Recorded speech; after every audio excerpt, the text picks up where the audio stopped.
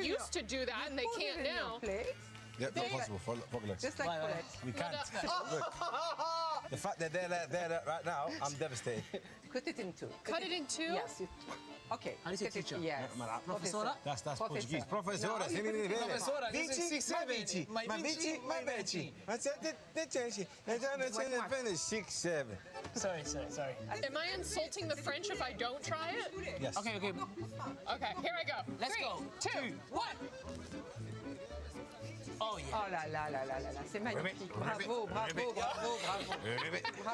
The snail was easier. The texture is interesting. Why do people only eat the legs? Nearly the whole body, yeah. Yes, after what are you doing? It's Voila. French manière, I'm so sorry. But it's good. Finally the good stuff. Madame, why does AJ get a cake when he didn't even try the snail? I don't know. Is that what type of snitch you are? Yeah, that's kind of best. Could you please take a spoon? She's not looking. No, not bad. I think you have to cut his cake for him. Why did it take that long to do that? If we lost our napkin, do we use the tablecloth? No, never. Take your napkins. So you never used your hands to clean this ever? Wipe it off. Look, On the napkins. Not here. So if we don't have anything, That's what the tablecloth is for, right? we grew up in the You're gonna wash it anyway. Merci beaucoup. And we'll see you at the next French lesson.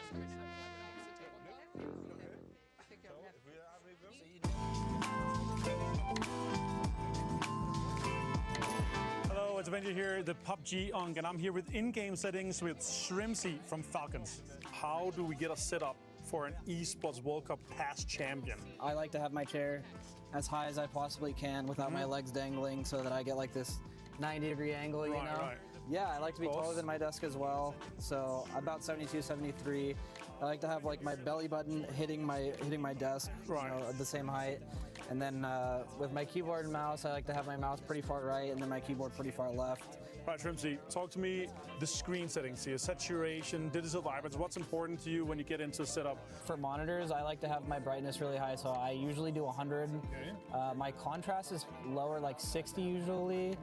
Those are really the only settings I mess with. Sometimes I mess with the color settings, but not a lot. And Shrimsy, of course, the headset's also important here. Like sometimes you just use those, you get in-ears. What's your preference here? So I use in-ears personally. I think if I didn't play professionally, I would use a headset. It's a lot more comfortable. It doesn't hurt your ears at all. It's very comfy, so. All right, walk me through your mouse here. DPI, what's your sense, what's your hertz, what's your use? Because that's also something that's super important. You go in, you gotta get used to it. You gotta get comfortable what you're used to at home as well. So I use 800 DPI, it's one of the defaults. It's 1,000 polling hertz, and then in-game, I use 35 general sense, so I'm pretty high. And last one here, the shortcuts in the game. A lot of people use a lot of difference, but tell me, smokes, grenades, first aids, and energies. What's your shortcuts? How close it's to you? Is it something you use the menu for, or is it within reach? I have every single thing bounded to my keyboard. I don't like to use any wheels. Nice. So for my first aid, I have it on in, because I can use it with my thumb. I don't have to go into tab and click it. It's just a fast key. My med kit now, which is super important because New buff? they've buffed it. I use caps lock. So pretty much everything I can use while I'm, you know, peeking or crouching, jumping.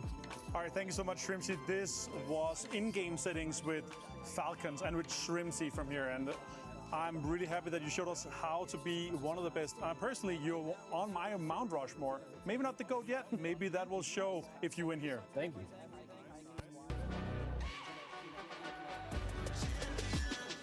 This ain't no regular thing. Came for the ring, you know what I mean. You see my name in the lights. Better get right, champion. Personally, you're on my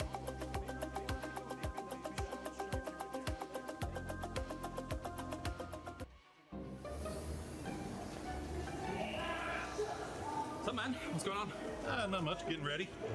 Ready for what? Winter ceremony. Yeah, but you're ironing both. Well, yeah, James. That's because I believe in miracles. I believe in miracles. Okay, well, yes, I get it, but I guess I'll take this one, EMEA. Actually, ooh, Gracious. Still doing that. Guys, we're live in 3. We gotta get changed. Gotta go. Come on, go, go, go. Je suis prêt, c'est parti, va remonter la vie. Comme sur mon green, tu m'entends quand je respire. Top le veston, jamais fait une trop de pas. Big blanc, j'ai fait changer toute la piste. Regarde ma pêche, je pense pas j'arrive. Je coupe la line, laisse la kill se frémir. Nouvelle état, new name, toujours fluide dans le move. Main en l'air quand je rentre dans le groove. Garde ce regard, je suis déjà posé. De part je tourne, place dans mes yeux figés. Vite encore, puis je prends tout ce qui est à moi. Trop vite, trop fort.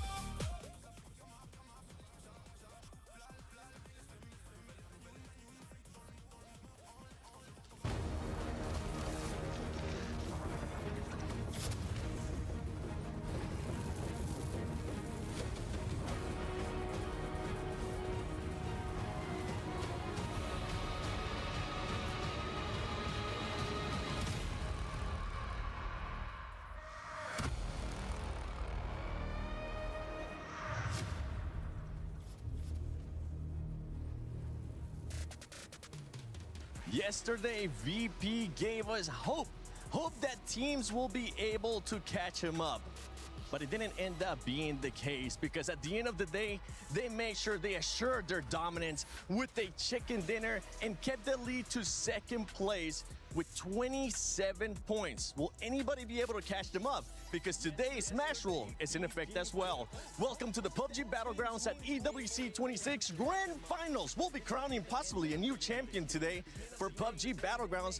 I wouldn't be able to do this by myself. I have none other than Godspeed, Lace, and Toffees with me. And even though we don't have the Eiffel Tower behind us, we do have the totem where the champion team will be putting their key up there at the end of the day. How are we feeling, Toffees? I mean, I feel good. Probably not as good as VP feels, though, I'll tell you that right now. But I think it's going to be an exciting day of play, no matter how you slice it, right, Godspeed? I think today is going to be incredible. There's an actual chance that we only play 2 games. Obviously, we'll talk about that a bit later. But that is just a crazy proposition to think that we could have a grand finals here end in 2 games potentially. It could end in 2 days. I know everybody is hoping that's going to be the case. I see you, production. I see you, Tomash, back there. We'll see if that's going to be the case because this is championship weekend. It is club championship. We'll not just be crowning a champion here for PUBG Battlegrounds. We'll also be crowning a champion for other games going on at EWC. So why not? Let's get an update with what's going on with the club championship with Glitter. It's championship weekend here in week 3 of EWC 2026, and it's time for another club championship update because we have a lot of action going on here today. So let's start with a little bit of an update from some of our other stages. Yesterday was a big day in TFT as Team Vision was able to claim the win, and this is big for Team Vision because they were a club that only had 2 participations in CC. So the ability to have performed so well and gotten those points on the board will be massive for them. Then we're going to move on to EAFC. It's their last day of competition today, and as it stands, Team Falcons are currently only 3 wins away from claiming that trophy. This could be massive for Falcons as they are one of the teams that need a win in order to then make themselves fully CC eligible for that title. However, that could also happen in our game here today, PUBG Battlegrounds, as it is our grand final day. And we have a stacked lobby that is going to play into so many of our CC storylines that we've been talking about. So let's dive into it. At the top of our leaderboard, we have VP and Falcons. And like I mentioned for Falcons, they're still looking for that win, but so are VP. And VP have a massive point lead over the rest of the pack right now. So they've set themselves up potentially well for some success. However, also in our top 6 are Na'Vi and Vitality, teams that have been sitting at the top of our CC leaderboard for the last 2 weeks. They already have their wins done and dusted, so for them, this is all about a points grab. Will they be able to add to their overall total, or if they even claim a win, that then becomes a win denial for the other clubs looking to do exactly that. So we will definitely be keeping our eyes on them. And then, of course, kind of a big surprise so far here in week number 3 is actually Team Liquid. They are at the bottom of our standings right now, and that's in PUBG specifically. If we're looking at CC, Team Liquid has 0 points on the board, whereas this is a club that has performed historically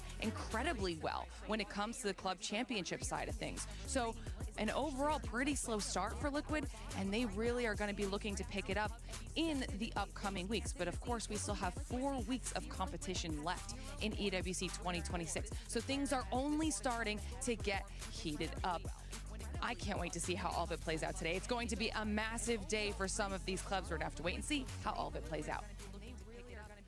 Hey guys, Porsource and Matchroom here, and we've got 2 days of finals in the books, and now that has set the stage for our grand final here today to determine if we will have a new Esports World Cup champion for 2026. I mean, it all comes down to when we're looking at yesterday, it was about VP. They had a massive day one, and it was about how much points could they get ahead of everybody else. There was a drop down into them and Falcons, who also had a lead, and enough to feel comfortable away from everybody else. But VP spent the day hunting, trying to find as many points as they can so that way they could push up the cut line, and it felt like it wasn't going to happen until we got to that very last game when finally they got a chicken dinner with a ridiculously high kill count, really pushing them ahead of the pack. Yeah, you're absolutely right. Up until that point, it felt like they were hunting down Falcons. They were hunting down the teams that were kind of in contention with them, and they weren't really separating themselves that much. But that final game really pushed them right up there, and Falcons honestly did a good job of keeping up, but there were other teams that also managed to kind of jump their way up in the leaderboard as well. Yeah, it was vicious day. And I don't mean because it was vicious because of lobby, I mean the vicious. These guys were popping off in a big way. Tycon suddenly finding his legs again and finding his aim, putting in a lot of work, that whole squad finding successes, and they were eating so many points. That's why VP couldn't really find the lead, and Falcons were getting like a couple points here or there, but they couldn't push their lead. And it all comes down to now, when we look at coming into today, we have a cut line for Smash Rules at 136 with VP on top, Falcons on the hunt, but I don't even want to count out VC yet. No, you don't, and they, so yes, there you go. Virtus.pro has to get 10 points, and then they have to get another chicken dinner if they want to secure the win early. Otherwise, it's going to go all 6 games. But there's so much more on the line. Obviously, our eyes are set at the top of the leaderboard to see where Virtus.pro wins, to see if we get that new champion. But up and down the leaderboard, there's more at stake when it comes to club championship points. Oh man, there's 2 squads that really want some club championship points coming off of PUBG, and it's going to be Falcons and VP. Luckily, first and second respectively. There was a bit of a come up after what we saw going on in TFT, so both of them kind of had a little bit of a shimmy in position. But at the top, whenever we look at club championship points, it's going to be Na'Vi presently tied up, and then a little bit of a trail down back behind that. We've got Vitality, still in good position. They've been hanging out around 5th place, so could find some decent points. But AGAL, who's in the hunt for club championship, just is not succeeding inside of PUBG right now. No, they're having a really tough go, and they have not a lot of time left to try to figure out how they can get a little bit more club championship points. Well, there you go. We've got a new champion at stake. We've got club championship points at stake, and we've got a whole lot of prize money at stake left here to play for. So, guys, make sure you tune in for the whole day because it is going to be sick. But that's going to do it for us here. We want to get you in the games as fast as possible, so let's throw it over to who we got next. Thank you, Poro and Matcher, for the STC Rewind, and also the One Take Queen Glitter with that Club Championship update. And for everybody currently watching at home, don't forget to do your pick'ems. Just check out the EWC Play app, put your predictions in, do those pick'ems, and I'm actually gonna want to see which picks you guys are gonna be doing. But we're not gonna be doing the ones for who's gonna win. We're gonna be doing predictions for how many games is it gonna take to crown a champion. Lace?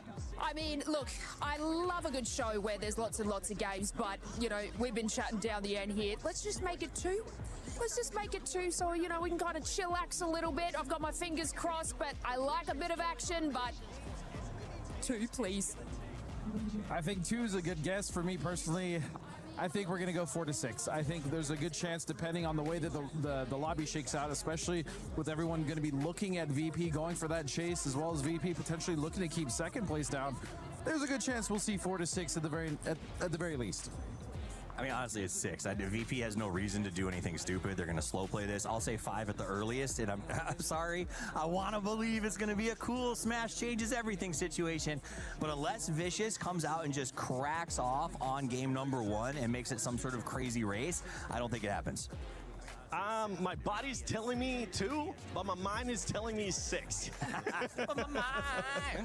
Now let's look at the Stony story of the day, which is none other than VP. By the way, these stats are from yesterday alone versus the Vicious. The reason why we're bringing this up is because Vicious had an outstanding streak yesterday in 3 matches where they were able to get top 3 finishes back to back to back, followed by 10 or more kills. I mean, that's what you got to do. Essentially, they tried to do yesterday what VP did on the first day, and that's how you get back in this match.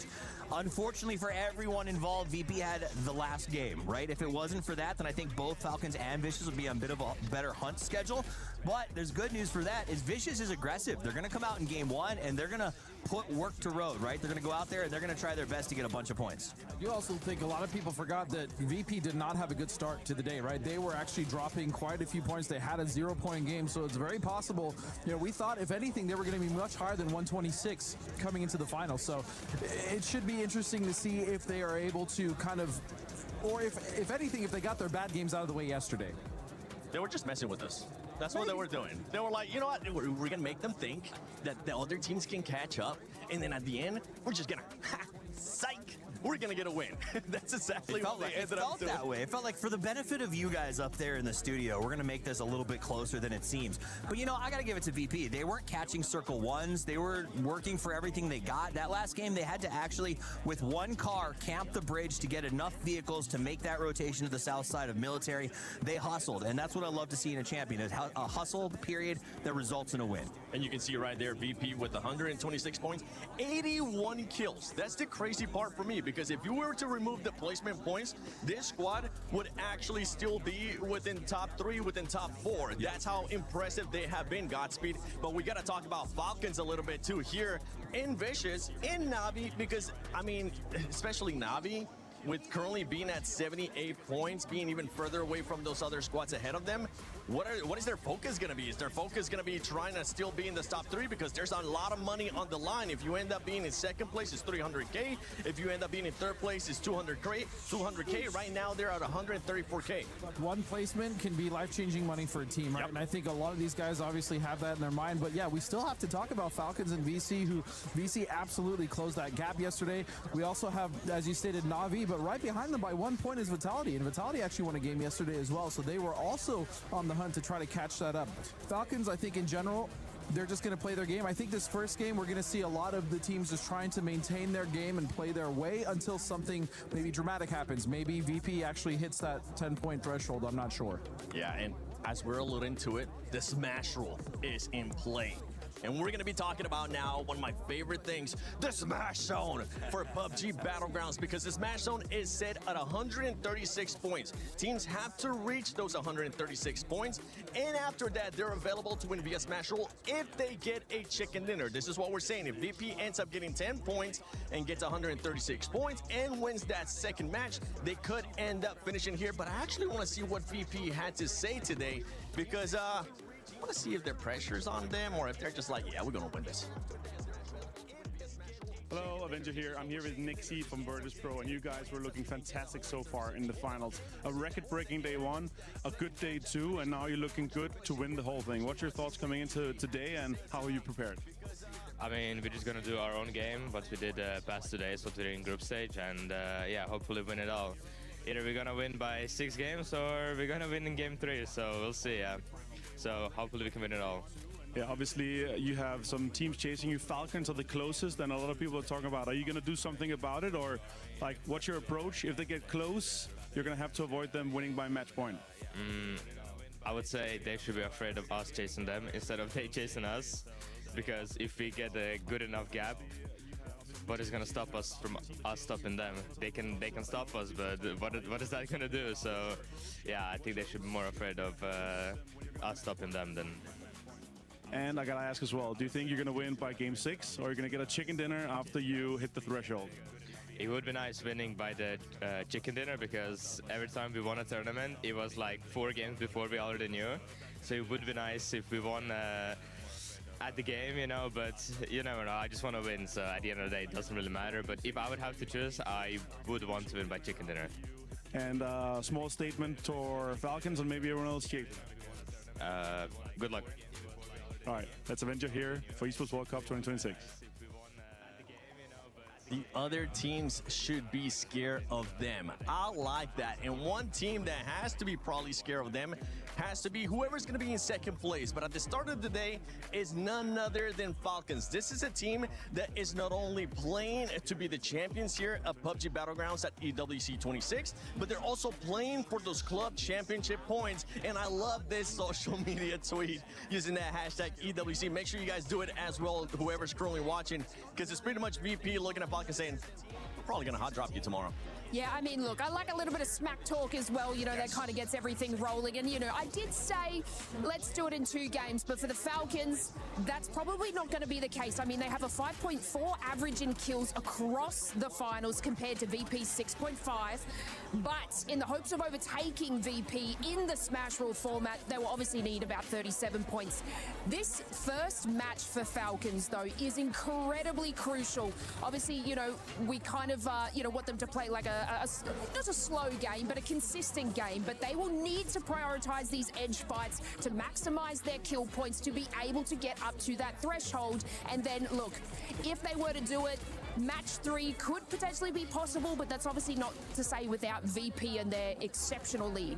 Yeah, I mean, they just need to play their game right and keep an eye out for VP. I don't think necessarily VP is just going to come out the gates, hey, we're just going to hunt the Falcons. But, you know, if they can see that Falcons, hey, they're in a fight across the map, is it risky? Yeah, but can we just completely end their game right here? Why not? We are going to hit that threshold regardless, so that's something that Falcons need to worry about. It needs to be in the back of their mind at the very least. Yep. I mean, the only thing that I would be worried about is, you're right, I don't think a day full of hot drops is on the table, but if I am the coach of VP, I do at the very least consider the first game messing with them a little bit, just to blow their minds out and make them change their drop spots. Because if Falcons gets dropped in the first game, they can't keep dropping where they expect it to drop unless they win a 4-man. So there's a way that there could be some mind games here, but VP doesn't strike me as those kinds of guys. I think they're going to come in, play their game, stick to the strategy, and like he said, maybe try to take this home a little bit earlier. So I look forward to seeing how they approach, because for the first time, there's a lot of actual mental challenges that could go into this format. VP, please, just get 10 points at the beginning. Get those 10 points in the first match. And for Falcons, if you are gonna start performing good, take advantage of the games that VP goes out early, something that really wasn't happening yesterday at the beginning of the day. But let's see what Falcons had to say with Kalaris. Hey, it's Kalaris here on the final day of competition for the Esports World Cup for PUBG Battlegrounds, and I am joined by Tiggleton here. Falcons currently in second place, and of course we find ourselves in a very interesting situation here, considering the format difference that we're not really that used to playing internationally. So for Falcons, are there going to be any different approaches that you would maybe take to the games and how things play out? Well, what are your thoughts on it generally and how it could potentially play out in this lobby? I think the format's good fun. I do want to say that the amount of games we played has made it like minimally RNG, which has been great. Although I don't think the smash point is going to like play a role in today's games. Just because VP has such a lead, we have to get 37 points just to catch them and get the smash point or be eligible. So that means we'd have to win one of the last 2 games to take home the trophy over them. And they just have too much opportunity to grief us a little bit. So I don't think the format will like play a big role in today's games. Just some regular PUBG. So do you think that Falcons, you guys so far have been able to kind of hit your peak performance so far throughout this tournament, and especially the finals as a whole here across these 3 days? Or do you think that there was a little bit of an extra level that you could have taken? Or is it just because Virtus.pro has looked how they have here in the final, going up against it, that has been just the challenge overall? So where do you think you're at right now as the team? I'm pretty sure if you took our points and compared it to last EWC after 12 games, we would have been in first place. We would have beat Twisted. So VP's just having an absolutely stellar performance. We could have cleaned up a couple things better. Like yesterday, there was a game where Na'Vi was a duo up and a double white. I knew it was Na'Vi in the house. 2 of them had died in the first circle though, and I couldn't recall that in the game that they died. And if we had been slightly better with that information, for example, we could have crashed them and won the game that they won. But it's difficult stuff like that. It's really like, it's the 1% differences that are going to help us get over the line.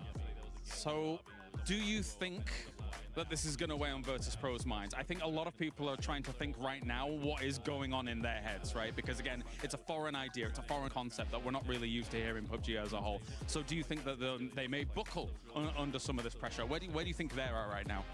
I think if you put Virtus.pro in the circumstances that we've been fighting this entire last 2 days, they're going to crumble. Ooh, it's It's a big thing to think about, considering what is on the line here. Any final words, shout-outs here for Falcons? Yeah, guys, hopefully you guys enjoy the games today. We're in the James Dome out here. It's Kalaris' birthday. Let's go. Falcons did our laundry yesterday. We all smell fantastic, just so you guys know, watching at home. And yeah, that's it. Bye, guys. Thanks for that. Bye. That's right, Tig. It is Kalaris' birthday. For everybody currently watching, whether you're watching on Twitch or YouTube, just spam happy birthday, Kalaris. I'm pretty sure he's gonna love that. But he was saying, Tig was saying, VP is gonna crumble. We saw a little bit of that yesterday. So I'm just gonna ask you guys, who's gonna be winning it today? Look, I'm just gonna say it. What if I said Falcons in 4? I would disagree. I would say most likely VP, but I do think he's right. If it crumbles, if they get bad circles, Falcons could close this potentially.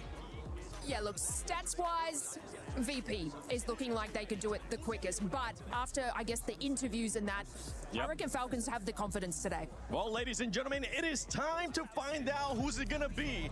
This is the grand finals for PUBG Battlegrounds at EWC 26. Is it gonna be VP? Can anybody challenge them? $2 million are at stake. Let's find out, because this is the grand finals.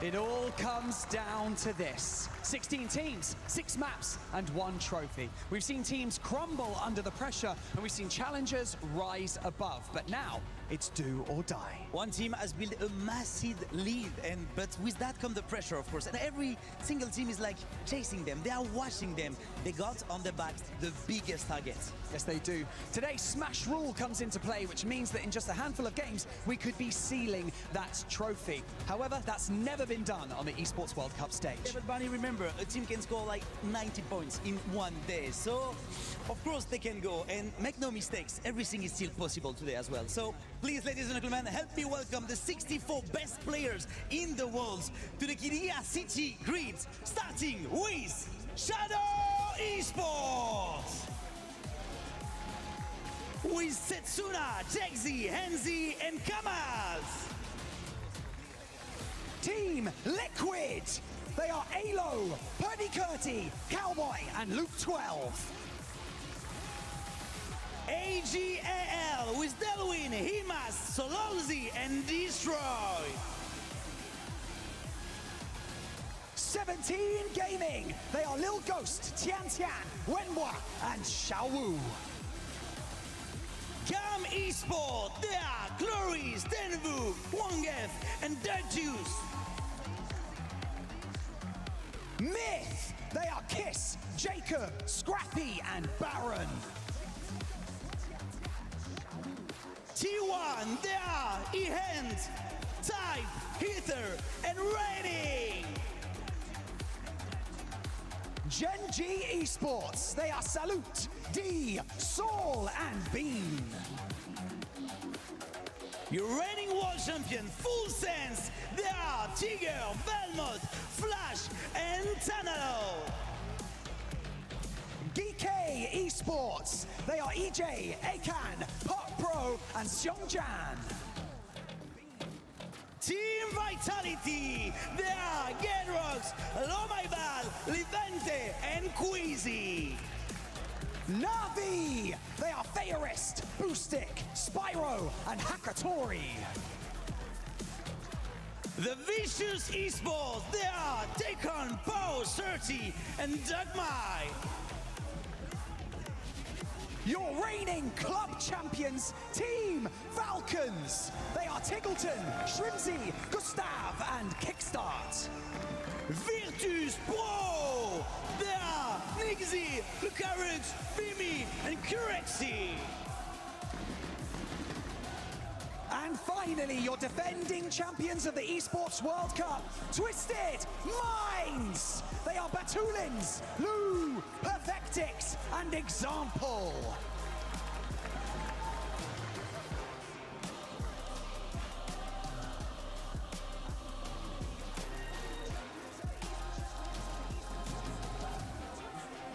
The journey has been relentless, and the finish line is in sight. 6 maps to claim your place in history. 6 maps, and the title could be yours. Ladies and gentlemen, the grand finals of PUBG Battlegrounds at the Esports World Cup in Paris start now!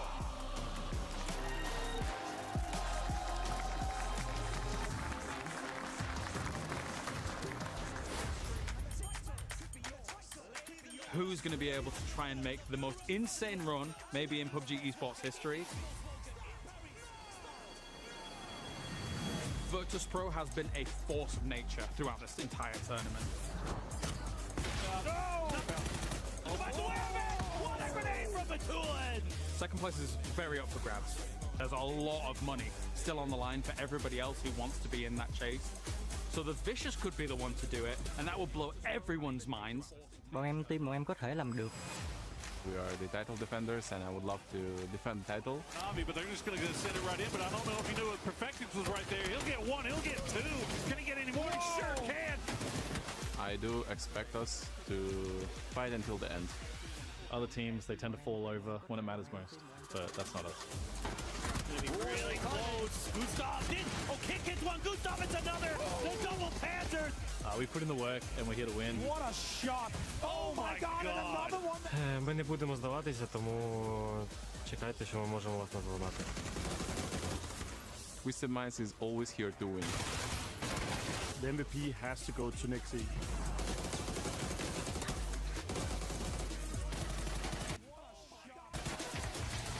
Because this tornado ain't stopping anytime soon. Virtus Pro is here to win. It's time to crown ourselves a champion for EWC 2026, and it is dicey moving into today because we've got a lot of different storylines to dive into. Yes, Smash Rule coming in, VP being so consistent, but with a 40-point lead on 3rd place, so much more focus is now shifting over to the Falcons and really how they're going to fit into the meat grinder of everything going on. Yeah, it really feels like because of the point threshold that gets created based off of VP's huge lead that they've established, that you're probably looking at Falcons needing to win one of the first 2 games and have a big point kill total behind it to really feel like they might have a shot to catch up to VP, for someone to stop them. Because just a reminder, you know, the point starts from where VP ended yesterday, 126, so it's 136 is the threshold. You hit that point total, you can't win on that game. So even if you get a chicken dinner and you hit that 136, it's still not good enough. You have to hit that threshold, and then in a game after that, get a chicken dinner to claim the trophy. And right now, VP has set that mark very, very high. And that's what's led to a bit of the chaos. Are we probably going to see hot drops off the get-go? Most likely not. But it is pretty much the entirety of the lobby versus VP to deny them chicken dinners as much as they can, and maybe even trying to go after Falcons in their own fashion. It's not going to be, let's just commit into a hot drop and try to kill them off the go. It's going to be, can we find a trap? We see a firefight going on. We hear the gunshots. We see in the kill feed that one of those two squads is next to us. It's time to see if we can pounce, if we can get something off of them and install their role so we can find more. Exactly. And for VP as well, they have opportunities that if a game looks like it's not going to go their way, a circle shift maybe they don't like in their favor, they can go and hunt other teams and say, we're going to make sure that you can't catch us even if we can't get the points we need here. So there's a lot that can happen in the middle of this, so we'll be trying to keep track of everything as we get into our very first game of the day on Air and Go. What do you mean? Our circles have been not at all wild all over the place, and our plane path coming in, leading down into military base. That's where we did see VP take that last victory on the day yesterday, finding big success playing into military base proper. So see if any congestion happens on drops. It looks like most people are kind of separating away. Plane path could cause a little bit of drama, but it's mostly going to be for vehicles, I would assume. Yeah, you would think if there's any early shenanigans, it might just be because some teams, you know, when they have their alternate drops, their secondary drops, that they have ideas going on where they think their vehicles are and where other teams think their vehicles are, and they overlap sometimes. One of the things I want to talk about while we get this is VP's drop. It's kind of distinct because it gives you a chance to go to military base or stay on the main island, gets decent loot, so they get inside track on a great plane path like this for themselves. Yeah, I mean, talking to the coach of Visa a little bit about how happy he is that they get Ferry Pier because of the things you're talking about, Matt. There's a lot of vehicle spawns there, a lot of access to, and a circle even like this over on the western side. We are very heavily shifted in that direction, so VP is going to have a little bit of a foothold to start. Some of the other teams, Full Sense, AGAL, GAM, Shadow Esports in there as well. Maybe haven't had the best of runs here, but again, so much to play for. Even if you're not in that first, you know, or second or third place contention spot, you want to get every point you can here while you can, because you never know when that smash roll is going to end the series. Big focal teams that we're going to be watching, of course, VP. They need 10 points. After that, the wheels are really going to come off. Falcons finding any big successes like you're talking about on these first couple of games would be massive to allow them to kind of close in that lead, get closer to the threshold themselves. But we have squads with massive pop-off capabilities looming in the background. There's a lot really still riding for Na'Vi, as well as Twisted Minds, of course, Vitality, Team Liquid wanting to find some stuff for the club championships. There's a lot of moving factors as we're going through all of this, and while the circle is great for VP off the start, it's entirely across the map for Falcons. Exactly, so Falcons are definitely going to be in what you would call a slightly more difficult position in a way, but with the Falcons' MO so far this event, with Gustav taking over the reins as the IGL, I think they're quite fine to play on the edge more so. I think that suits their current identity a little bit more. Again, it's opened up players like Kick to be much more of a fragger than we had seen in earlier events when he was the IGL. On top of them having, I think, a lot better idea of how to stay active in the mid game, give themselves those deep runs into the late game, and even though they haven't been able to convert quite as much as Virtus Pro, their style's still very, very effective. Twisted had a big come up yesterday, and they still have a big climb that they've got to do, but it is doable with just a couple of games to really catch up. So it's about pace setting for a lot of these squads. Yes, VP is in that pole position that you're talking about, but there was a big dust up in the squads, and 4th, 5th, 6th, GK having their climb that they had. Twisted, like we were just talking about. There's still opportunities if these squads can really string together something at the start, but it does require a little bit of a falter from Falcons, as well as VP not finding that chicken dinner. Exactly. And we should talk about some of the teams that are kind of in the middle of the pack that are still looking for club championship points to keep themselves in that race. You got to look at like Gen G, T1, Twisted Minds, all want to stay in that top 8 to keep themselves in the hunt for a solid finish in the CC race. You have Na'Vi and Vitality, who need to get these top 5 finishes to protect their leads that they've established for themselves here so far. And remember, we're over here in France right now. It's a nice rainy day in Paris. Vitality is finding a lot of success whenever we look at the club championship. And again, in that hunt, every point that they can find is going to put them in a much better position in the club championship. Na'Vi doesn't have as much after this, so Na'Vi needs to have a pretty decent finish to at least secure themselves enough points to kind of feel comfortable as everybody else is going to continue playing after them. Exactly. And so, yeah, just tons of things to keep track of today, as every position does end up mattering in a lot of different ways. Not only the money, but also for the club championship, as we're going to be kind of trying to keep track of it as best as we can throughout the day. The squad that's in 3rd place right now, I believe, or 4th maybe, is AGAL. They've been playing in a lot of games, performing well, not having a lot of success inside of PUBG so far. But if you look at it, 48 points, it's 30 all the way up into 4th place with Na'Vi. This is a squad in AGAL that really can find it on the last day, but they just haven't been showing it so far. Yeah, you're right. It hasn't been kind of that explosive gameplay that maybe we were hoping to see from AGAL, but no doubt that they can pop off at any given moment. They're a team that seems to thrive when the pressure is the highest, when it feels like they're down and out and they're not going to make anything happen. They kind of pop back into life. Now, Boostic has gotten lit up pretty heavily by T1 in transition, but it looks like he's going to get into some level of safety there for Na'Vi as they slide into the compound ahead of T1. Okay, so we're looking pretty quarry heavy right now for most of our players. Most of them actually playing west of quarry and to the north of it, so we're pretty coastal on play. VP's got their backs up against the coastline. They do have a 2-2 split that's for full sense directly in front of them. AGAL is just going to be the northeast of that. Shadow's playing the coast just to the north of one of the duos for full sense. We haven't seen too much of a commitment onto quarry. Really, it is just one of the players for full sense. Na'Vi now trying to get over there. T1 kind of eyeing that pathing. Squads not yet inside the circle are going to be Vitality. Twisted's about to touch it. DC, Falcons, and Geek as well as Myth about to approach about middle of the circle. Yeah, I think a really good day yesterday for Geek, who really started to kind of pick up their pace, find a little bit of their own footing. It's been kind of a struggle for them, but up into 6th place to start the day. And again, another team that, you know, wants to get in that top 8 so they can continue to keep themselves in that club championship hunt. We'll be trying to track them a little bit as the Falcons. It's big for Falcons. Yeah, they're going to open up one of the secret rooms and get themselves some nice level 3 gear on top of some other things. You know, a lot of util, a lot of meds, just about everything you could need here to make sure that you're fully situated coming into the late game. If you need 27 points, this is a great way to start it. Not necessarily afraid too much of the blue zone. They're kind of let everything go in front of them. If this does go for a kind of a northern shift or an eastern shift, there's going to be a lot more territory to work with for Falcons to kind of sneak in. But that is mostly field play. When we see a bit of Everest still inside the circle, a smidgen of what we see in South George, leading around the Gatka area, and most squads are kind of avoiding those fields right now, knowing it's going to be just brutal to rotate, instead hoping the fact that we just stay much more coastal around that quarry location, and the sitter meta just stays strong. If you're coming into this late, you're just going to run through a gauntlet of about 4 or 5 teams, and it feels like that's what Falcons is trying to avoid in their slower rotate, while VP went for the much earlier rotate, get in position on the coast, and then don't have to worry about it on the other side. But both those teams want to play outside in eventually. Like, if they get center, fine. Yeah. They're comfortable to play that. I'm not saying they won't take, you know, a circle that just lands on top of them, but they both have shown that they're really adept at being, in the case of Falcons, really maneuverable in the mid to late game on the edges of circles. Like, they'll hang out after a circle pop, look for other teams, wait for their moment to either strike or find some open space. VP can do that too, but I really like the way VP kind of sets up these mobile fortifications, these wedge formations that they like to go for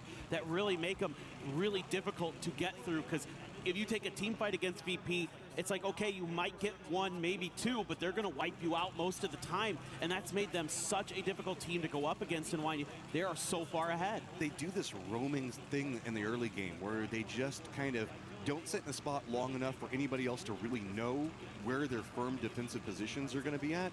And so a lot of people kind of overstep, thinking that they have the opportunity, and then VP just counter pushes on top of them. Ooh, that circle does stay right along the coast. VP going to feel great about it, hoping that maybe they can get those 10 points in this game. Northeast is going to get clustered real fast. Gam's going to be running in. Gen G back behind it. Team Liquid as well. There's also a lot of open area in this, and when we've been seeing open area, not necessarily a lot of trees, it's mortar time, baby.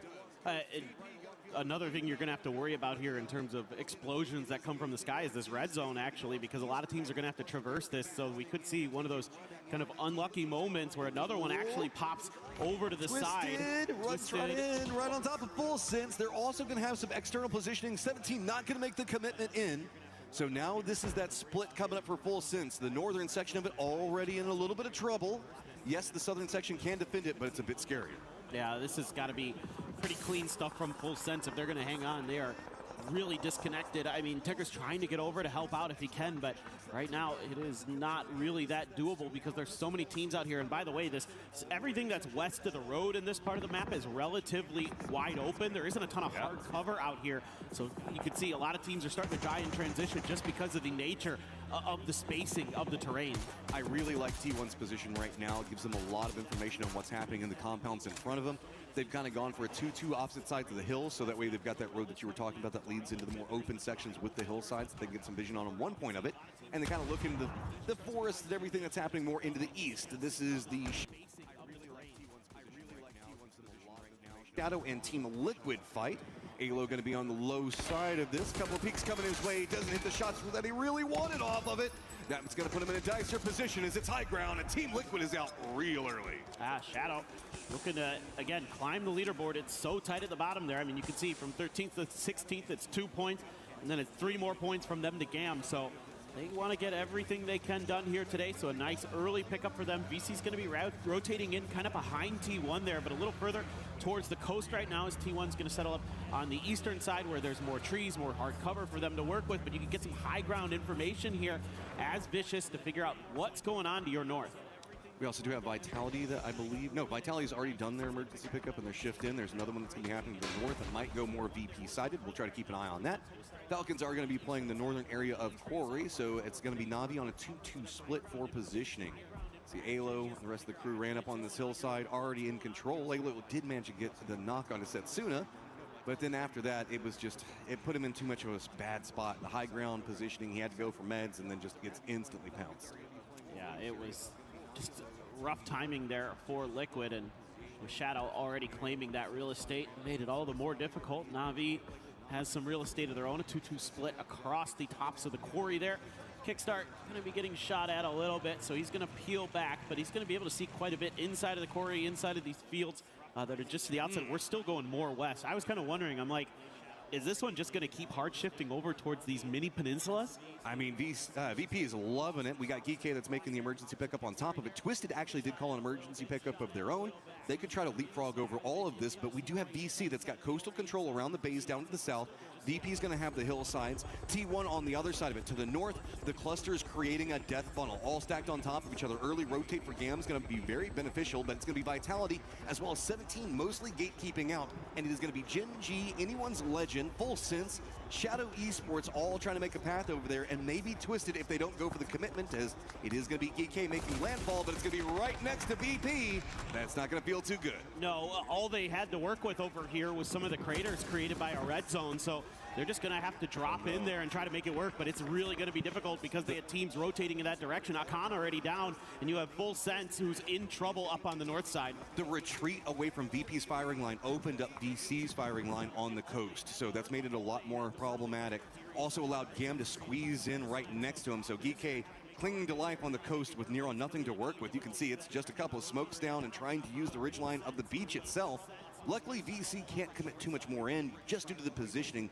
They're afraid of where T1's going to be playing from, but T1 has already taken shots into Na'Vi right now. Yeah, GAM's trying to see if they can find another angle in towards this GK position, but it's going to be pretty tough. The trenches are deep enough where you can prone down and hide relatively well compared to the rest of what's going on the screen, but just kind of keeping my eye on kind of what the Falcons are doing over on this side. Yes, thank you, observers. This is great. We were looking at Kickstart flying around, but meanwhile, they have found some entry. This is a perfect Falcons game. They want to find those edges and kind of hold those down, look for their moments to strike.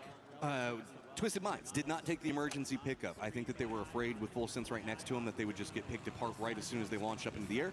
That does mean that they're kind of trapped in their compound. With Full Sense, Gen G has managed to get 2 of their players right on the edge of the zone.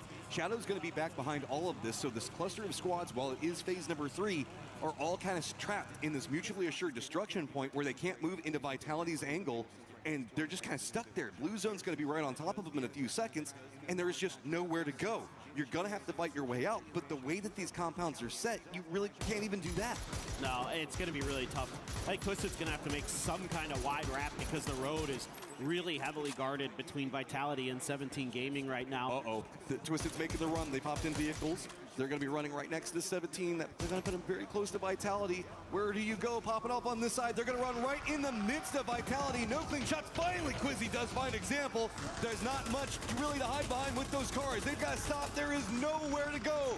Crossfire's now starting to get set up. VP even sees some of this. Shadow is following right back behind it. Vitality switches their focus, and everybody is just dying in these fields. Oh, what a great position of an M249 is Hello My Bad. He is able to do so much damage to these teams that are coming through, whether it's blowing up the vehicles or actually claiming lives with that gun. That is a beautiful spot to be in, and he puts it to great use. So now Twisted had to run the gauntlet. They do get 3 through there. Frankly, that's not too bad, given the teams that they were going to have to cut past.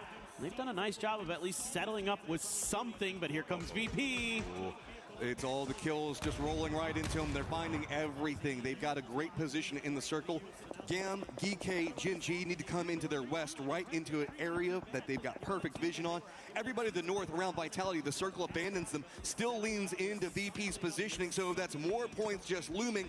They don't even have to chase. They've just got to continue to pick off people as they roll right into their face. Yeah, for VP right now, it's just about holding the line, just making sure that all the teams that are to your north and your west are going to have as tough of a time as possible getting through, and you're going to be able to collect maybe 5-6 kills along the way. Who knows? We'll have to wait and see, but Genji is doing a little bit of damage to Vitality. That's way up on that northern congestion, but Genji has kind of a off high angle into it from the distance. Meanwhile, Falcons right next to T1.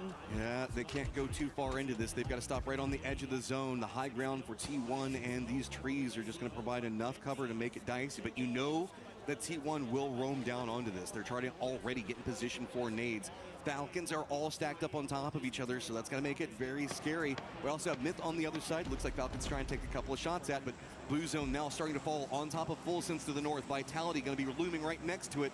17 right there as well. All these squads still trapped over in the north. Well, nowhere to go. You just got to fight, and Vitality wants as many of these points as they can find. Yeah, I mean, for Vitality at this point, it's just try and clear all the teams behind you if you can, which is just Full Sense at this point. But again, Tian finds an angle. 17 starting to get their footing, starting to get their bearings. Twisted's a little bit angry that you tried to gatekeep them. Oh, Perfectix goes down to a nice grenade from Hello My Bad, though. Meanwhile, Flash on a sliver of life, Molly in hand. It goes with him, and he is probably going to succumb to the blue. Nades and damage just still continue to rain down on the Falcons, and they can't find the game that they want, and T1 going to be the ones that just keep finding more. Full Sense does falter up into the north. That provides more breathing room for Vitality, but Falcons, can you fight your way out of this? I mean, it just feels like everything's stacked up against them. They're bottom of the valley, nowhere to go. If they run onto the side with Myth, that's going to be a problem of itself. Jin G's trying to fight their way right in between everything. They're just to the south of Twisted Minds now, and it's going to be VP taking shots right onto their backside, and there is nothing to be had over here. Everybody's falling to the north. Vitality now out.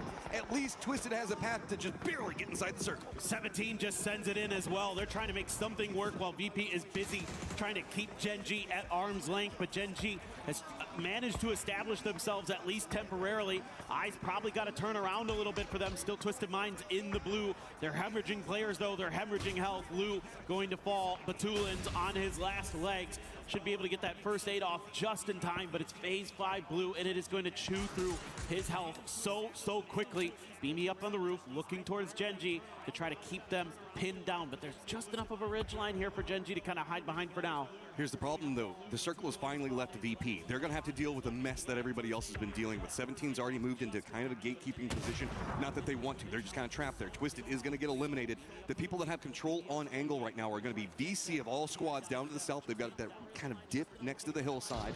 Then it's also going to be Navi. T1 still taking those shots at the Falcons. Jin G with no easy pathing. It's going to be 17 again in that gatekeeping position, causing problems. Back behind all of this, we still have Gam that has to get into the circle. So VP is going to have to make the choice to lean into the firing lines of where VC is hiding at, or 17, Myth, and anyone's legend, as well as jumping in front of Gen G. There are no safe rotates from them from this point forward, and all the kills they were hoping to get here all happened too far to the north for them to really secure. That's true. I mean, this could have gone a lot differently, but VP was kind of stuck in their compound, not really able to collect on much because there were so many teams surrounding it. They couldn't really reach out too comfortably. We saw it one time when they eliminated Shadow, and that was about it. So now gonna have to make their move, but they've been so good in these kind of moments where they're able to establish a bit of a beachhead, and they are on their way. And look at this, already some dips created for them.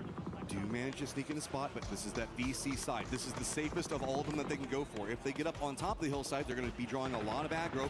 VC's just trying to defend the hill as best that they can. Live shot coming up. It's going to be Simon T that gets the knock on a Lucarux, but he is safe for now. Being on top of everything now means the fact that he should be able to get rezzed off that point. Nade's not going to easily be able to get up there, but Tycon's going to be close. Navi taking the shots on VC has kind of slowed down the push that VC wanted to go for. Oh, I was going to say this could be about the worst team you want to come up against, but Tycon is going to get flushed out, it looks like here. Yeah, Navi's going to claim that point, so that has bought Virtus Pro a little bit of breathing room. You know, VC, once they knew that that was Virtus Pro and that dip, they were going to try to take them out as quickly as they could, but they were thwarted on their backside. Meanwhile, 17 is harassing and hammering Gen G. Nixie's going to get involved too, and he's going to get the knock on the salute.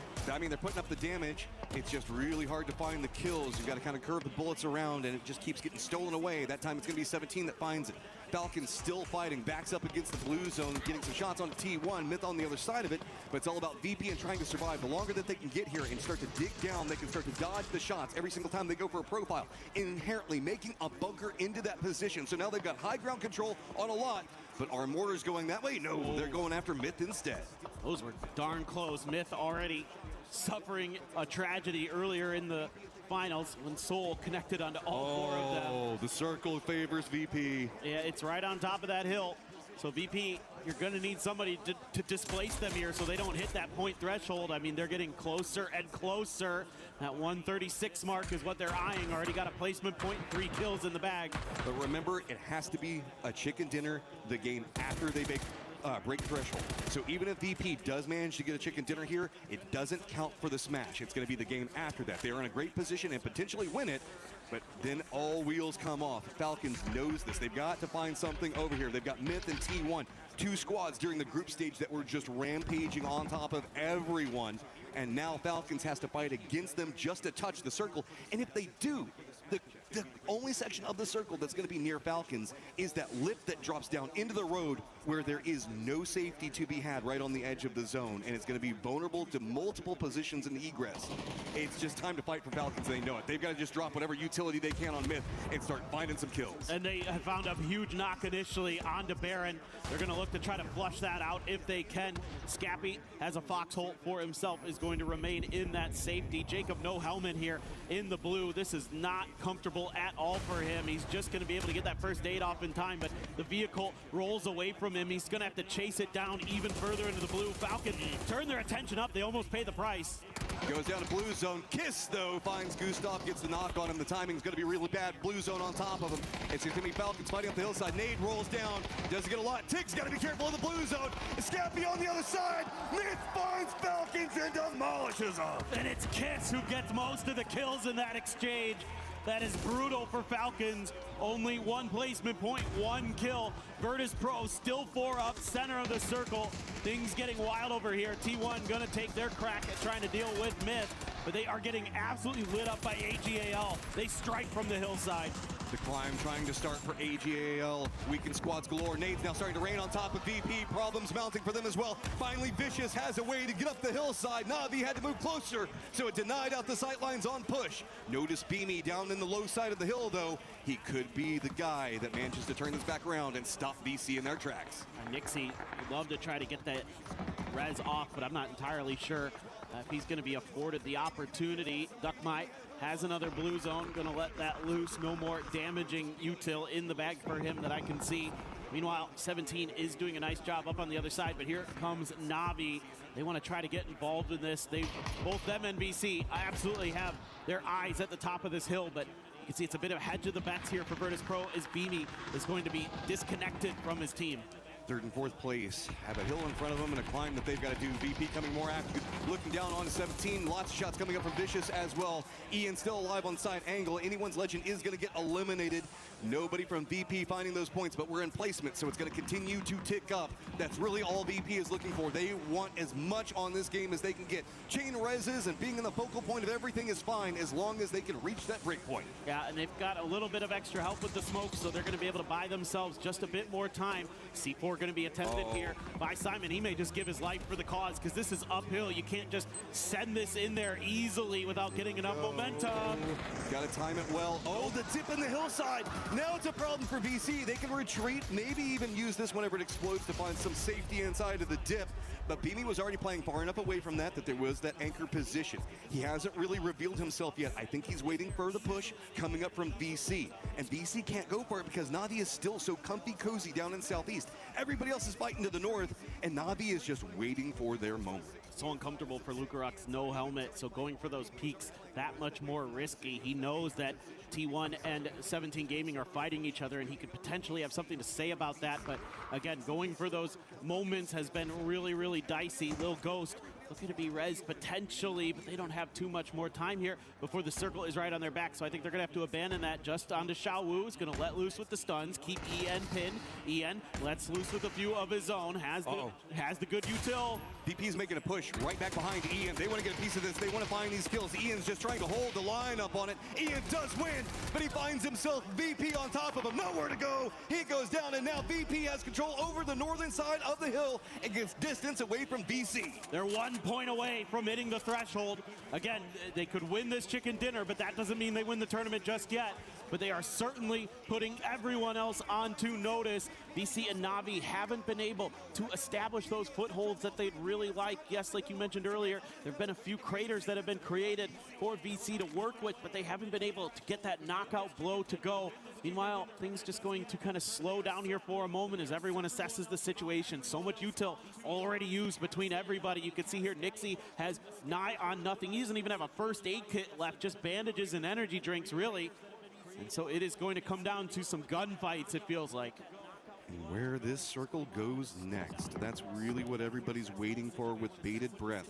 Navi's got a good control section of it that they feel fine with, but if this does hard shift down to the southeast, move coastline, it could be bad. Gives everybody a little bit of a favor. It's just Na'Vi in the position that they're playing from, not going to be in the best of spot. VC already has that 1 point that they're playing for with defense. Duckmai's just got to regroup. This does also mean that Beamy in his sneaky little spot over there is also going to be outside the circle. This is a big game for Na'Vi. If they can close out the win, they could potentially either get to or maybe even get ahead of VC off to see, but here it goes. Being very, very sneaky. He's still outside of that next circle by about 10 meters or so, so he's gonna have to crawl a little bit forward. It's just gonna come down to, you know, who's gonna see who first. You know, is Duckmai gonna have any idea that he's gonna be that close? Here's the thing about it. If Beamy and VP pounce at the right time onto VC, they now get high ground control over that hill. VP was wanting to hold on to it, but it's VC's positioning that's made it so complicated. If VP get control of the top of the hill, it's going to make Navi's position so much worse. The only reason Na'Vi is really comfortable where they're at right now, as you can see, looking up into that hill, they don't have to deal with anybody. They don't have to worry about the cover points really that much yet. If VC falls, VP will have the perfect way to close out the game. Na'Vi is hoping that maybe VC finds this firefight for themselves, but that's a mixed bag. It's still 93 to 85 on the overall leaderboard between them, so no matter what, Na'Vi wants to try to eat as many of these points as they can, while VP just needs one more. Yeah, I think the edge of this circle kind of just enough for Na'Vi to work with, but they want to get ahead of the curve a little. They're going to move a little bit forward, using those smokes to cut off VP's sight lines. They have a hill between them and Vicious, so they're going to be able to cut themselves off, gain a little bit more space, but it's not comfortable. There's so much flat ground from them to VP. If VP can use some of this third-person perspective and they can start digging some hills and look over the top. So Nixie found the angle that he likes to start digging in and finding the ability to keep his eyes onto Na'Vi. And it's such a great position on this one. They just have to wait, keep an eye for Na'Vi. Beamy's got to hold back VC, or at least feed the information over. That's allowing VP to go a little bit more aggressive, see if they can weaken, maybe get a knock or a flush onto Na'Vi, who's 4-man strong right now. Everybody else only got 3 up, and VP, looking into all of this, it just all seems like it's coming down to the linchpin on Beamy for them, and he is playing this so patient, so quiet. VC just keeps taking a couple of shots over at Na'Vi, but no commitment. Their eyes are on the prize, and that is VP, to see if they can stop them before they can get anything else. It's final circle time, so VC now turning their attention over towards Beamy. Let's see if VP is going to leave him to his own devices. He's got some smokes to work with, so he can keep them pinned on the edge. That frag, I'm not sure, did about half damage to Beamy there, so he's going to have to stall up. Meanwhile, Nixie, wow, that is crazy good. That is amazing. Him and Lukaruk's doing mega damage. It runs up on the side of it, though. Got to be careful from that side flank. Hackatori looks like he's trying to find something. Big damage comes out. He does get the knock on the 2, and Na'Vi just runs up the hillside, finding a lot. It's all Beamy, but he's trying to work on VC. He goes down. VP doesn't find their point. So now it is going to be VC EWC and Na'Vi lined up against each other. A 2v1. It is at 136 though. It is going to be Na'Vi who takes the game, and they come out swinging on day one, but they got it. They got it. On the close with the kills. It was just enough. 137. Yep. They've got it. So they have hit the threshold. Now all Virtus Pro needs to do is get a chicken dinner, and they will win EWC 2026. Oh, that's one of those things that you have to adjust for the Smash rules with the way that the knocks come into play. Once it all kind of switched around, those couple of knocks that BGMI got on the side while he's fighting for himself, switch it up, and now VP is in touching distance of getting that trophy. Yeah, now Navi's gotten ahead of VC with that win, so this is a huge movement in a lot of different ways. Talking about the club championship for Na'Vi, that was a big way to start the day. Falcons, I would say, angry at this circle. They just had to fight their way through it and just couldn't find a way. It was a little uphill battle for them the whole way through this one, and everybody just right along the coastline. So they've just got to mentally rebound, come back in, and so much pressure onto Gustav's shoulders. Coming in, IGL and Falcons for the first time in this one, and having to deal with such a hard set circle away from you is, it's painful off the start. It's all going to be a mental game for Falcons from now on. For sure, and it's really tough. I mean, now you're going to have to just frag out of control. You're going to have to get the wins somewhere along the way and hope that somehow VP slowed down. Because again, if we get to that 6th game, then VP can just win on points alone. They don't have to get the chicken dinner because we're just playing 6 max games today, no matter what. But VP now has 5 games to find a win to claim their trophy. And again, it's a VP, dude. They are just so freaking consistent. It feels like it's nigh impossible to stop them out of making it in the top 4. The only thing you have to do is hope that everybody else in the lobby decides to stop them from getting that chicken dinner whenever they do get to the top 4. Okay, it's a nail biter from here on out, guys. We got to get this next game ready to go because it's gonna be good.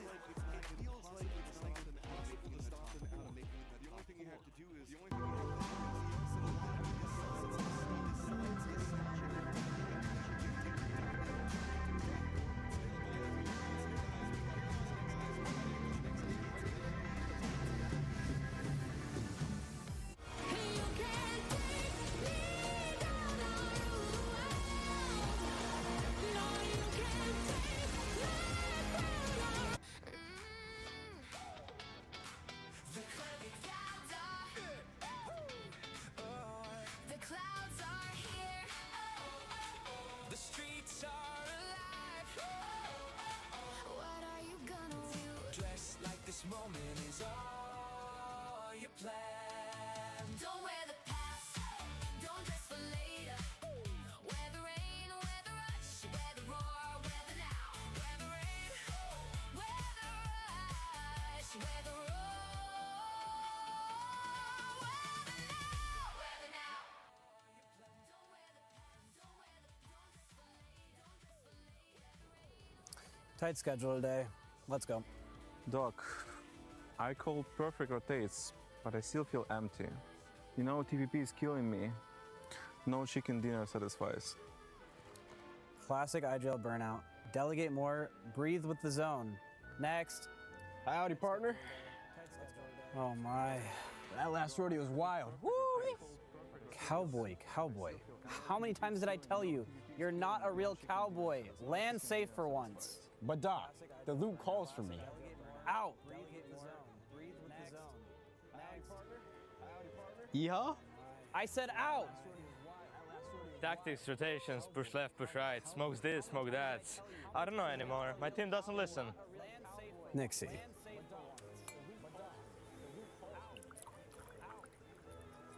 Have a glass of water. Stop overthinking every pixel. Patience wins too. Listen to what the zone tells you. Patience, man? Bro, we're dying. The zone is closing in. Everyone says we have to win. We need to win. Sit in the zone. Next. Bỏ anh em tôi. Trời ơi, tôi có bảo đây, anh em smoke ra, anh em nhảy vào smoke để smoke cho nó sai nữa. Guys, calm down. I don't know what you're saying. Chicken dinner? Surviving in the finals is much easier.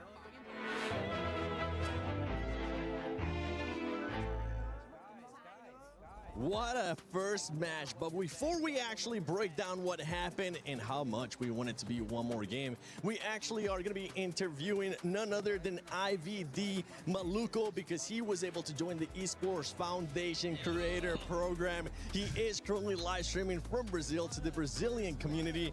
Maluco, how are you enjoying the tournament? Bro, this is good for me to be here, man. This is crazy for me. This match is crazy, too. And this good. Say, from Brazil, Caraguatatuba, you know? Thank you for joining. Thank you for EWC Creators Program. This is good. This is good. This is very good, bro. I'm glad you're liking it now. We don't have any Brazilian squads, but who are you rooting for? I'm root for Furia, bro. Furia and this match. my heart is Furia, but I'm sure and rooting in last game on group R8. Yeah, oh. R8 is good. Yeah. Right on. All right. This crazy. Thank you. Let's go.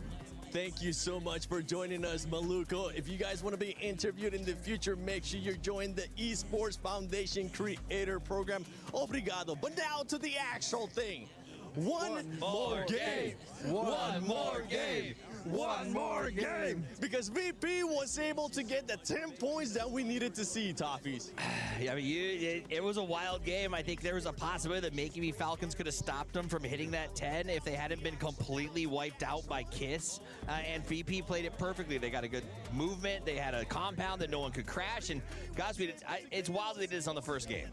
Yeah, I mean, they only needed 10 points, and they still managed to get 11 somehow. I want to give a shout out to Nanas Vincer, of course, for winning that game. But I have to say, it's super unfortunate with the Falcons as well because of their rotation. Yes. They started all the way on the east side of the map, did a wide rotation, made it to a good spot, only to get wiped by Kiss. Yeah. When you try your best, but you don't succeed. Yeah, I mean, like, Falcons had like that furthest rotate from the eastern side, and look, they used and grabbed as much utility as they possibly could on the rotate. I kind of thought they were going to tail Vicious at one point, but you know, we had Kickscard side and kind of like scouting in the sky, but man, the zone pulls for them just... They were being shafted the whole entire game, honestly. But you know what? VP read this circle so incredibly well, clearing what remains of T1 on that north side, and then sort of focusing on Vicious, who were kind of like playing a little bit sneaky on the southern side. But look, you heard, you know, them in the interview. They're like, oh yeah, 6 games. Yeah. I think they were lying to us. So here's the thing. VP wins in the mid game, right? So they dropped at Ferry Pier. They got out very quickly. They moved to a good compound that's defensible. They made sure teams had to stop short of them. We saw them sort of cause that kerfuffle by taking some shots where Navi and I think it was Shadow and a few others all ran into each other and got stuck. And then they moved to the top of the hill. Very proactive, ran a nice 2-2, so they couldn't get wiped out all at the same time. These guys are proving to us they're the total package, and here's why I love that. Coming in this far ahead, it would be very easy for us to go, well, with a lead like that, you can win by just taking it easy. How better to prove you are the best team in the world by coming out and saying, even though we could take it slow, we're going to drop 10 on 1 and show you guys just how powerful we are. And they were able to do that. And now we're starting to see the crowd getting alive. Even in chat, I see y'all with that copium saying that Falcons is going to be winning. Let's see if that's going to happen, because right now VP is absolutely dominating.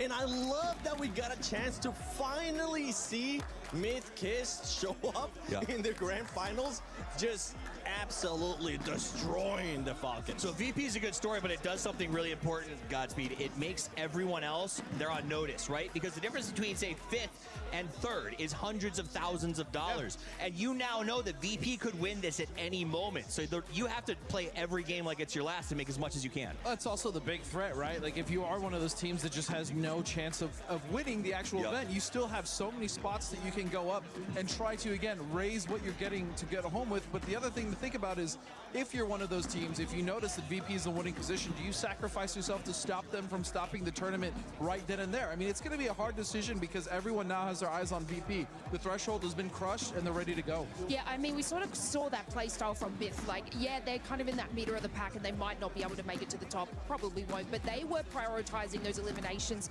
especially like in the, I think it was the top zone on T1. So Myth are are literally locking in for those points just to creep their way up the leaderboard. So we're going to see a little bit more of that. And I think Gen G were kind of doing the same thing, but they got caught off a little bit more. I'm over here just giggling because we both just saw something pop up on It that had a screen fall from too. grace. Nah, not even that one. It was find VP, kill VP. That's what's gonna be happening. But in here's the second problem. round. I think Vicious could have done that, but the fact of the matter was Vicious was holding that third position, and if they had gone over the hill and attacked them, they might have given up third to Na'Vi, and that would have cost them almost $100,000. So they can't risk. You can't throw your bodies at VP like that, and that's sort of, I think, what opened the door for Virtus Pro to lock up those points. And I do think the mental, the gymnastics of playing these Smash rules is something a lot of these players are not actually familiar with. It's not really something that we implement all the time. And again, it completely changes how a lobby works depending on the points. But you know what? That's what these teams have to adapt with. You heard Shrimsy say it best. There's constantly changes. You just got to adapt. VP could end up closing it out on this next match. Is it gonna be one more game, or is it gonna be 3 games as we're going to the second match of PUBG Battlegrounds at EWC 26 Grand Finals? Thank you very much. The book of Virtus Pro here at Esports World Cup has been legendary, and they are down to one more chapter. Can they close that book here on Tego? I am Porosaurus. Joining me once again is Martin, and Virtus Pro, Martin, has been absolutely insane. Yeah, what a way to start things off with here, to get those 11 points needed to then, let's see if they can do it in 5 games. They just need to win 1 game or fend off everyone else, but the chase is real. It's extremely close from 2nd place to 5th, and 2nd place is $300,000 while 5th is 100.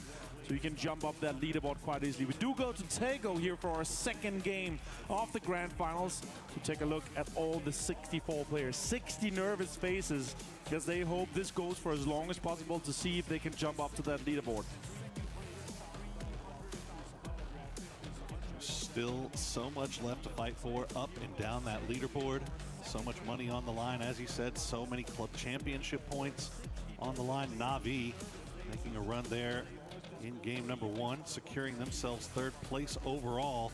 But they are in a tie with Vicious. They've got Falcons in their sights, only 6 points ahead. As we see everybody dropping across the map, it looks like we're going to avoid any early game nonsense to start off with.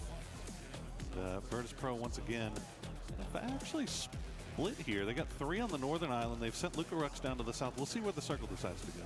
Yeah, this is definitely a very interesting split for VP to go across all sides here. Coming in from the western side towards the east. And I just jump over to what the kind of... This might be a remake, though. Yeah, let's see what happens once we get locked that in here for sure. It looked like I don't see too many games going on. I don't think. Screens. No, it definitely looks like a remake. Okay. Well, there you go.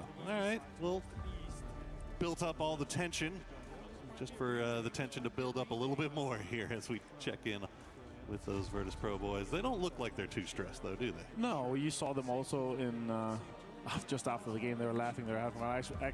When I walked up here, I did look at the guys. They're like, oh my God, this was just insane. They're having so much fun with it. And also the amount of points they're already built up. 36-point lead to 2nd place. It's just an impossible task for anyone else. And as we heard, also in the player interview with Nixie, he was like, okay, this Smash rule, if we're able to do it, wouldn't it be exciting to both win the game and then win the whole tournament with that? We do have a technical pause, as you guys see here. We're gonna remake that game, get that match going once again. That's how it goes sometimes when you have those 64 PCs, tons of observers and everything going on. Sometimes you just have to go for a technical pause, just to make it a little bit more exciting.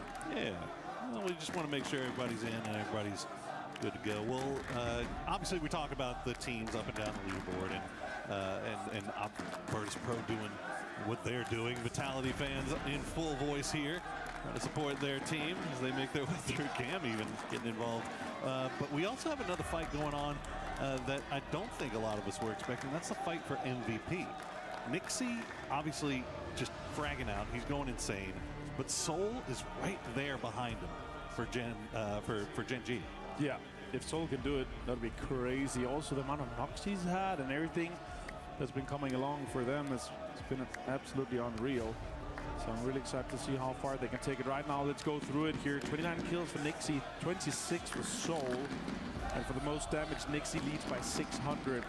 Soul does have 6. Soul has more knocks, but Nixie has more survival time. So it definitely comes down to how the two players are going to be able to do that. Most impressive to me, though, is Soul being able to do that from where Gen G is on the leaderboard. Exactly. That's been very cool to follow, them being in 9th place. They have less than half of the points was what Virtus Pro has been able to do in the same amount of games. It's pretty wild when you consider, you look at our player stats, the tops of the leaderboard, it's literally just Nixie, Luca Ruxbini, all the Virtus Pro boys up there, and then just Soul. So, I mean, he has just been having himself an absolute banger of a final here. And unfortunately for Gen G, they're not getting the dividends off of it. But you know what? They still have a little bit of time. I mean, they're not too far removed. I mean, they're in 9th place right now, but I mean, 5th place is not too far away. Like, it's definitely possible here. Absolutely doable. Even for the bottom teams here, they're also a fight, both for the club championship or for everyone else to try to get a bigger share of that prize pool. As even from 16th to 9th is 20 points. And you can jump into that top 8 where it makes you eligible for the club championship points. Last place, 8th for the club championship points, gets 50 points, and then all the way up to 1,000 for the win. And there is, overall $75 million in the line across all games, across all the championship here for Esports World Cup 2026. You can see the faces of the players getting ready. Keyboards nice warmed up. Looks like we are getting back into the plane, and we are getting back over to Tego once again. Different plane path this time, but we'll see if that actually impacts anything. You know what? I figured out why we have to go again. Oh, I figured it out. All right. You know what? We didn't go for it. We have to go for it every single time. We have to go for, it's time to Tego, ladies and gentlemen. That's what it was. Yes, that's how it is. Second game here, as we got all the players ready and into the game here. And we're gonna have, I would say, a pretty much western plane path, starting over by Hosa and Prison, going up to Shipyards, close to most of the players. But again, all these teams that's going for Kongyang, Ouyang, and the far eastern side of the maps can have a little bit of a longer rotation here. So let's see if anything changes. Luckily, as all see, the 64 players are here. Not much of the teams had any time and any chance to see what happened, except for what happened in the parachute. So let's see if anything changes once everything comes into effect here. Yongchang, hot drops, nope. Still just gonna be Virtus Pro. That's gonna go out and get greedy, get as many cars as they can, get Yongchang locked in. And as you see here on the map, on the drop, as we finish the plane path. Some teams are close on the northern side. GK up there mid, up there by Shipyard, but VP's just able to flex out. And then again, as we talked again before, the 36 points lead down to that second place. It's mostly just gonna be a race for, can we see VP win a game in the next 5, or can the other 15 teams try to chase down a better placement on that leaderboard? You see Falcons down there by Prison. Oh, wow. All the way on the edge, but I think they're pretty comfortable with that, right? Like, even though we see the circle shift all the way off to the north and away from them, when you have a drop spot that is on the edge like that, you're kind of going in there assuming that we are going to have to travel, right? Yep. So not anything that they're going to be too uncomfortable with, as we do see that first circle pop there. Is going to be the river going kind of through on that northwestern side, but mostly mainland. I don't think we'll see, unless, I mean, a hard shift to the northwest would be insane. Yeah, that would be, then we could just say VP has found the magnet for this tournament. Yeah. Although they have been fracking out at an absolutely insane level. 87 kills in 13 games compared to the 66 and 48 we have from Falcons and Na'Vi. It's been very impressed with how they have been able to form. As we jump over to Nixie here, and of course, very likely, if VP is able to close this one out, that we're going to see Nixie also lift that MVP alongside lifting the trophy for Virtus Pro. Absolutely. He has delivered a performance of a lifetime here at EWC. We've already seen it so far this year. Virtus Pro, their records at PGS has been pretty impressive as well. So, I mean, they talked about a team that was coming in here extremely hot. Virtus Pro was right at the top of everybody's list, along with Myth. who have not been able to really find their footing here in the finals, but still a very, very good time. I mean, we saw what they were able to produce during the group stage. You know what? Now that I think of it, and we're half a year deep in the international scene for PUBG this year, you could argue that VP is probably the team that has been able to transition from being a top team last year to also bring that in and adapt to all the changes that have happened this year. Compared to all the other top teams we had last year, Twisted has struggled. We've seen Full Sense struggling compared to what we know they're capable of. AGL has struggled a little bit. T1 has kind of maintained that same, top 5, top 8 area, and sure, with some good games here, they could even jump even further up now that they're only 10th. But they're close. There's just 11 points up to 6th. Like, it's very doable with a good game for them to get it even further. As we jump over to Liquid right now, last place currently, but just a few good games here. They could jump and double their prize pool quickly.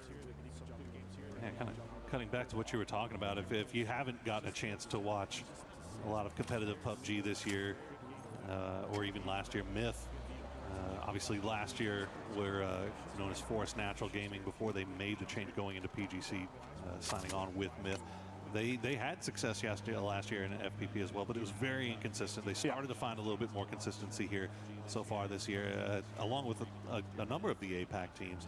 But then on the other side of that coin, you look at the Chinese teams, and they came in to the year looking so good and so scary. I mean, we saw a resurgence from teams like Petrichor Road, teams like 4 AM.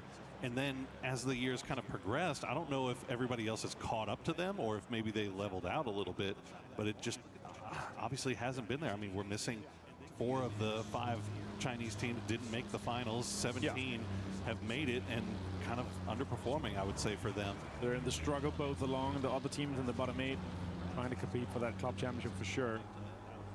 So we both have AGL, Team Liquid, GAM, Shadow Esports 17 mid down there. Gen G is a big name, and T1 is a big name also on the club championship. As Gedrox actually catches a bit of lead here. This Team Liquid is in the chase. Birdie Curdy gets him with a headshot on the drive-by. As Liquid double up here, an all-or-nothing match for them today. Yeah, there was very little chance that Team Liquid was going to allow Gedrox to escape that when they were already in vehicles. So they hunt down that point, secure that point for themselves. Now they do have the rest of Vitality off to the north. They also have Gen G making their way into the north side of Yeongchang. We see Myth run into Tambu, losing Kiss early. That is rough news for them. He has been a superstar player, and Jacob actually nowhere near this. So we'll see if Myth continue to stick around if they're able to get Baron out.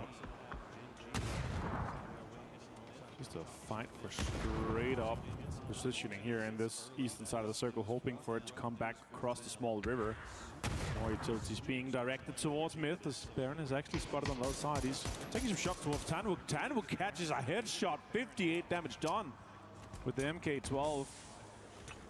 It's going to give his position away, though, and now the rest of the GAM boys know exactly where Baron is. Dropping the smokes will slow things down for now, as another member of Myth will try to come over here and provide some support. Gets the shots into Duckshoes. That's going to be Scappy from the hillside, but Duckshoes just pushing through with that Panzerfaust in hand, hoping to spot out something. Scappy will get pressed away from that high ground position. You saw the damage come through, and I think Baron, was that a C4 in his hand? He was. Drop one on the wall, maybe.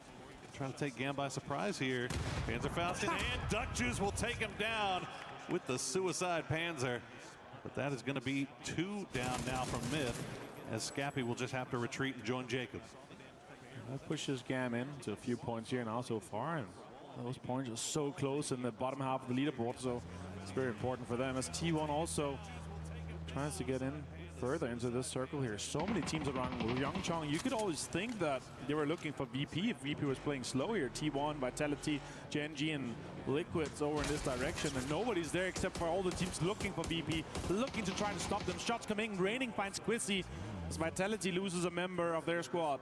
A little hillside jousting there for Vitality. Unfortunately, that's going to be the second member that they lose. Already losing Gedrox to Team Liquid. T1 continuing to drive around the hillside to see if they can hunt down a few more members. They might have pinned out Levante We'll check and see, but Falcons slow pushing in from the south side. They've got a pretty easy path into the south side of the zone, and yet Levante will get spotted out by Type and flushed out unceremoniously with the bumper. They're not even looking for maybe stop here and get some of the chips. I don't really see that happening at this point here, but yeah, we saw Falcons coming in from the southern side. Our current second place team, the only other team to have reached that triple digits. And they're trying to fend off the two teams in the chase, Na'Vi and Vicious, just 7 points behind Falcons. And that drop off from second to fourth is from 300,000 to 134. As we see the next circle pop, we do know that we're not going to be ending up in the Yongchang area, but there's still this big skinny river that's going through from the shipyard riverside. So let's see where we end up, as VP is going for the high ground control, with information to be gathered as all the teams try to get deeper into the circle. Yeah, 17 pushing just on that western side on the low ground of the hill. Remember, this is where we saw Mortar Madness, Mortar Combat. It might happen again. Combat. Well, VP, they've spotted out 17. And we'll take a few shots. Actually, Xiao Wu very low there. Team Liquid has made their way to the very, very tip of that, what you, I think, referred to as the pizza slice, the very appropriate name. But Liquid will find their way up there. Now they're going to have T1 on the other side of the river, looking over in that direction. So we'll see if Liquid can spot anything out here, as it looks like nobody is going to cause any problems here for Virtus Pro. Everybody's just going to assume that the top of that hillside is already occupied, and nobody really wants to mess with it right now. Also, it's such a good spot for information. You're going to be able to poke them up. Gustav gets a headshot and gets Kamal's down as well with the mini. Just a 4x here. It's going to be a little bit more difficult to get the flush, but he does get it. And the Danish IGL is able to get a point to secure it here for Falcons, as they actually have maintained some good amount of control. Also, having a glider on Kickstart, the amount of information they're able to share. Now Vicious is pulling up. It's going to be straight on to VP. This is not what I was expecting. Vicious, everybody I thought assumed that somebody would be there, but they will get the trade. Luca Rux will take down Simon T, though, as Beamy will have to bleed out on the rock side. Another great shot from Luca Rux. He is on fire right now, but Corexi's going to go down. So 2 down for Virtus Pro as they try to hold the top of the hill. A quick double rest here. And 17 is coming. It's a pull-up from 17. Geekcase looking at it. Twisted Minds is getting involved here. So many teams trying to third-party this. So important to try to stop them. They cannot be getting this win. Dogma gets Beamy with the nade after the rest. Sails just a little bit too wide, and the nades are raining down on Virtus Pro. Everybody knew exactly where they were, and they will not get the win in match number 2 as the rest of the lobby converges upon them. Virtus Pro will go out early. Dogma now the last player left alive for Vicious, and Falcons has to see that in the lobby there, the kill feed. They have to know that this is their opportunity to try to play catch-up. All right, you were right in chat. Find VP, kill VP. That is now the objective of every single other team. Since we did manage that, saw a lot of teams just straight pull up, still third party there, and I love the Vicious curiosity to try to find them, to try to drive into an area where they would assume that VP has been playing a lot. That could be, once again, here as red zone, the southeast going to be a little bit rough for Falcons. Let's see where the circle goes. We do go a little bit further on the western side. Sure, it's a donut, but it removes a lot of the eastern side in terms of the river. High ground that you saw EB as well. He was laughing. He knew, okay, I see how it is. I guess we just win. We're just going to win in match 6. So they're not going to allow us to win in the last one. Yeah, 17, as soon as they saw the kill feed, they were just instantly in vehicles and shooting up the hill like they knew exactly, and that's what they should do, right? I really love that there's so many teams that they know each other so well, and their tendencies on each map. So you see some shots coming in from Gustav here to more members of Shadow. Kickstart really far up here. It's almost like fighter combat here. Another glider might be able to come in too. Kickstart is really throughout the year been able to provide so much information from this. Look at that, and in 8X, you're getting so much information. You see also with the red zone that happened up early in the area that's kind of central inside the new circle, he's able to pass that information along so they know where to kind of play further inside the match here once we go through. Oh, that Luca there. The barrel as well. It was disgusting on Tycon. Look at that. Some hell. What a really shot. good shooting there. But, I mean, look at this. I mean, Virtus Pro was almost able to even get a reset off of that. If it had not been for 17 just making that full send right up the hill, Virtus Pro might have been back in Oh, the business, but utility. the Xiaowu double grenade, wow, instantly taking them down. So 17 doing the rest of the lobby a favor now. Now on the other side of that coin, Vicious, you mentioned making that push up the hill. They still have a lot to fight for. They're now in third place overall, but only a 2-point lead on Navi. So now that they're down to Duckmai, yeah, it's going to be tough. It's going to be a catch-up game for Navi for sure in terms of getting closer to Falcons. If they're able to maintain the spot that they have currently inside the zone, Bean does find pretty Curdy. As you see, Lou taking some shots here from Twisted Minds towards that 17. They are trying to hold out the teams coming in from the western side as T1 is all in cars and trying to get some of the lower ground spots that also have some of these dips that's been created from earlier. T1 will stay alive for now. We see the mortars starting to fly in the background. Not sure who was sending them or who the recipient is intended to be. Let's keep an eye on the kill feed for that. Falcons, meanwhile, trying to move their way in on that south side. They've got the compound just up the hill that's occupied by Navi, and that could be a really, really important fight if it were to pop off. As there we go, the mortar's going to fly just a little bit past Geek. Looks like those might be being sent over by Twisted, actually. Hear me out.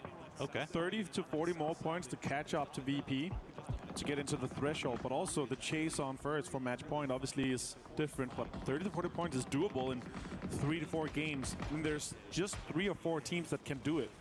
And if they're able to do that, and this continues with the amount of third party we just saw on VP, VP could be caught up on. Yeah, absolutely could be, especially if teams are going to. I mean, this is one of those reasons why if you're VP, you're like, okay, let's avoid any fight that we can as much as we can, because the second we get involved in a fight, we get a knock or we take a knock, everybody that's around us in range is going to know exactly that we're here. So they're going to swarm on top of, just like we saw 17 just do, as 17 actually being more active there on that western side. Looks like they're going to take a fight with AGL as they were a little bit distracted by trying to finish off Hello My Bad, and Vitality as the new circle does pop. It's going to hard shift down to the south. Great news for Navi. And Falcons right on their doorstep. You see Tiggleton back on that mortar. Gam on the move as well. Gam really trying to get this deep. As we check out with Tiggleton, where he could be sending this. It does look like to be going directly maybe towards Shadow? Navi. Yeah, could be Shadow too. I don't see it how deep it's going to go here. Also, you have all the bridge that's being covered, so it's really difficult to hit when you have that really broad bridge above you. And Shadow being all 4 guys alive, they might be looking to get some of these points here that they've been able to get, with Gustav being able to get the knock and flush before. Gustav does try to get in here, and now Wenbo gets the flush onto Delwyn.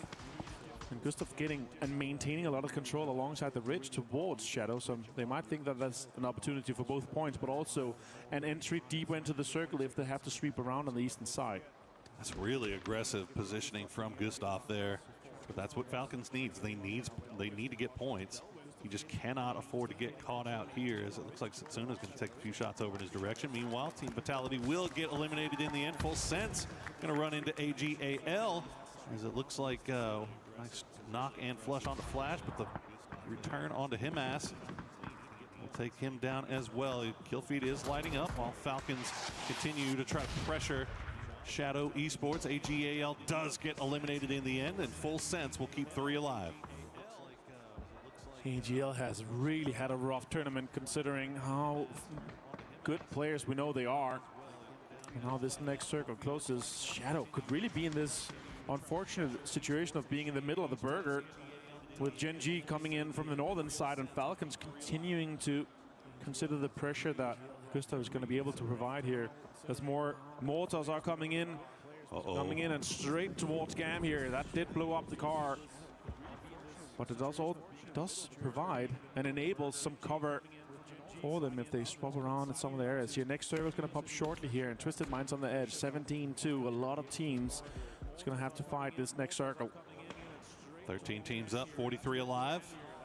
As the circle will pop, and it's going to shift up to the north. So it's going to go to that high ground. GKT1 already sharing it, with Duckmai just hiding in their midst, just lying prone inside of a dip as we see the mortar come through. Gam, once again, will have to have eyes on the sky. Looks like they'll avoid it for now. they continue to dance around. At the same time, you don't want to just blow all your smokes right here if you're GAM. Right. Because you know you're probably going to need them late game, but Na'Vi is just, I mean, they're just continually sending them down. But this does shift away from Falcons, so now they have to get in vehicles and decide how they're going to get in here while avoiding that Na'Vi compound. Yeah, as you said, it's actually a really rough shift for Falcons. They could do a pull-up onto Na'Vi here. It does happen here. Now the pull comes in. Tiggleton takes some shots, connects a little bit, and now Utility's being deployed from Na'Vi. They're going to try to pull to the blind side of that Na'Vi compound, and it lets them get very close in. But a good grenade from Hakatori takes down 2, and now he knows who's on his doorstep. He will go down to Kickstart as Shrimsy and Kickstart try to hold the line. The rest of Na'Vi trying to get over here and provide some support. Boostic not here just yet, as they will continue to play around on these walls. Nobody looking down. Actually, full sense. Belmoff taking shots, so they can't play on the outside of the wall anymore. They have to push in. Shrimsy half HP, Kickstart half HP. Boostic's on the corner, gets Kickstart down, gets a flush in immediately, and now it's down to just Shrimsy. Can he maybe get something more happening here? No, he goes down, and Falcons is out in 12th place.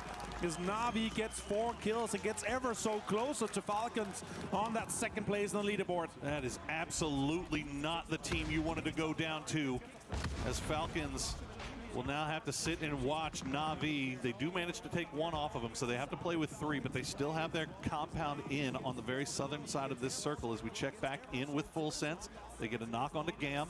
So 3v3. They do have a little bit of a space that they can work with inside this circle. And meanwhile, on the northern, just outside of zone, Twisted Minds and 17. 17 has been very active this game after dispatching a VP. And now they're going to try to push right past Twisted Minds. That might be a little ambitious, as they're also getting shot at by Gike. Akan will take down Tian Tian. Song Jane takes down Lil Ghost. 17 down to 2. Yeah, this is a Hail Mary from them, and now Twisted Mind can follow up and see exactly what path they're able to play from, trying to maintain that southwest control as Songjiang gets some confirms and Chanjiang gets a bleed out onto Perfectix. So many teams have lost players. Gike and T1 being the only 2 teams that have a full 4-man squad standing. Sure, Na'Vi is only 3, but that compound is good. If they just get a little bit more here, it could work out. Tambu finds Belmoth as he opens up with some shots with the Mohawk. This next circle shift going to be huge for Na'Vi. They can get a little bit of luck, because leaving that compound is going to be absolutely impossible. And yeah, they're going to have to do it, and they're going to have to push uphill into the Gike compound. Gike in a beautiful position here, depending on what T1 does. T1 on that northern side, they've just kind of been looking down to the south, downhill, and off to the east. They're pressuring Gen G, whose backs are right up against the wall here. GAM, meanwhile, just hiding out in the dips, hoping they can hold their line here. I think T1 has maybe spotted out Duck Mai. Yeah, don't want to take a risk of losing anybody, so they'll just dispatch with them by grenade. And yep, good night, Sweet Prince. Duck Mai goes out in 10th place as Vicious. So it goes out here, and with the points that they had on the leaderboard, they're gonna hope for Na'Vi to not get any more out of this one here. Gen G trying to make that push right into 17, and Na'Vi back on that mortar as well. So this could be Na'Vi. I think Na'Vi was mortaring themselves some divots to try to crash to, but Gen G pulled up to them before Na'Vi could get in the vehicles and on their way. I like that. Oh, 53 damage onto Soul, and he was just on the edge of the kill zone. And now Na'Vi's pulling up here. Damage is being done. Sphere is low. And now nades and utilities being deployed to try to fend off this push here. That's inevitable from Na'Vi. Double nade, triple nade. Triple nade from Gen G will fall a little bit shy. Na'Vi will be able to dance around on that hill. Nobody shooting in their backs just yet. Tigger will take down Tanvu, so the fight on the south still well and cooking, as Gen G now have to pay attention to Gike, I think, who are taking shots in their back. So Na'Vi, all things considered, after Gen G steals the spot away that they were trying to create for themselves, they're managing to stay alive right now. And out of the 9 teams we have left alive, it's 6 on the south side, but it ends up being T1 mid and Gike that's just fighting on the north side. Type goes down as well. Scappy gets the flush. Heather finds Scappy though. And T1 is down to just a 2-man with Heather and Raining. There's a Panzerfaust in his hands, and Jacob is trying to roll around on this absolute stolen BRDM. Thanadol finds Lou, and the fight in the south completely evolves now as so many teams are involved. Thanadol finds Lou for the flush as well. It's a huge problem for T1 there, as they were 4 strong, but they lose 2 to the duo of Myth. And now Jacob alive in that BRDM. Gen G actually going to send it back up here, up to the north. They're going to get right on top of the BRDM, and they're going to take out Jacob and the BRDM as well, but he goes down as the BRDM will move just slightly on the explosion. And yeah, T1 knows it. They're immediately pushing. Heather's got the grenade in hand. He's been having himself a heck of a tournament so far. Now he's looking to collect yet another point, and he will. Puts it right in his pocket. T1 managing up to 6 points now. Full sends out in 7. Heather continues his fracking capabilities, finds another flush as well to get T1 on 7. That pushes them further up the leaderboard to try to catch up to 6 points shy of 7th place on their 10th place. So that's huge now. Now if he activates, they have to get into this circle here, but there's a wall of 17 Gen G and Twisted Mind players, including the most amount of drops I've ever seen. Santa has just blown over Takeo and dropped every single present that he had in his bag. Look at that flying in. Goodness gracious, he must have crash landed.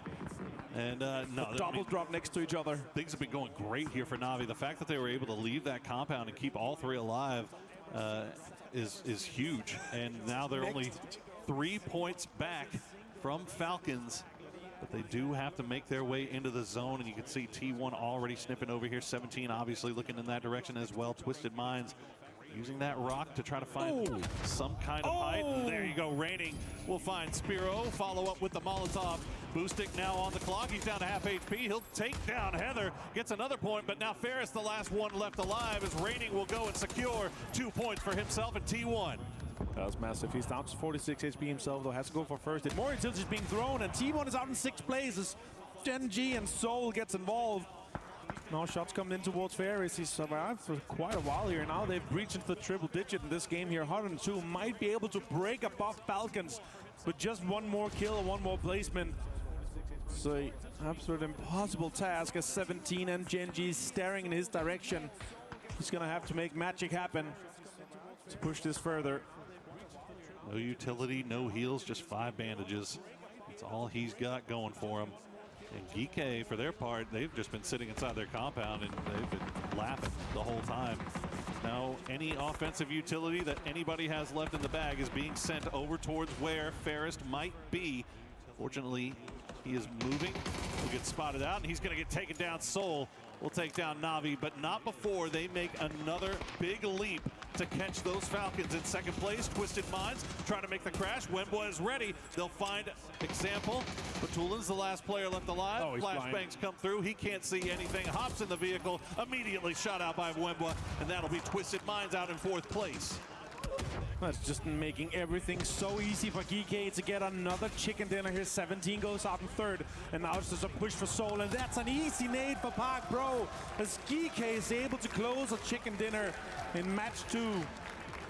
Easy nade, easy win for Geeke.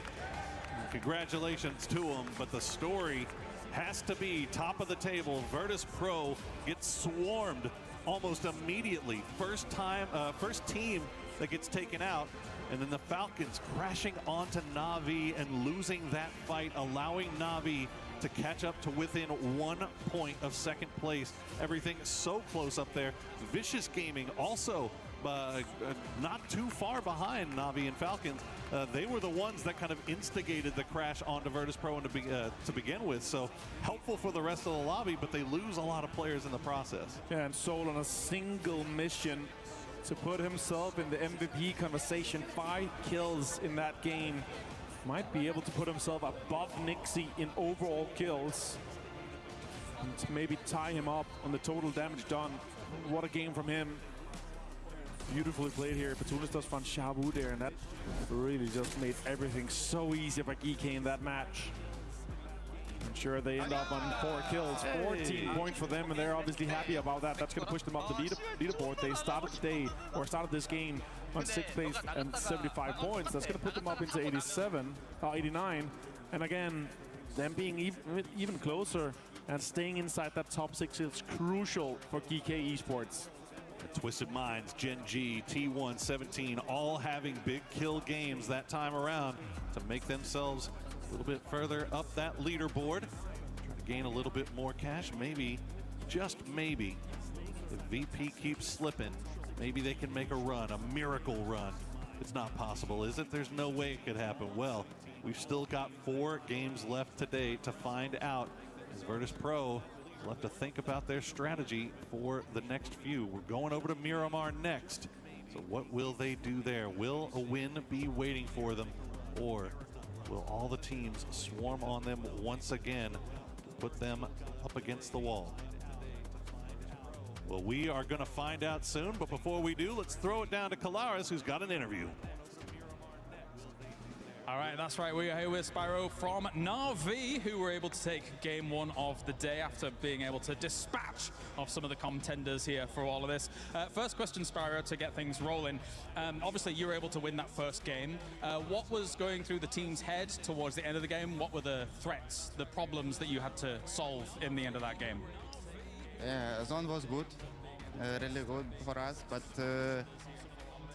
we needed to make tough decisions, to be honest, because it's not that easy. That the last circle was not that easy, so there was tough decisions, but we made it. That's it. Okay, so we heard earlier on in the tournament that you are now IGLing here for Na'Vi. How has that shift been for the team? And what do you think, and how well do you think it has gone so far as you as IGL? I think I'm learning now, so I feel comfortable on this role, so that's it. I feel comfortable. Okay, and final question. Obviously, Virtus Pro is now in a position where if they win, they will become the champion. Does that change anything from what Na'Vi's going to do? I think a lot of teams are trying to go for second place, considering how far ahead they are. Does that change anything for Na'Vi? Not at all. We wouldn't change anything. So. Okay, thank you very much, Spiro. That does it down on the stage here. It is time to head on over to more here from Esports World Cup.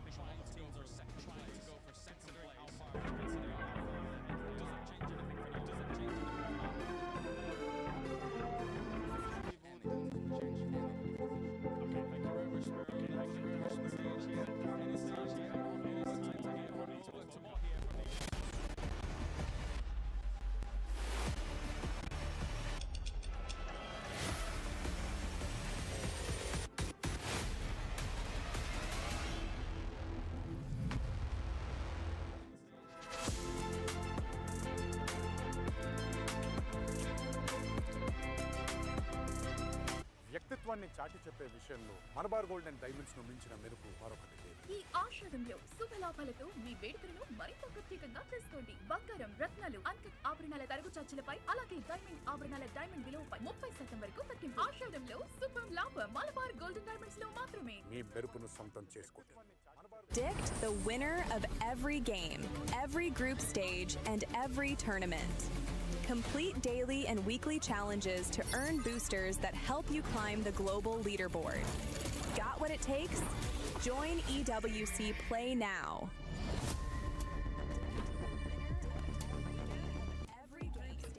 It's getting spicy on this final day. We all thought it was going to be VP being able to close it out. They pretty much got hunted down, Godspeed, as two teams just went after them. I mean, look, when the head is starting to get weak, everyone else is going to start coming in and try to take them down. I don't know what kind of saying that is, but the point is yeah, if teams are going to see VP bleed, especially in the vicinity like 17, which, by the way, I'm super glad China decided to show up again, because it's been nice to see them. But yeah, VP finally went down. It was a lot of utility that ended up taking them down. They were in a central position, but that's what we're talking about. If teams realize that VP is around them, they have the opportunity to wipe them, they need to get them out of there as fast as possible. You know, and there were teams that maybe weren't going to mess with VP, right? That's sort of vicious as Na'Vis, but I'll tell you what, 17 was definitely one of those teams that was going to take the chance to mess with the leaders. Yeah, I mean, Gen G was able to get those points, 15 points right there, but it actually ended up being GK getting that win, and that's important because that's one team, Lace, that is actually in Club Championship, so it's good for them to get this point. Yeah, I mean, it is really good for them. They do want to make their way up the leaderboard. Whether or not they'll sort of reach that threshold before our VPs and stuff like that, it's probably not going to happen. But you know what?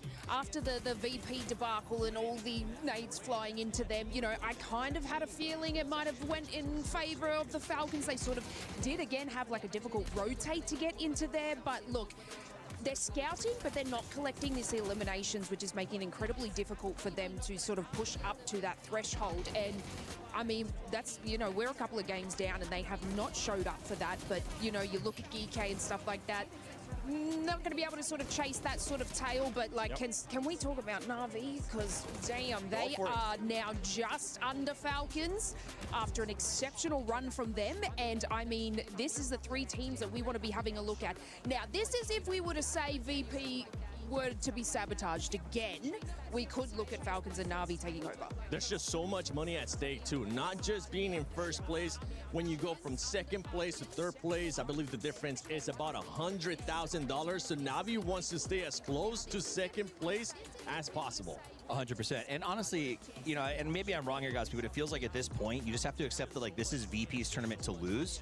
So you have to play as those next three teams to, like, get your points where you can and hope that if VP drops the ball, maybe you get first, but you just want to end up as second or as close as you can. Yeah, if you're not, like you said, if you're not Falcons or Na'Vi, you're essentially, I mean, VC, they're kind of getting close, but yeah, you're at this point, you're trying to get as far up the leaderboard as possible. Whether it's catching VP or not, they're still focused, again, on the hundreds of thousands of dollars they would gain just by going 1 or 2 placements. Well, I'm hoping that more teams will start showing up. Earlier, we got a chance to see some players too. Kiss from mid, being able to just take care of Falcons. When we're talking about players, as we've been able to talk about in the past, what is one player that you would like to see step it up in this upcoming matches? I want to see a little more out of Hakatori. I think we saw a really good glimpse of his brilliance on that crash by Falcons when he got the double grenade push out. But I think that we're going to have these big moves where he's getting at least some big 3 pieces and they're putting him in riskier spots. If the win condition is we want to get first place, I think they're probably, again, looking at that second, third, how do we get on top of that before we make the next step? But I think that that's the key to theirs, is does Hakatori absolutely go off and have a wild day? How about you guys, Pete? Any player that comes to mind besides Hakatori? Yeah, I want to see Nixie just kill everyone in the lobby and just, you know, win the tournament. That's my answer. Lace, I'm thinking you might want to go with Tig. Aussie as well, Falcons wanting to do well.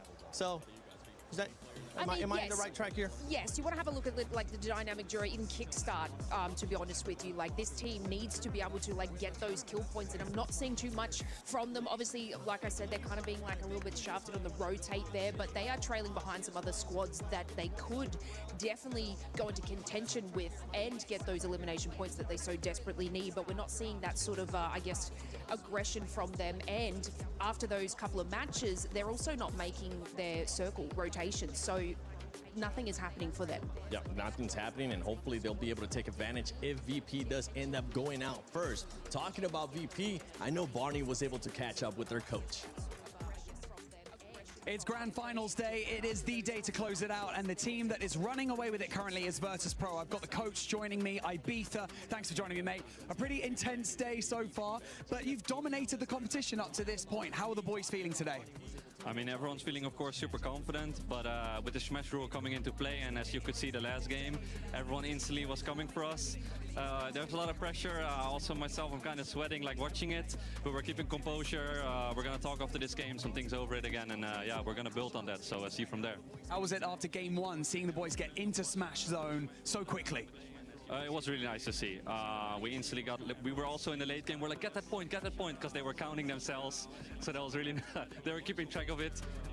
So yeah, it was a good feeling to instantly get in there. Yeah, and then just before I let you go, some of the casters and the analysts were talking to Nixie earlier today, and he said that, you know, if there's a map that they would choose to close it out on, it's going to be Miramar. That's the next map. It's map number 3. Do you feel the same way? Do the boys feel like they could close it out on this next match, do you think? I mean, Miramar, it's not our strongest map, so I wouldn't say so. We're usually like a Erangel-Tego team, Erangel or a Tego map right now, team-wise. So I'm not sure about Miramar, but I mean, we're gonna see it, so. Maybe Nixie was trolling us, I don't know. He's in good spirits, you're in good spirits, everyone's feeling strong going into this. Let's go back to you guys. Hopefully nobody's going to be trolling, and you might be wondering why I have a baguette on my hand, and that's because I ended up trolling this man here and giving him a fake one. Toffees, this time I got you a real baguette. Ooh, you're not gonna trick me this time. Nope, not again. I'm not falling for it. Absolutely not. You guys want? Yeah, I'll take. Yeah, please. All right, you know, Toffees, hold this for me. Give me a little piece. Ooh, look at the dust off that, but what? Crunch. All I ever get, I've been trying to find a baguette for a week. All they give me is liver and snails. Oh, that looks incredible. Yeah, Why would you do want one? Of course I want one. I've been trying to find one all week. You're just trying to get a big guy to eat on camera. Cheers, my friends. Cheers.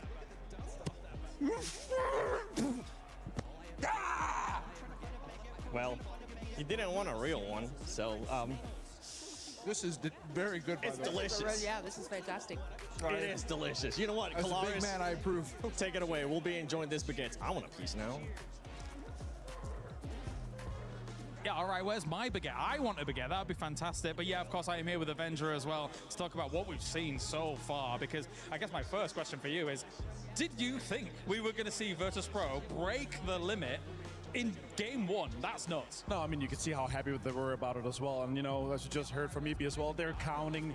And these guys are so good at kill feed tracking. They know exactly where they were. They know how many teams were left. And they just needed to make sure they got those. And again, doing it in match one makes it extremely exciting for the rest of the day. But then we just saw what happened in game two. I've never seen so many teams third party and swarm a team that fast. Vicious, 17, even Geeky was sniffing at it. Like, there's so many teams and they're committing so much util. Who haphazardly Geeky actually wins from that angle eventually down the line, which means that Virtus.pro was already setting themselves up for the potential for what would have been an insane first two games, and then the only two games of one of the shortest days in PUBG history.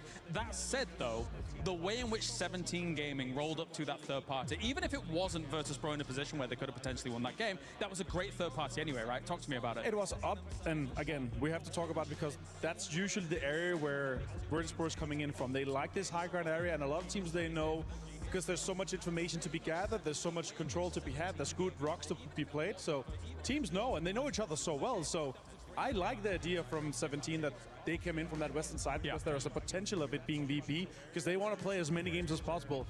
Then you see Vicious just rolling, and they're so aggressive, and that's really what I like. They want to try to stop them so they can get even further on that leaderboard, potentially to contest for second place. And then again, if we did stop kind of early here and they would continue to have not that many kills for VP, we could see someone catch up. I know it's a dream for many, but let's see. I was going to ask you about Falcons, but we have run out of time. It is now to head on over to the commentators. It is time to see if anybody can catch up to Virtus.pro somehow, some way. Game 3 time. We've got ourselves Miramar, and at the start of the day, Nixie pointed to the sky, all Babe Ruth style, and said game 3-ish. So we will see if maybe Miramar could be the ones to get it. Other side of that, though, Falcons now just with 1 point lead over Na'Vi, and every Falcons fan being like, please not third place.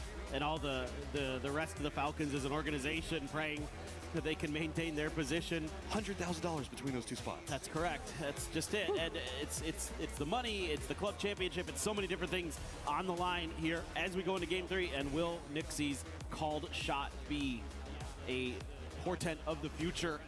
Or is this going to be us going for another one? You can see there that now the team's starting to really dial in on VP when they make their appearance into the kill feed or into the server. So kind of curious if that's going to keep up. Eyes on plane paths right now and how everybody's going to be set. Of course, north-south, everything's going to be fine. Nobody's really going to make too much of a push over to Puerto. I think that we did kind of see Shadow dancing around it there earlier, but no big deal on that one really if you look at it. So VP making their concerted effort to go for a push over into the east. Eyes onto Los Leones and their positioning over there. Falcons going to go ahead and have San Martin right on plane paths, so they're going to be feeling pretty fine. Na'Vi going to still be right up against their good friends in 17 Gaming. Yeah, absolutely. I mean, 17 making a lot of friends in that last game, so kind of curious if they're going to, kind of maintain that warpath footing that we've seen from them. Would like to see them have a big glow up on the last day. Nice little game from Geeky to get another win in the finals, put themselves up to 5th place. We're looking at all that stuff, but a big old donut right down the center of the map, right in between the graveyard and Picado is where the current center is. So just gonna have to wait and see how it all goes. Of course, our leaders, VP, will be making their way down to Los Leones to get their loot. They are completely uncontested here, so they're gonna have a little bit of space to maneuver in the early part of the game. So here's the circle and the way it lays. We've got that power grid position up into the northwest. Those giant hillsides that, people can kind of cluster in, but if you have to go east, it's going to kind of suck to come out of, specifically moving into the graveyard position. Yes, we also have Minas Generalis as well as Los Leones and Alcantara that's going to be inside the center section of this, like the swath right down, all of that. But to the east, it's going to be fields, and nobody really gone that far off of plane path over in the east, and while it's, going to be open, nobody's going to feel too good about it. Having Picado in the hillsides down the southwest also going to be an availability. So VP has a lot of options on how they can approach the circle. The most notable way would just be try to get the hillsides to the north if they need to, and that's going to be where Navi is at. Yeah, it just depends on how you want to approach this game. I think in particular as VP, if you want to try to just go for the center, kind of just make your push straight up north out of Los Leones, like into that warehouse that has that little field outside of it. Of course it's Tycon, of course it's VC. Trying to sneak in behind here. I mean, what else does Tycon have? He has one gun on his back. I think it's a UMP, if my eyes do not deceive me. And he's going to try to get the jump onto Cowboy. Is Cowboy going to have any idea? Going to have to be careful with the sound cues here, Tycon. Friends are coming in very loud. He's going to hear the cars coming in. Looks like he's just going to try to get out of point, but they're going to run in real fast. Duckmine's going to try to chase down. Cowboy has nowhere to go. He's just trying to wrap around the other side of this, but that's a good read. It's going to really make it just a 1v1 on the side of it, and Tycon can't quite get the shots that he wants. And how far is VC going to chase this? They've got goals, and it is just going to be hunting him down. Cowboy's having to run the opposite direction of the rest of Team Liquid, though, so he is 100% by himself. VC knows this, and it's just a matter of how far do they want to go. Oh man, they're really going for this. Kind of maybe hoping as well that with the rough terrain of Miramar that there'd be a vehicle accident kind of like this. Oh, he's hanging on, but he cast a bail. He can't really get out of that comfortably. Here comes the rest of Team Liquid to support this. They know that he's in a bad spot. He's at least managed to get into a position in the rocks that feels pretty good. If he can be at least loud enough to be enough of a distraction, the rest of Team Liquid could set up around VC and really run them. Right now, VC just 6 points back behind Navi. A couple of points off the start is what they wanted. Simon realizing he's got a couple of bullets coming his way, and that's going to be from Purdy Curdy. So I think that VC going to be content with the little bit of, I guess, jockeying for position, a little bit of aggression coming out, kind of a warning to Team Liquid, and might just call it good there. Yeah, we'll see. I mean, Team Liquid has shown that they're also fearless in some of these early game moments. So is this going to be something where they're already thinking ahead into, okay, well, how do we punish VC later in this game potentially? See if we can do some damage to them. Might be one of those things where in the middle of the game where VC kind of gets into the kill feed, if Team Liquid's in the vicinity, they might say, you know what? They kind of ruffled our feathers a little bit in the beginning of this one. Let's see if we can ice them out of this one. There's a little bit of damage tinking into Vitality here, but that is nothing too concerning. It's pretty long-range shots, so just gonna chew up a little bit of the vehicle health, and Navi stick on his own out by the west of Kantara there. And for now, Navi relatively safe, but if they go for these wide splits early, I'm kind of curious if somebody tries to punish it. Rexy's very close to the southern section of this, but VP kind of knows how they play. VP doesn't want to go too far west because that's where T1's going to be at. The longer this goes on, though, territory is going to get dicier as it goes. Gen G also kind of be in the middle of all of it, has a big opportunity for themselves as they had a very successful last game, mostly off of kill counts. Yeah, no, I mean, Navi's been playing really, really well so far today, making the most of their opportunities. You know, a first place, defended that Falcons push, and the other one to get deep into the second game on Tego. That's exactly what you're looking for here for the boys and for the org. Again, those club championship points so critical for them. Vitality as well, who needs to find some big moments. As I was mentioning with Gen G a second ago, Martin Venture, I'm not going to try to take any claim on this in the slightest because I know he knows stats way better than I do, was mentioning that there is a world where we might see a Gen G player get MVP just based off of the skill that we've been seeing in their firefight and the kills and damage that they've been pumping out. Yeah, it's Soul. I mean, he has been outrageously good despite the woes for Gen G. They are up in 8th place, which again, important for club championship points. Imagine an 8th place team getting MVP. It could happen. He's that good still. He's that good. He's why they're there. Yeah, I mean, he's a PGC MVP. He's an incredible player. He's also leading in throwable kills right now by a pretty wide margin. He's got 11, and I think Nixie's second with 6. And again, thank you so much, Avenger, for that stat. I'm not even trying to claim it. That is all him for feeding that over to us. Rotates for VC over in Pozo. Not going to be coming in too fast. AGAL down in the southwest around Chumacera. It does look like Vitality's getting some friends around Minas. Vitality's been on a little bit of a slide. Presently down in that 6th place position. Tied up with Twisted Minds. And on any other day, being tied up with Twisted Minds would feel great. Right? Normally you'd be like, all right, we're tied with Twisted. Must be having a decent event, but yeah, it's been a little bit of slog for 2 of those EMEA teams, just not really able to get much going throughout the early couple of days. Meanwhile, Tiggleton is going to be chilling up on top. of the mountain, and that's just a information gathering position for them. Falcons just looking towards their east to see exactly what everybody's doing out over there. It's a great control point to play from, right? Because Power Grid is its own island right now. It's just kind of in that northwestern area. So if you get control over this hillside to the east of it, you've got one of the main paths that people trying to roam around. Na'Vi, Shadow right next to each other. Shadow has just been kind of dancing around over here, as it does look like they managed to jump around Vitality. So this is just territory control. God, boosting is just so good. It's one more bullet, and he had the knock. That's all it would have taken, but just couldn't quite find the angle. So Kamal's looks like he's going to be able to get to safety indeed. This God compound, relatively safe in and of itself, just pushes from kind of the top and bottom of it. Can be a little bit tricky. Meanwhile, Team Liquid has rolled into 17's home territory of Picado right behind them. There is AGAL as well, kind of skirting around the edge of this, but looks like Liquid doing a little bit of scrap looting, just looking for anything else that was left over for them. Well, also just a great place to play for it. Assuming the fact that 17 went a little bit wider out, they're going to take a couple of shots at Twisted, who's playing just to the south of Falcons we saw a moment ago on that hillside. VC getting some more loot. That's going to be great for them over in the northwest. Nobody else around it. Oh, we go Minas hard. That's going to be great for Vitality. Shadow also kind of spattered over there. GK's got inside track to Alcantara, and I'm having flashbacks to 2019 in PGC, where we saw a massive game coming out from FaZe around Alcantara and the potential that can happen here. Yeah, Alcantara is one of my favorite finishes. It has so much terrain to play with, so many interesting ideas that you can work around. We'll have to wait and see if that is going to be the case. Looks like AGL is going to go for the emergency pickup over on the far western side. VC has done their looting from the secret room and are going to be making their way over from the northwest side.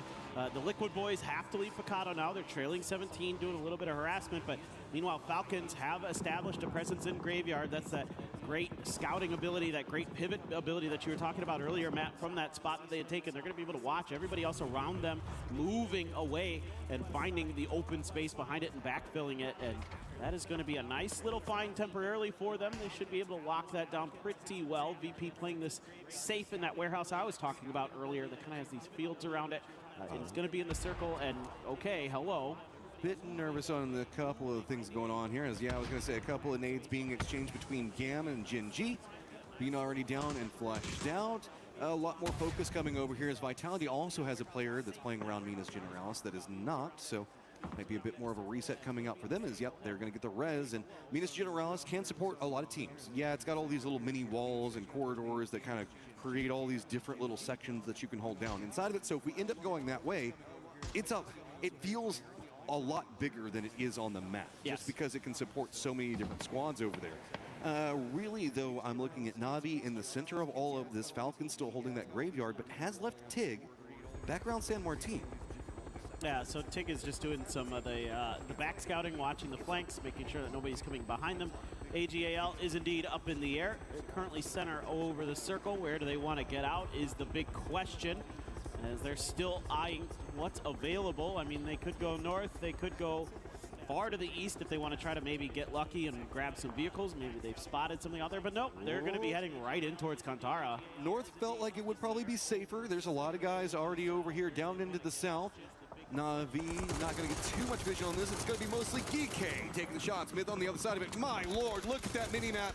Everybody's trying to get a piece of AGAL. Can we even see Sololzi touch the ground? He does, so he doesn't instantly die there. There is a res potential, but I dare you to go for it.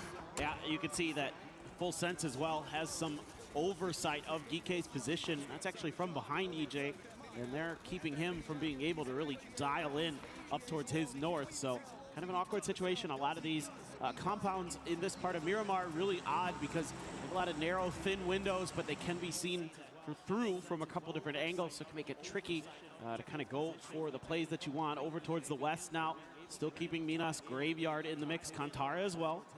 Looks like VC is going to be coming into Minas. Go ahead and add another friend to the suit that's going on over there. Twisted's going to be up to the north of where we can see Falcons playing. I think that they're going to play the actual graveyard instead of like the church and everything else like that Falcons got. Tig's going to head and regroup with Falcons. I believe that Twisted saw him make that move, so VP is going to have to deal with, down to the south, T1, who's just been involved in a lot, and Correxi's got himself that Panzerfaust. Ian, oh, it doesn't connect! That's going to be a follow-up shot coming up from Correxi. He gets the knock on to Type. And does T1 stop for this one? We know that they'll go for kills if it's available, and Corexy's in a dangerous spot. Luke Ruck's already down. Yeah, this is really smart from T1. They have to commit to this fight for a couple different reasons, but most importantly, it's Virtus Pro that you just ran into, and Luke Ruck's probably just going to be eliminated by that blue zone. There's just no hope. They're going to have to leave him to his death. Type still very much resible. Ian trying to stick that just to the other side, and T1 and Reigning going to claim this position. Team Liquid. Here comes Team Liquid. They're running right into this. Do they even know? Looks like T1's managed to set it up fast enough. Team Liquid's instead just going to stop right on the other side of this. Not going to go too aggressive just yet. They've left Luke 12 back behind this all. So Luke Ruck's now down and flushed out for VP, while Team Liquid looks like they're trying to pounce onto T1, but I think the T1's just going to hop in their vehicles and go. They got at the point that they wanted. Now back to their merry way of running around and seeing what other fight that they can get involved in. Hey, there's a free car back there, at least for Liquid. There's a Murado sitting in open space. Meanwhile, Twisted has made their way in towards Graveyard. I was curious if Vicious was going to try to backstab Twisted here, but instead they opted to rotate ahead of this fight and play a little bit of gatekeeps to play it a little bit safer than maybe we're used to seeing from Vicious in this final lobby. Tough to get some grenades in here. Shrimzy being very active right now, has that Saiga as well to defend. Big points on the table for Twisted Climb. You can see presently tied with Vitality like we were just talking about. Big fight for them can put them up next to DK. Championship points on the line for them every time they climb. But on the other side of it, it is Falcons now tied up with Na'Vi with that kill that managed to happen. So presently Na'Vi in second place. Falcons needs to get their groove back and needs to get something big here. Church not going to provide much, but Gustav does get the knock onto Lou. Counter shot comes out from Example, and Gustav goes down. Oh, that was an aggressive position from Gustav. He's in a little bit more of a dangerous position in terms of being resible. So Tiggleton starting to make his way over there. Some grenades out the outside. Going to be a little bit undercooked, so not going to catch onto anybody from Twisted, who've got Perfectix and Batulins with an AWM watching on the outside. So if Falcons do end up trying to make any pushes outside of the church proper, they've got the punish. So Falcons kind of stuck in here. Gustav trying to relieve that pressure, but not able to really successfully do so. Now that being said, Shrimzy does get a knock with this blue zone grenade. And that's big. That's Example. Yeah. And also, you know, like the disc was talking about, people they're waiting to pop off. Yeah, Tig, kick. For me, it is Shrimzy. Once Shrimzy starts going, man, it is going to be Falcons finding a lot of success.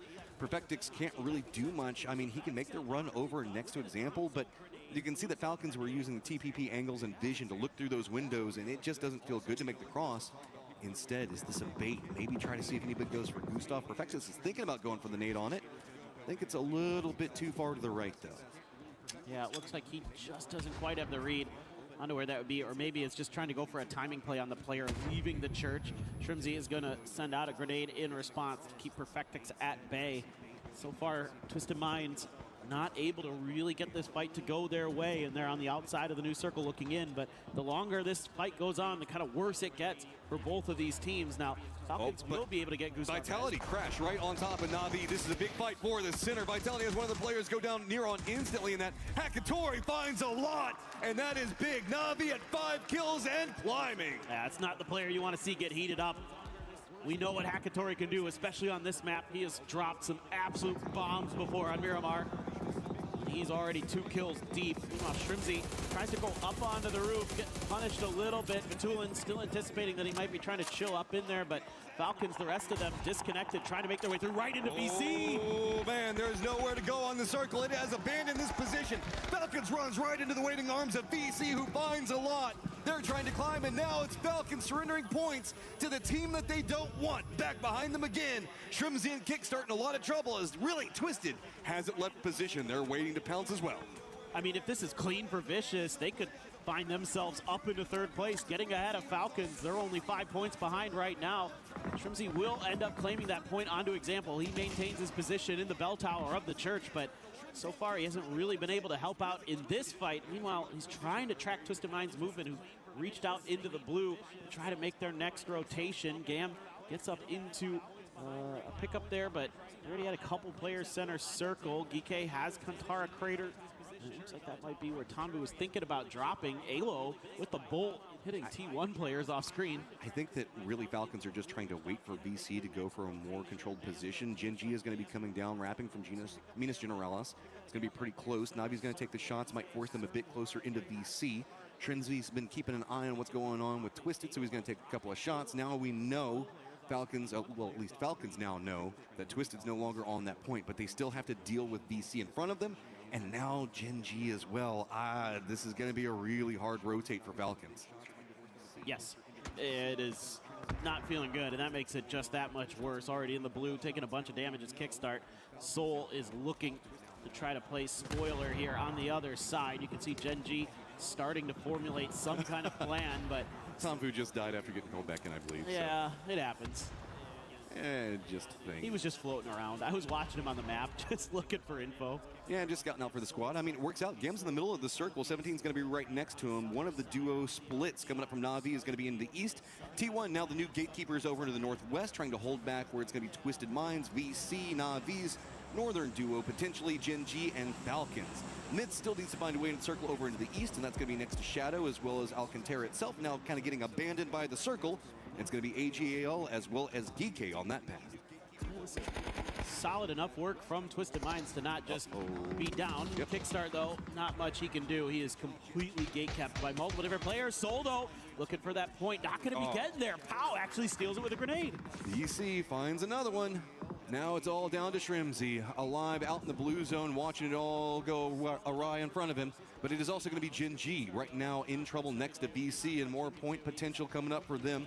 GK looks like they're just going to send it into the center of the circle, and that's going to be right on top of Gam. 17, that's not going to work out well. Lots of people starting to fall. Just 2 players for GK alive, and they are entrenched in a position that feels absolutely terrible. New contenders on approach. Myth to the north going to eat up a little bit of a distraction of what's going on over here. As at least GK can stop for a second, and it feels like 17 kind of lost where GK landed out in the mix of all that rush. I just don't know that there's much Akan can do here on his own. He is surrounded. He has a lot of players who kind of have vision into it. A good grenade could be a difference maker. It's decent, but not good enough. Looking to throw some smokes over towards ZJ to try to go for that res. Meanwhile, 17 has been stalled out. They're not able to get into a position to punish this just yet. Maybe this grenade could be close enough. We'll see. Falcons now down and out. Trimsy surrendered to the blue zone. Nothing to be done. So it is going to be VC nipping at their heels, just 4 points behind. Na'Vi trying to push their lead even more, and Na'Vi's got a great position in this circle. VC is going to have to start pushing their way down through it all, but 17 coming alive at the end of this feels like they're in the midst of a war as everything is just exploding around them. Yeah, and there were even mortars that started to land in their vicinity, so making things just that much more difficult for them. Again, trying to anticipate where the GK players might have gone to. Up on the north side, there's quite a bit of fighting. Myth, Na'Vi making a rotation. Full sense up there as well. Na'Vi is mega split right now. They're at a huge 2-2. I'm not sure that's by choice. They're pinned down between a couple different teams. Oh, that grenade was almost devastating. Gotta be careful. Follow-up does connect. Doesn't get the knock onto Hakatori, though, so Myth, who made this desperation push. Remember, there is a 2-2 split for Na'Vi, and the southern section's entirely surrounded, so it's just this northern section having to deal with everybody on Myth in front of him. Can he get the nade into the right spot? Nade starting to roll back, goes a bit too far. His looks pretty good. Does connect and gets the damage, doesn't get the knock, but it's gonna be Shadow at range. Jexy gets the knock onto Hakatori. Yeah, Hakatori had a grenade in hand. Lucky to not fall to that, but it might not matter. Too much boosting on a sliver of the health, at least outside of the blue zone. So isn't going to take any damage from that BZ nade. He is going to throw down some more smokes to try to see if he can get Hakatori back into play, but he's bleeding out. There's not much to be done on the outside of this as well. VC just trying to limp their way into the circle. Only one player still alive. It's going to be T1 still also right on top of Myth, but they haven't gotten involved just quite yet. Shadow just continues to take those peppering shots right in the backside. What's going on with Boostic? And he knows he is trapped over here. He's just down in the trenches and going to have to fight with anybody. It's a field back behind him. That's going to be controlled by Gam as well as 17. And Gam's already taken a couple of shots over here. They know with all the smokes down, the explosions, and now Boostic knows that he's got the VRDM in front of him. This is just survival mode. That's all he can do. See if he can stall out everybody for as long as possible, make it more complicated for everybody into the northwest, so that way it relieves some of the pressure for the duo that's playing in the east. Yeah, it's really kind of a hopeless situation in a way, but still could do a lot of damage. Could boost it to some of these other teams. Myth, though, with this BRDM trying to make their way further forward, that still has quite a bit of health. So they're not going to be too scared about some of these bullets bouncing off of it just yet, but they've lost Kiss along the way. They're getting out to take the fight. They're going to get one. T1 trying to be opportunistic, finding something. Raiden gets knocked onto Scappy as well. Heather just unloads. He goes down. It is just Baron in the BRDM. The last one's up, and he's got to try to get to the circle. Type's going to be right next to him. Perfectix also providing some overwatch. 17 going to be trying to gatekeep on the angle. Team Liquid watching it as well. Shadow using the opportunity to run into the circle. So that's going to be less people over here, and the crossfire just comes out. Myth goes down. Yeah, they did quite a bit of damage to T1 though, and that's actually opened up a lot of space here for Boosting to maybe survive out of all of this. Grenades splashing around a Shadow. They've got AGAL there out on the edge. The molly looks like it might have connected to somebody onto AGAL. Indeed, Salalzi there. AGAL gone. Nice hold from Shadow. Na'Vi also in the compound right on top of Shadow. Yes, VP is still alive, guys. They're just down to the south. They've got the fields in front of them and the compound. Team Liquid's trying to keep them out, as it is still just Na'Vi fishing with Dynamite to see if maybe they can pick up a knock or a kill off of that. But this duo feeling a bit more vulnerable, taking those shots with the nade though, and dropping it right on top of Shadow did force them on a new angle. That opened it up for Boostic. So suddenly the three-man comes back together, and wow, was that punch. Boostic just gets instantly knocked. Yeah, that was really, really tough for him. In an awful, awful position. Full Sense now going to try to capitalize on the weakened Na'Vi squad. Going to claim just the very edge of this compound for themselves. Leave 2 players behind. But Belmoth is in the knock state, so they need to maybe think about going for a way to res him. But meanwhile, Flash trying to push a little bit further forward. That's the Scar in hand, looking for those Na'Vi players, but they're dug in. They don't need to go out just yet. That's a really good grenade that almost gets the knock onto Flash. Tigger up on the roof, trying to do what he can to find an opportunity. Got a spot onto Ferris. That grenade, if it's well cooked, oh, it wasn't. Ooh, so Full Sense just needs a point, and then they'll be tied up with T1. Continuing raining down nades on top of Na'Vi. The circle is popped, and it's just on the other side of this compound. Full Sense, though, better be careful. Looks like it's going to be VP on the hunt for more back behind all of this, starting to take a couple of shots. Beamy's got himself a nice angle of approach on top of Full Sense, and suddenly Na'Vi's going to find themselves with some friends from Europe. Nixie gets the flush and a knock, and this is starting to feel really good for VP. Is Miramar the game for them? That was one of the best throws I have seen. Nixie up and over from downtown, taking out players from Full Sense, and here goes BB, he wipes them out. Just VP doing it to him right there. Na'Vi's got to get into the circle. Gam's got it under control to the north. 17's got a player in, but looming quietly into the west. It's still a full-strength Team Liquid, as we've got 15 alive, and 3 of them are VP players. Yeah, well, this is now kind of, everybody's in a weird spot because they actually can't really punish VP. Na'Vi would have to sled uphill to try to get close enough to them to take a proper fight. Everybody else on the west side is busy fighting each other.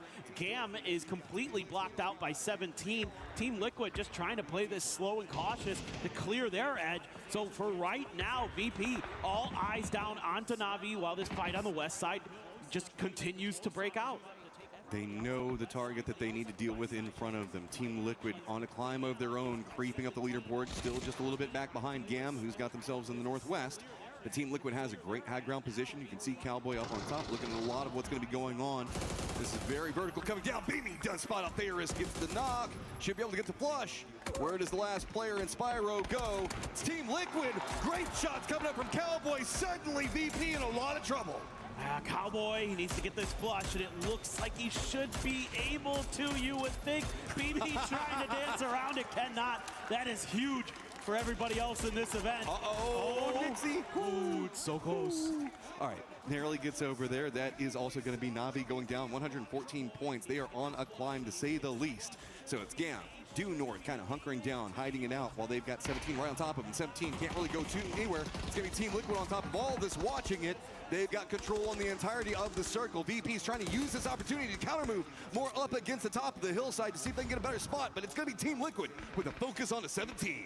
Having to take a brief moment to go for some heals. A Cowboy with a nice grenade there. Purdy Curdy immediately follows up with the flush. So 17 onto just Wembo, but he's got an M249. Back down the pacing. Wimbo knows that they're going to be playing this one. Gam's still just sitting there quiet. I don't know if they pulled their triggers in a while. Could just pop off in a moment. Nobody's expecting. Wimbo starting to play other side. Smokes, goes, unloads. He goes down. Kurt knows how the LMG works and counterplays it perfectly. So now it's to the west. Team Liquid's got control over the circle, and they know where Gam is. That shack does not feel good. It's been abandoned by the circle. Grexy one side, 3 players for Team Liquid on the other. This would have to be an absolutely insane finish for VP. to claim their title right here. It's going to be very, very tricky with only 2 players with Gam in an unbelievably bad spot to try to get out of. They're going to make their break, see if they can get out of jail. But Team Liquid looking to keep the cell doors closed, and they're already lighting them up. What we're really watching right now, though, is Nixie starting to move up the hillside. This the southern section that we've got Alo and Cowboy for Team Liquid.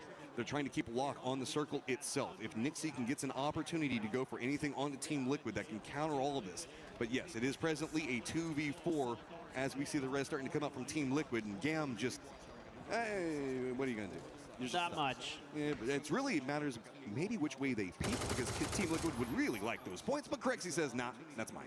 Yeah, I mean, they're just damned if they do, damned if they don't. Anything they do is just absolutely treacherous at this point. So really, it's going to come down to this 2v4, you would think. But Virtus Pro has a little bit of an established position, and meanwhile, Team Liquid's starting to fan out. I mean, I think as Team Liquid here, you just kind of group up and just sweep. You don't really need to overextend. You just put like a 3-1 split or something like that. Crexy's going for the bolt here, though. I mean, it's big. If they get the knock when they need it, the entire lobby hoping that VP falls here and that Team Liquid can do it. Just now 1 point back behind Myth, 2 points back behind Gam, so big climb potential coming up for Team Liquid at the tail end of all of this. But VP, if they get this, they get it all. They clinch it up. Smash rolls are big. Can Corexy with the Bolty get the knocks when they need it? Creeping forward, not really finding much, but the high ground from Team Liquid feels so strong. Just a little bit off there. Tough with a 3x for Corexy. Has to prone to keep himself out of Team Liquid's sightlines. I mean, Nixie trying to just spray into the smokes, do what damage he can, try to keep Team Liquid pinned by that blue as long as possible. Both these teams pretty equidistant to the center of the circle. Smokes are down. I love that smoke coming up from VP. Denies the high side on the hill, so they get to focus a bit more down. Corexy's putting in the work, but not getting the knock just yet. Nixie, he's wanting to go closer range with this. He's wanting to move into their face. You can see that it's pretty bad as far as utility and everything else goes. Nick's coming around the side. Corexy going for it. Alo gets the better. It is just Nixie up, fighting for it. He gets one, leans back into the smokes, but mollies are falling all around him. Goes for the shot, does get the knock onto Alo, but it doesn't matter. Team Liquid clutches it up. Oh boy, they got real close, did Virtus Pro, but Liquid managing that late game very, very nicely. Cowboy finding that big kill onto Beamy to put Virtus Pro just down to 2 to really narrow their options and opportunities. So a big win here for Team Liquid. That's going to put them up to 12th place overall on the leaderboard. Oh my God, but man, VP is just so crazy. They make it to the end game just over and over and over again. They played pacing on that game so great. They let everybody to the north fight. They just swoop in from the south at the most opportunistic time, start finding the kills, ruin Navi's day, and just make sure that their closest competitor goes down by their own hand. Yeah, honestly, one of the most impactful moments in that game happened very, very early on where Lucarux died to T1, and that actually was a huge difference in that game potentially where maybe VP is 3 instead of 2, and it's a completely different situation. And Falcons right now rejoicing because Team Liquid, the other guys from America right now, really helping them out. It feels like Falcons are just chasing circles, man. They cannot find anything that feels good for them. The pressure is continuing to mount, and they just can't find any success right now. They need a big game as Na'Vi has just usurped position while they found near on nothing. Yeah, man, it's been really, really intense there at the top of that leaderboard. I mean, we've seen a bunch of swings already, and who's in what position from that 2nd to 5th place spot. There's a lot of jockeying for position in the middle of the pack. It's all a mental battle right now. That's really what it comes down to. When you're a squad like Falcons or even VC that's in the hunt behind all of this, you just got to constantly keep correcting your mental, get preparations for it, be leaning in, knowing exactly how all of this is going to go down. And on the other side of it, Na'Vi, it feels like they're even getting like more comfortable the longer this goes on. This is a squad with Hacktoy we know can really rip somebody apart, and there is the potential of a 25-point game looming back behind VP if they're not careful. Oh yeah, that's just it, and then that potentially puts them into the threshold position. Yep. So that's kind of what you're looking at here is if Na'Vi can have some big games. We're halfway through the day. There's only 3 more games to go. The lead very comfortable for Virtus Pro. Now it's just about either getting that win or making sure that no one else has that opportunity to hit that threshold. Maybe 3 games to go. Who knows? Maybe. At max, there's 3 more games to go as we're going to be getting into the tail end of all of this. Of course, moving back in, it's going to be Rondo next, then Tego, then back to Erangel to finish it all out. So there's so much eyes on the top of it. Oh my God, VP, can you get it off of a chicken dinner, or are we gonna see somebody try to sneak it away from you? We've got to get the next game ready to go.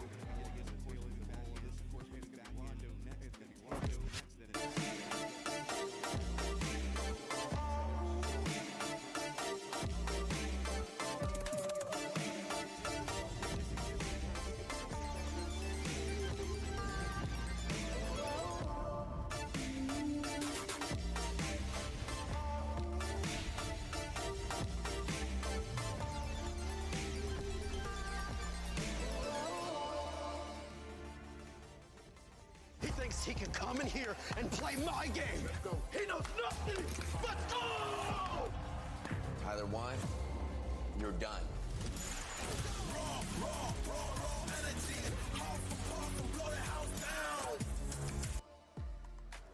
VP so close to being able to close it out. Godspeed, Lace, Toffees, and the 7WG here for you. Oh, if only Gam would have just decided to take the fight, maybe find an opening for VP to third party. We could have been talking about a winning championship match right Nixie there. had 7 bullets left at the end of that game. Yeah, Corexy was basically bolting. They really didn't have much left going for them. But hey, the crazy thing is that they still made it to the end game. They still got second place. They still got even more points, which is pushing that gap farther. So, I mean, they were close on their worst map. Their that's what EB himself said is their worst map. Yeah, I was sort of going to capitalize on that as well. But, like, I mean, they were in such a great position from, like, the beginning. They had that southern side to themselves, placement in their favor. And, I mean, all squads were sort of fighting on, like, that northern side. So, you know, they just had to play the patient game. But, you know, of course, they did play it perfectly going up against Full Sense. And then, obviously, eliminating Na'Vi. But Team Liquid had a different story, and they read it too well. I think Team Liquid had a great spot going in here. They desperately needed those points just to move up that board. And it was one of those things where Liquid was like, we have to win this, because every time the VP is out, it's more points for us to climb, more money in the bank. That said, the fact that VP was down to 2, and we are still sitting there going, they could do this, right? You correctly almost gets the headshot. Like, it is wild how good these guys are. And yes, they had the circle. They got a great shift on 5. But then they lost it and had to go up. They had to fight their way to where they were. There is no argument across the board from anyone possible that they did not earn this championship when they win it, because that is what they've proven to me. Is they were ahead, they had a tough day, they bounced back with a win yesterday, and they came out and proved to us today by getting 10 in the first and this now, that these guys are some of the best players, if not the best team in the world. And even as you were saying, Lace, too, the way that they were able to take the fight with Full Sense was just beautiful. They waited for the right time. They were able to push the action, got those kills as well. VP, you're getting closer and closer. But talking about a squad that was actually able to win this game, which was none other than Team Liquid. Team Liquid finally shows up, and this is a squad that is in the club championship, and they want to get those points. They need to make sure they reach top 8, though. Yeah, look, Liquid is not winning this event by any stretch of the imaginations, but they sure as hell can get quite far up that leaderboard, and this is a really great start. Going into that last fight, I believe they had 9 kills, maybe even 10 by the end of the game. They got a healthy amount of points, and that should boost them up, because this is huge. Another team I have to mention, though, who's been making the climb, and you say when they win, Steve, Na'Vi might actually overpass VP. The way they've been playing so far, making consistently the enemy, at least getting kills, they're actually closing that gap. So we say when VP wins, unless they close out an actual chicken dinner, Navi's knocking on the door. I mean, I agree. I hope so. Navi was my pick to potentially win this thing, so I would love to see them come out and win the tournament. I love looking like Nostradamus, but it is a tall order, right? Because VP looks so good, and honestly, after that game, with the amount of points they put on the board with 2 people, and only 3 games left to play, it does feel like Na'Vi would have to have a momentous game. We did say Hakatori's got to pop off. He did. I don't know. What do you think, Lace? Can they do it? I mean, look, they were going hungry in the start. I mean, they were able to, like, you know, get a few KP on Gen G. They're not slowing down, so it's, you know, a different game between VP trying to prioritize getting into circle. But look, Na'Vi are at that point contention, and they're still trying to, like, clear their backs and make sure that they can get those positioning. And I mean, that wipe on Shadow Esports, damn. For Na'Vi, I didn't realize the gap was 30. Yeah. It's okay though. It's okay though, because for Na'Vi, they're going to be looking at 136 points. Yeah. If they reach 136 points before match 6 and BP's not able to close it out, they could end up winning via Smash Zone. And right now, Na'Vi, as you were saying, they are being consistent. They are looking at that threshold of 136 I can tell the future. So what's most important as well is if you look at that graph, they also have 3 chicken dinners, which means they know how to close out the games here. They do. I mean, at the end of the day, we saw VP pushing. I said their win condition here is they have to wipe Na'Vi in that house. They got him down. They set themselves up to win in 6. And you're right, Na'Vi now has to reprogram and say, okay, it's not about point passing. It's about hitting threshold and getting a chicken dinner. They have the potential to do that. My other worry is Falcons. They started today with a very big payoff in second, and they've lost already hundreds of thousands of dollars. How far can that go? Yeah, I mean, we saw it with Twisted Minds. I feel like, you know, it was their time to get that sort of kill points, but like, in my opinion, I feel like they played it a little bit too slow for them. Obviously, Gustav got the first kill there and then knocked himself, but was able to have, I guess, eyes on Example, who was sort of holding that corner from them, which could have opened up the fight, but then, you know, of course, the time that it took for them to actually just be able to, like, have those contentions, we had another team in the rotation, so it was just tough on their rotate coming out of that position. Yeah, and you see Falcons there get eliminated, and I just want you to keep an eye on Tig. I want you to keep an eye on the players too from Falcons, because they're just seeing this slip away at the moment. And this is not, I mean, they are challenging, wanting to get to 136 points to challenge for that championship.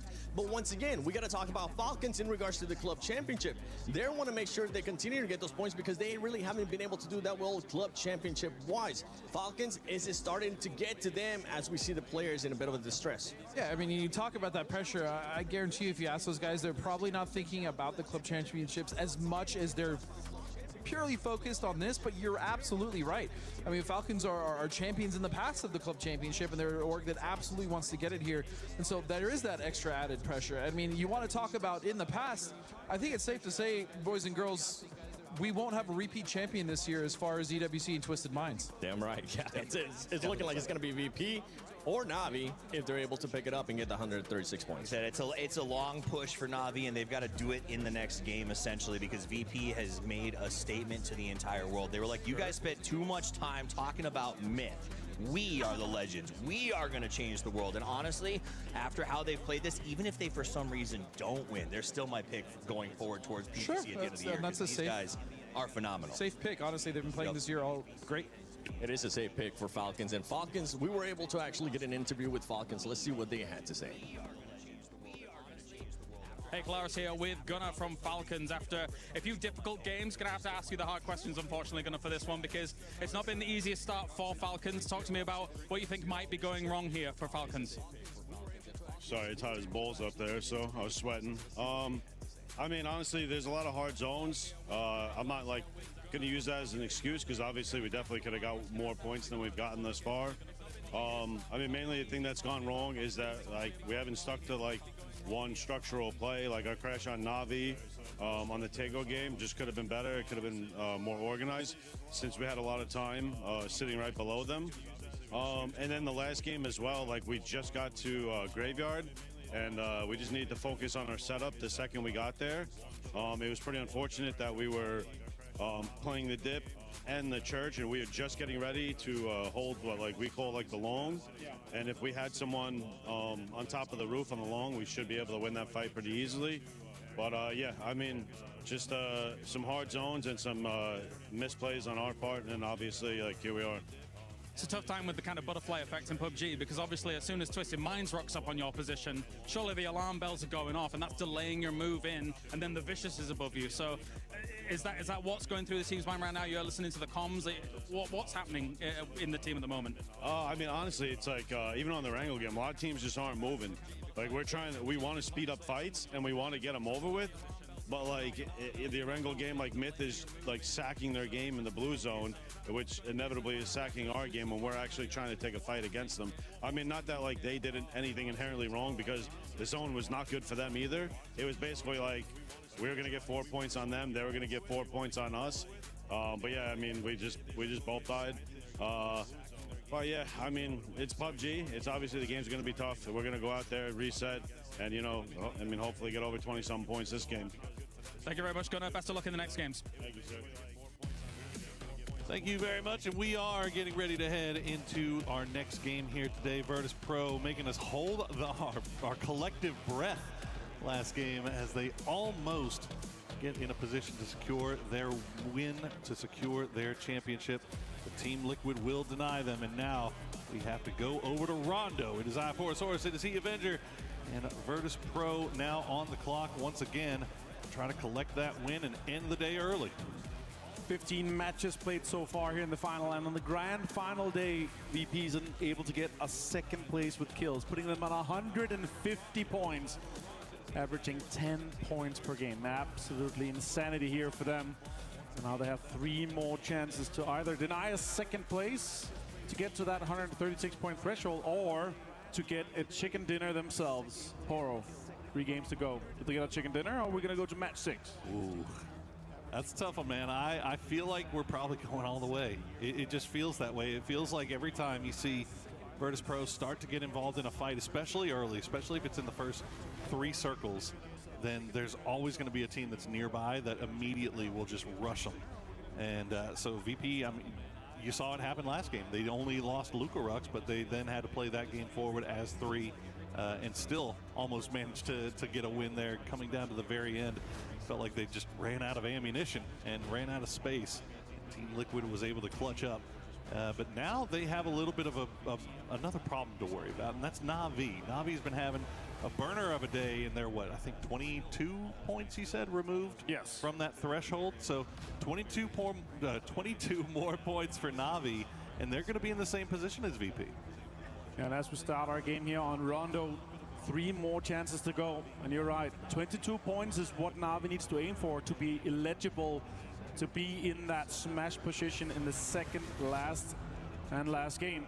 I doubt it's going to happen, though. They're going to be denied by so many other teams as well, because they're the second place team that everyone else is trying to reach up to, from Falcons, from Vicious, and from all the other teams competing here at Esports World Cup 2026. And you know what, with a Virtus Pro win, that could propel Virtus Pro from 11th place to 2nd place in that club championship.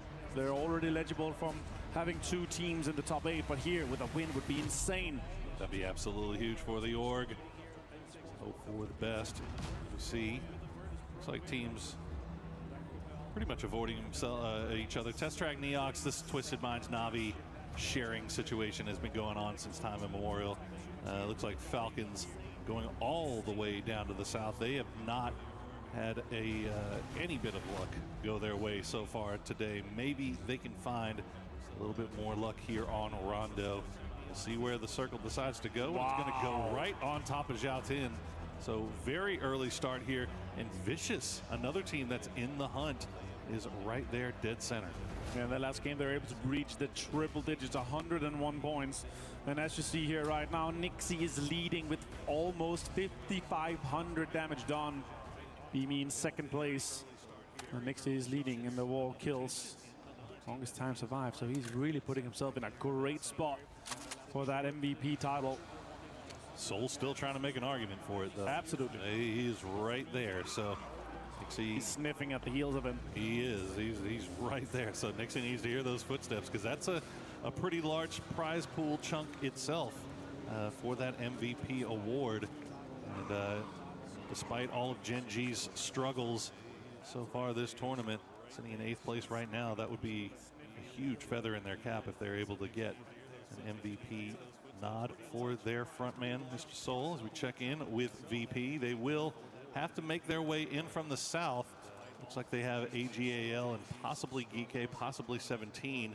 That will be kind of on that southern side of that zone. And we've also got Falcons just off to their southwest.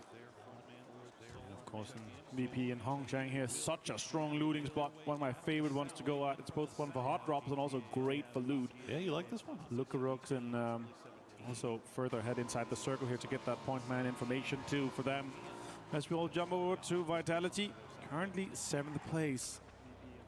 20 points shy of 3rd. It's very doable for this team if they're able to step up. What we've seen from Levante so far and the rest of the guys.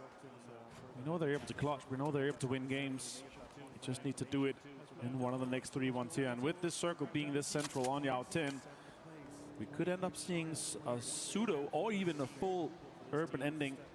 And Vicious being this home turf team to be inside here, it's really difficult city to defend and really difficult city to win games from. So really interested to see how they're going to approach this one here they're going to take an edge to SatanSid or have a split on all sides alongside the edges of this circle here. Seen incredible things from Tycoon so far here, Power, and does feel like he's back to that 2022-2023 level that we knew and loved, and a little bit into 24. Do you think it almost might be worth for Vicious just to abandon Xiaotian altogether and try to maybe move outside of the city to just off center circle and just take a compound that's a little bit easier to defend? If you would have asked me before we removed Land Roaster, then yes, because how everything kind of lines up. But with this being dead center, it's super high priority at the inside, and now Liquid's actually pulling up into Gen G. It's just Bean. And actually Bean, I think it was taking shots over towards Shadow Esports to get them to move away, and maybe Liquid seeing if they can trick Bean into peeking a different window, and instead they'll just pull away, go back over towards Purdy Curdy. They do have Shadow Esports still kind of roaming around. It looks like they escaped off to the north, but it looks like Shadow has found a compound that they're comfortable with. They'll stop down there, and maybe how far south do they want to go? Look how close they are to Vicious now. Vicious. They did kind of stretch out from the city itself, and they've sent Simon T and Powell up here. Powell not really in a support position. Simon T, he knows they're there. You can see him peeking just to see. You heard him? Yeah, he definitely heard him. Look at that though. No utility, only 2 first aids for him here. But he does have a 3 vest. No utility, trying to fend off a team coming in on your ridge where it's extremely difficult to get anything out of. As we jump over to Liquid, they have a over to VP away from Liquid. They have a really easy entry for them to go past Julin here and get deeper into the circle. Yeah, they're just trying to, of course, get as many points as possible to make sure that nobody gets close to them if we do go the full distance of those 6 games. They've kind of taken their time on this rotation, and as a result, AGAL 17, GK, all the potential threats from early on have all moved in more towards the center. T1 also the drop from that E pickup just on the western side of Xiaotian as we check in with Gam. Get a little bit close to Shadow, but not close enough to be too much of a problem as they're able to claim this compound for themselves.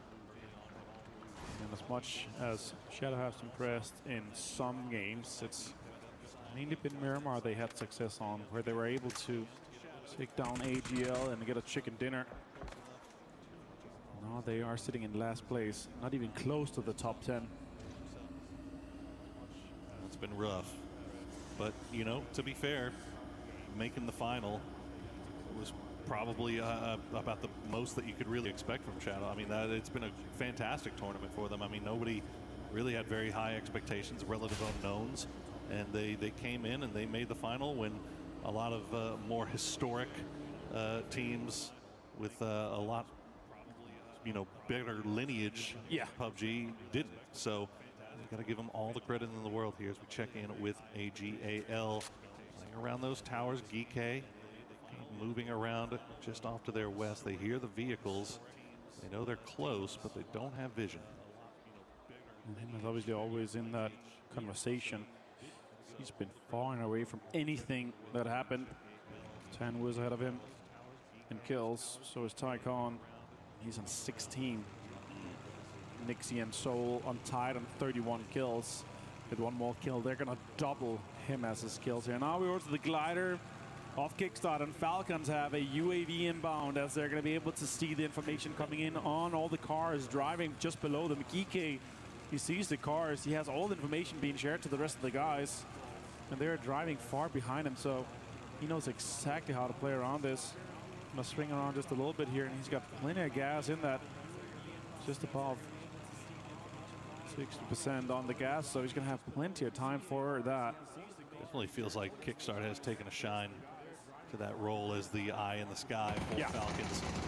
Great job here as Virtus Pro. They're going to find full sense. Once again, an early fight here for VP, and the trade comes through. Flash will go down to Beamy, though, in return. So 2 knocked here for full sense. VP playing around the trees, but Beamy will find another one. Beamy keeping his team in it, and now full sense down to just 1, but they're getting third party from range by Kiss. This was always the concern. The second they start fighting, a third party is sure to come. Nixie goes down to Kiss as Kiss starts to get fully involved in this one here. You see 17 once again sniffing at this. They see this in the kill feed. They're activating for a third party, and Myth is also coming in. All these teams that's in the middle of our leaderboard is trying to catch up to the top. We've seen 17 do it already once today, where they see VP in the kill feed and they immediately collapse onto it, but it looks like this time it's going to be Myth that does it. They're sending all forces, all hands on deck here to try to dispatch with Virtus Pro.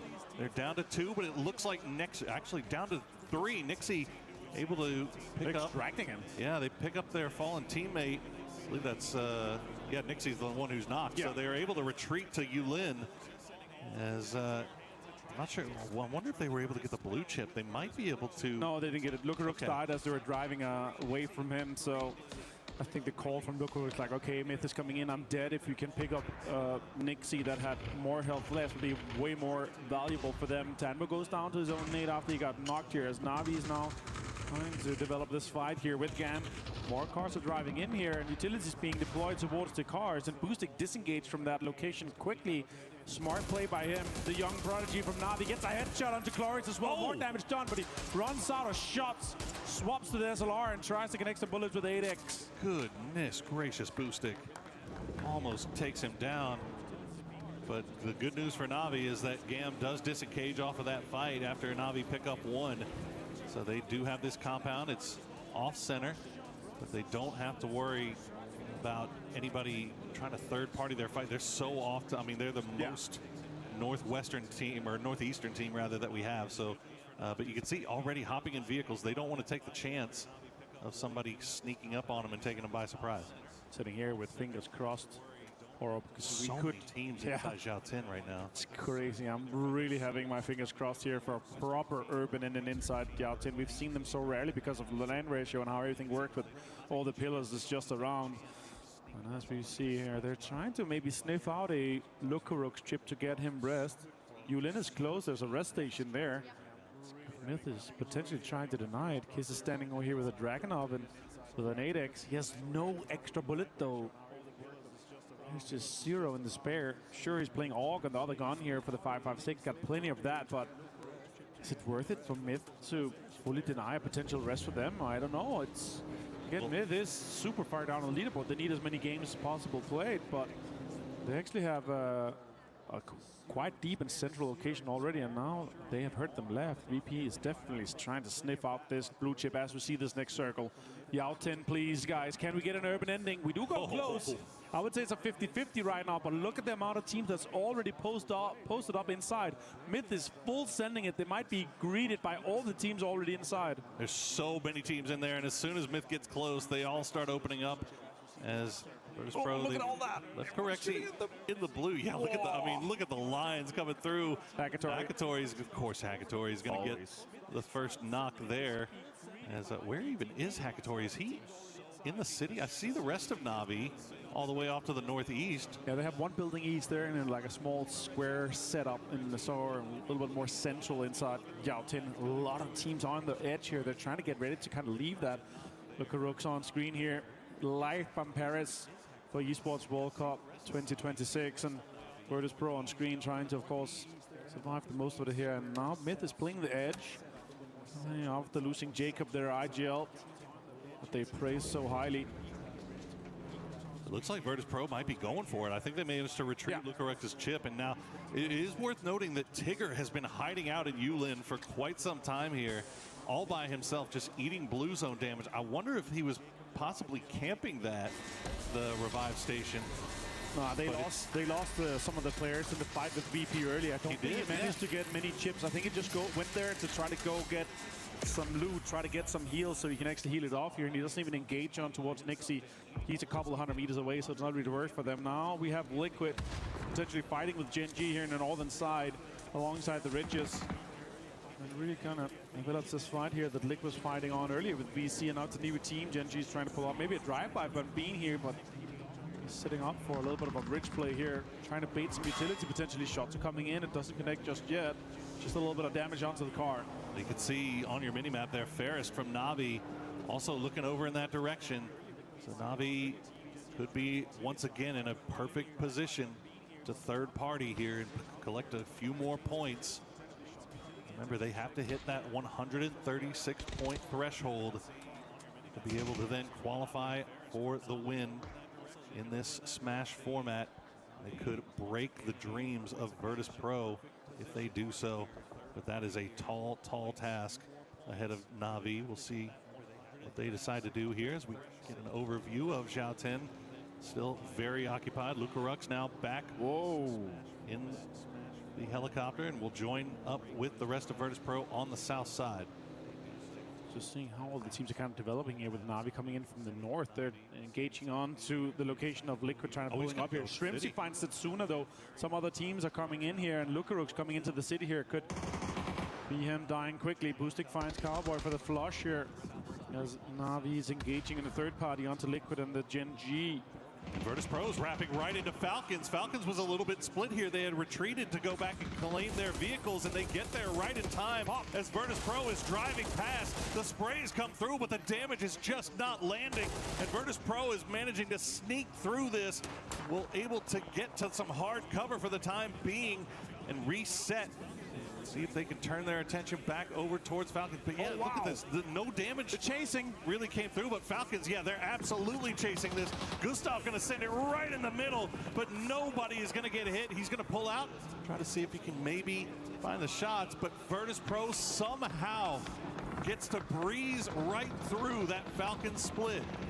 Absolutely amazing scenes here as we get a proper Sentinel Zhao Tin ending. We're gonna be having some urban warfare here as everything is developing.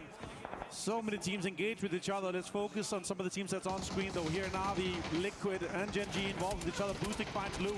More shots comes in. Boostic is low here as Na'Vi, the closest chasing teams, is low. Halo, last player for Liquid, just won a game here, but they could be finishing up. And now Gam has come up here to try to third party on this. No shots taken so far. They're just hovering around as Team Liquid down to Halo, but he's playing inside that pagoda.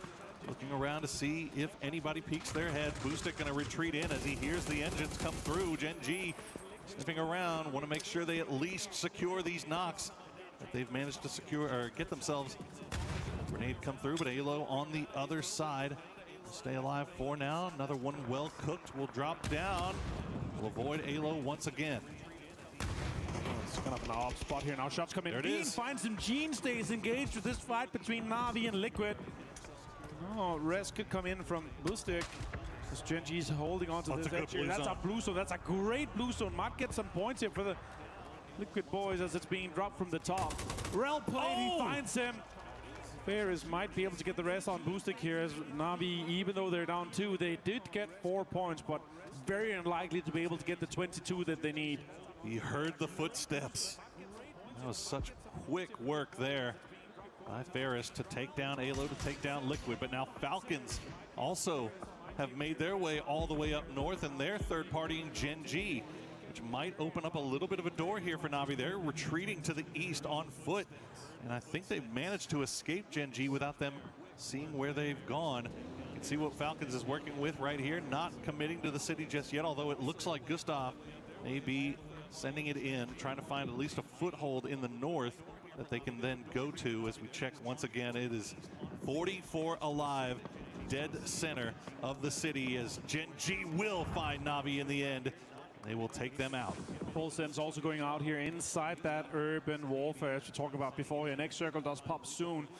We're going to see where we are going to be ending up. Actually, proper Zhao Tin urban ending here. And you know what? It's extremely difficult. Oh, Jexi finds Lucarux, and now everyone inside the city knows that it's VPO here in that direction. They could be turning heads. Falcons also driving in, getting involved, getting close. That is worst case scenario for Virtus Pro to take the knock there. Lucarux will get flushed out as well. Virtus Pro trying to make their way across this road. Correxy trying to jump the fence, almost gets in trouble there, but Kamal's not able to finish him off before he has to reload. So Virtus Pro, and the other news is that Beamy is separated from them. Beamy has not been able to make his way across the road, so he is left sitting here trying to wait for the push as Falcons now will run into Myth. Gustav goes down. The grenades will fall. They'll get him low, and there's the flush as Tiggleton will take down Gedrox. Shots comes in as well for Gedrox going down here, but Gustav being flushed is so unfortunate for them. Myth being 2, Kiss and Scabby to full HP now. But this is such a difficult game to win for VP at this point. Almost impossible unless you have the high ground, biggest building. If people were paying attention, I mean, obviously Shadow knows that Virtus Pro is up there. Myth knows that Falcons is there, but if they have their ears on, their headphones on correctly, and they hear where the sounds are coming from, they should know that both Virtus Pro and Falcons on the north side. But look at the distance between the two. That roadside, a big line of demarcation. I think the Falcons and Virtus Pro will be comfortable just holding on to the line right now and waiting to see where the next circles decide to take them. If this develops properly and Vitality is able to hold on to this big building in the middle that has high ground, that has everything. Oh, Perfectix finds him before he hits the deck. And Dogma is down to just being the last player. Full 3 gear and Perfectix. And with the links in hand, he's going to be able to do some damage in this one. Our defending Esports World Cup champions. Currently sitting in 6th place, trying to get to that triple digits, to get close, to secure more points for the club championship of this team. It's very unlikely, almost impossible, I would say, at this point here, even for the points available for the next 3 games, for him to win it again. So we're not going to see a back-to-back from Twisted Minds in PUBG Battlegrounds. It's tough, as it looks like Twisted Minds just going to aggressively take this fight against Vicious, knowing that they are ahead of them. Like to take them out. They've managed to get the knock on a POW.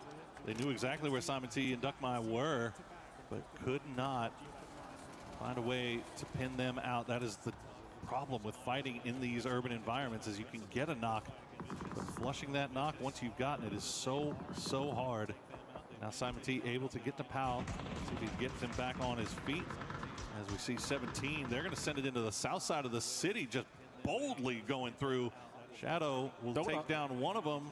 Tiantian and Wembo will be able to get inside the city. Lil goes providing support from the south. And that building I was talking about before with Vitality, losing a player, losing Getrox, that's so unfortunate. Now it becomes almost impossible to defend. It's a massive building, but you have that roof access, and that's what they go for here, thinking that they might be inside that last part of the circle. Batulins finds Dogmai for the headshot. Vicious loses another player. That's really nice work by Batulins. It looked like Duckmai was trying to go for that sneaky flanking angle, but Batulins sniffed it out. Veteran player that he is. They know exactly where these Vicious boys are, and that's a great grenade. Bounces off the wall and takes down POW. Simon T now the last player left alive for Vicious. Gonna do something. Gets the flush there, and now they're gonna just rush him. They probably have no idea he's in this corner here. He's just waiting for it. They're playing it very meticulously correct here with Simon on the corner. Finds one, finds Platoon.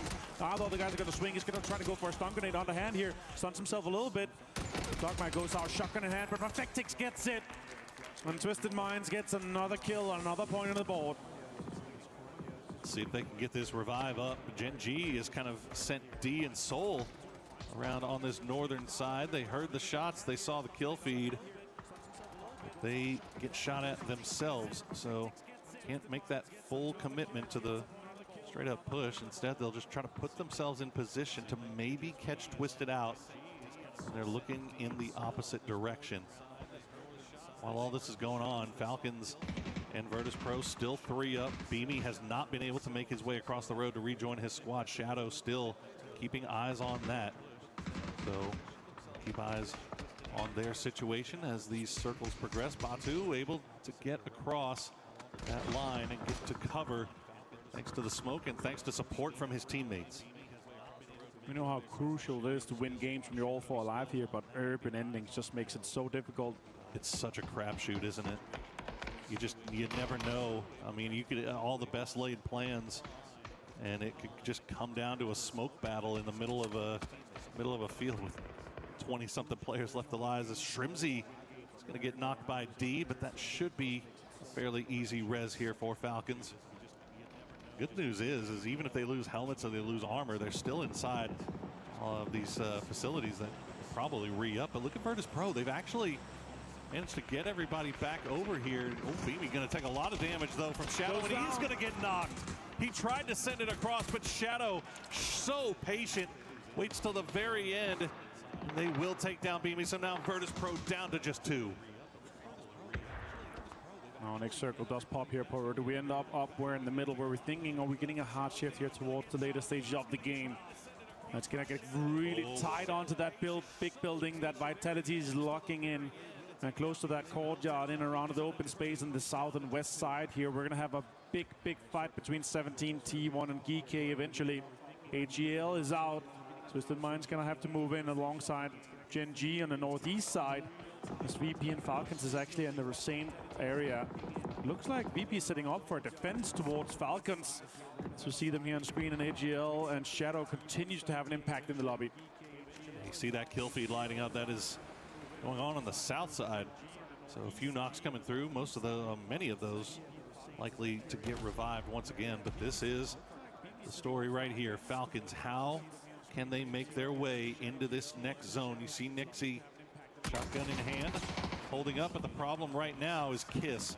All by himself with that high ground is causing Falcons a lot of problems as they try to make their way through the smoke. But Kiss can just kind of see above it.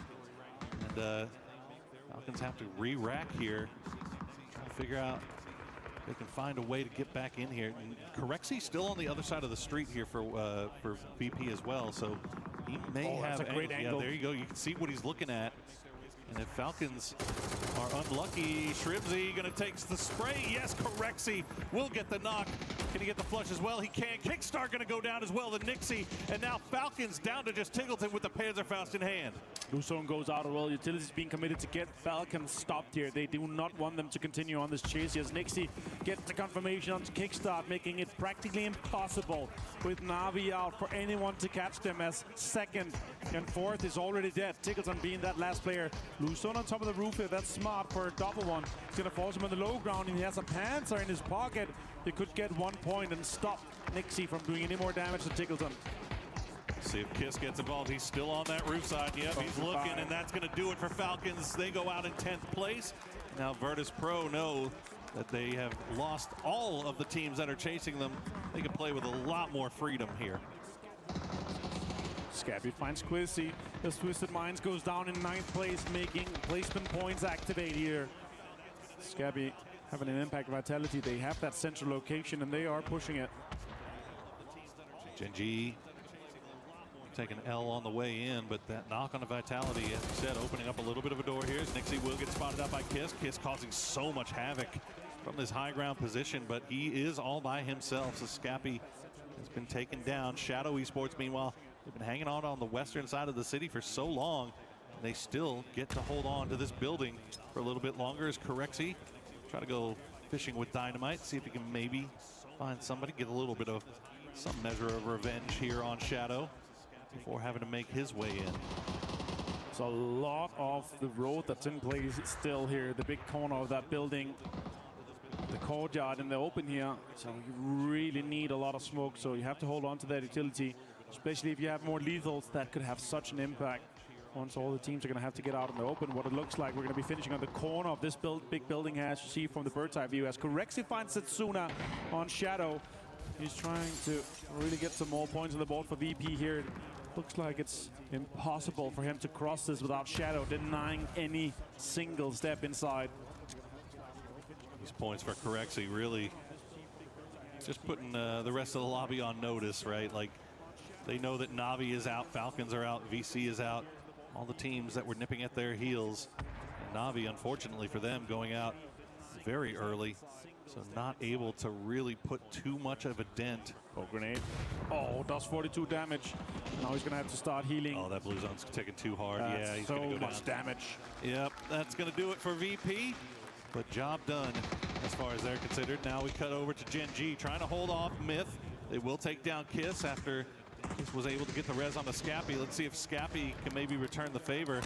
But Gen G will have to get to salute immediately. And look at the building. T1 already inside.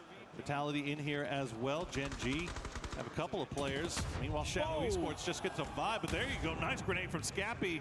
Will take down Hallow My Bad. And that might open up a window here for him to make it in. Soul finds multiple of T1. He finds Raining and Type as they go down. The MVP race is still on, and Soul has a little bit more to say about it, but good grenade from Ian will take him down, and that's going to do it for Gen G, as T1 do lose 2 in the process, but they're up to 6 kills, and they're climbing the leaderboard. Almost a 4-way tie on 91 and 92 points. 3 teams on 92. Hello, My Bad finds Scappy as Smith goes out in 6th place, and more placement points get deployed. Levante with a good Rich. for this one here. He's going to be able to get the utility in for this hit. Oh, Nate's caused 29 damage, not enough. Quizzy continues as Parkour tries to crawl away from this one. More damage going to be done here. Just creeping around like a bug on the roof, but this is anyone's game here. 5 teams remain, 13 alive, city ending.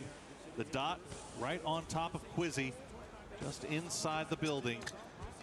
As we see Shadow Esports are going to lay down the smoke wall, trying to make their way over. Setsuna will go down. Park Pro, Blue nipping at his heels. He knows that he's got Vitality looking directly at him.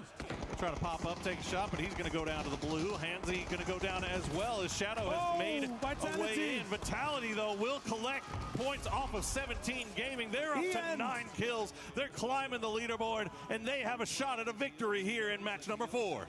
So 3v1, can he do it? Ian with a shotgun. Gets one, gets hello, my bad. Oh, the double pump shot. He's only got 4 rounds left. At least secure the point. He will. The rest of Vitality still on the roof. Ian just waiting for them to drop down. Quizzy not going to go all the way just yet. Vitality would love desperately to get this victory. Ian will wait for somebody to push down. He's going to jump down, and there you go. Levante will take it from behind, and that's a win for Vitality here on match number 4. Now that's going to push them into triple digits. It enables the chase on that second place. And Levante with the big brain play. He's able to take out the sword off and jump in behind T1 to close that one down. And what a way to do it. It's fantastic work from Vitality in what is a very difficult circle to play. Urban endings at the end with the smokes, and you just never know where somebody's going to peek you from. So much cover, so many windows to hide behind, but Vitality hold strong. They take down 17, and then they take the win. And that pushes Vitality so close. We're going to have 3 teams, even 4 teams potentially, with Na'Vi as well, within 12 points or so in the chase of that second place with Na'Vi, Falcons, and Vitality. That's a 3-way tie for third at 104 points. Right now, Vitality have the lead, but you know, on the other side of that coin, Falcons could find themselves going from second place at the beginning of the day all the way down to 5th if their day continues to keep going the way that it is. Vicious has had a lot of success. Vitality, obviously, the win here, absolutely huge. But the good news for Virtus.pro, Na'Vi goes down early. They don't hit that point threshold yet, and there's only 2 games remaining for anybody to try to even catch them. Absolutely amazing scenes here for Vitality to lock that in. They are so high up. 3rd place tie right now with AJL on the club championship. Already having won MLBB Women's here at Esports World Cup. And yeah, for sure, putting them in deeper here, getting 2, 3, 4, 500 potential points, even 750 from second place. If they're able to catch Na'Vi in the last 2 games would be insane for Vitality. But a chicken dinner here in the grand finals is insanity. What's even crazier is you look at the leaderboard, it's 3rd place all the way down to Twisted Minds in 9th is only separated by about 13 points. Yeah. So 1 game could shoot them right back up in the rankings if you're Twisted Minds. And it's just the log jam that's occurred here behind VP and Na'Vi is just huge right now. And you know, Na'Vi they don't have it just yet. So, I don't know, we've got 2 more matches left to play. So let's throw it over to Caleres.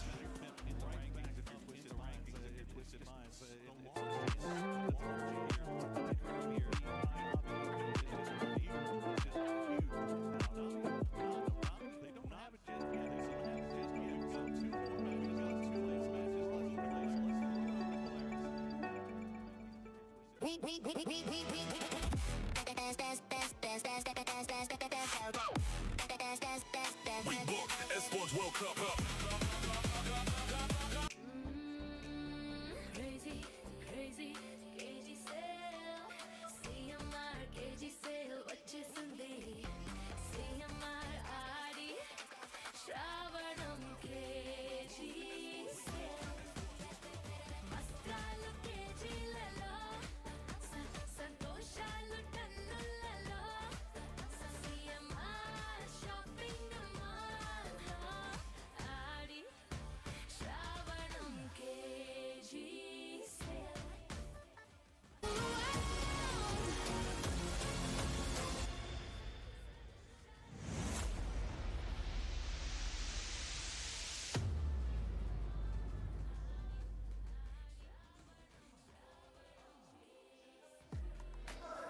Na'Vi wasn't able to reach that smash zone, but Vitality, Lace, they finally woke up, got a chicken dinner here, got some eliminations, and stopped just slipping down on that leaderboard. Yeah, I mean, a lot of teams are kind of waking up now that our sort of juggernaut teams are falling down the leaderboard. But, you know, this is what needs to be happening with this. So obviously we've only got a couple of matches left. So it's kind of like the race towards that top of the leaderboard to secure more and more money for their org and their teams. Yeah, I mean, if you look at the leaderboards right now, you know, Na'Vi, Falcons, VC, Vitality now with that win, they're right underneath VP.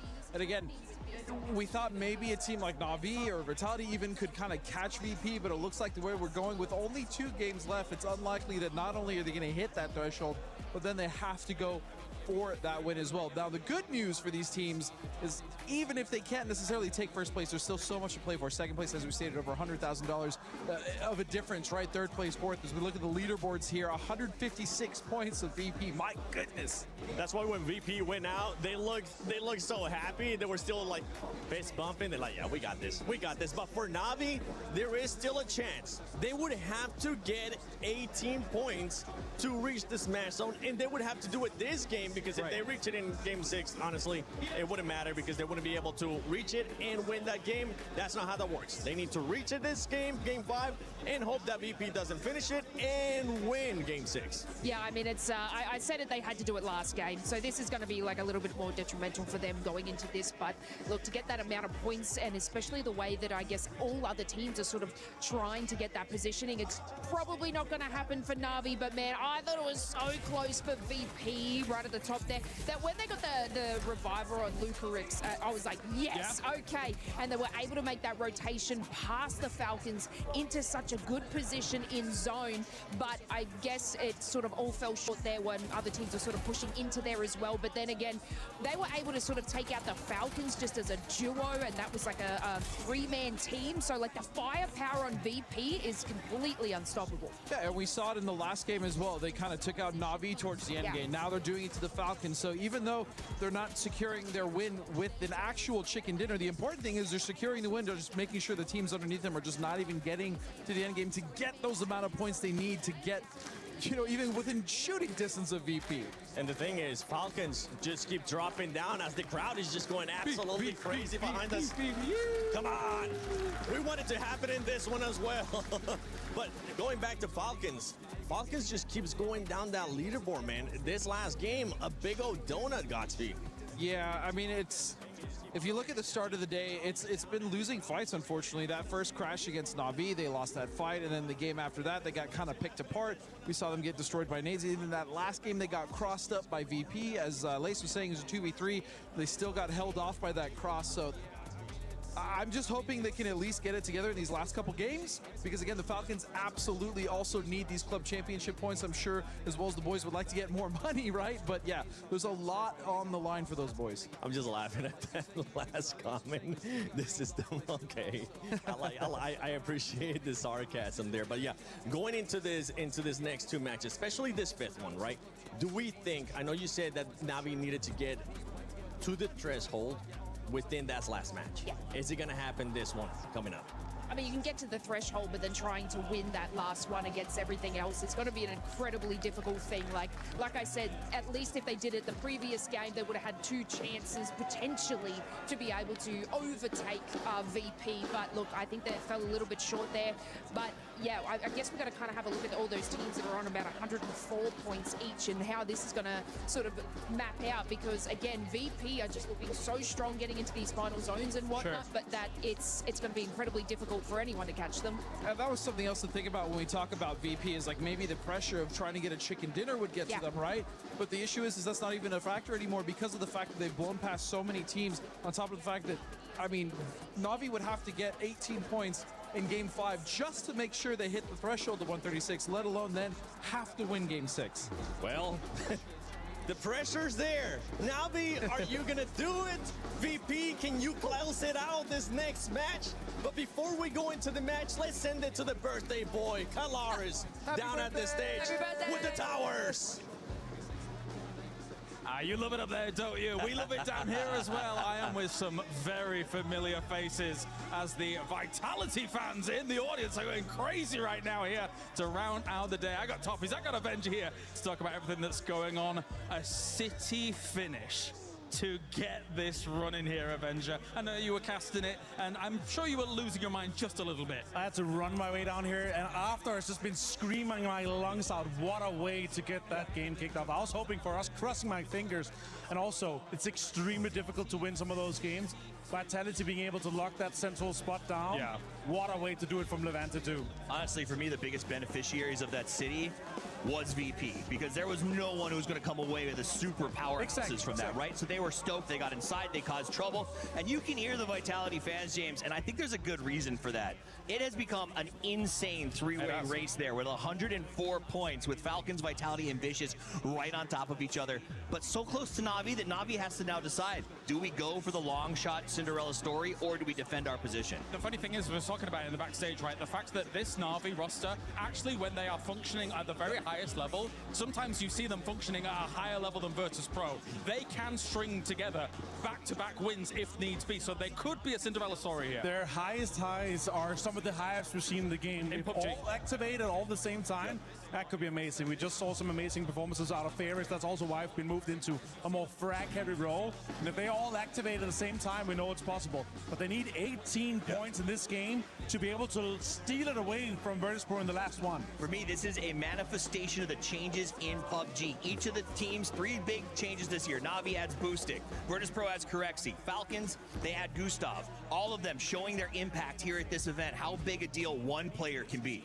A lot of EMEA power in that sentence you just said there, Toffees. I'm not I accept we'll let this. you talk about that. I accept this. I think EMEA, you guys are sending some people out, doing what you need to do. The training has been good, but I think this also speaks to the power of the scrims in your region. Yeah, the fact that they're preparing for these events with some of the best teams in the world.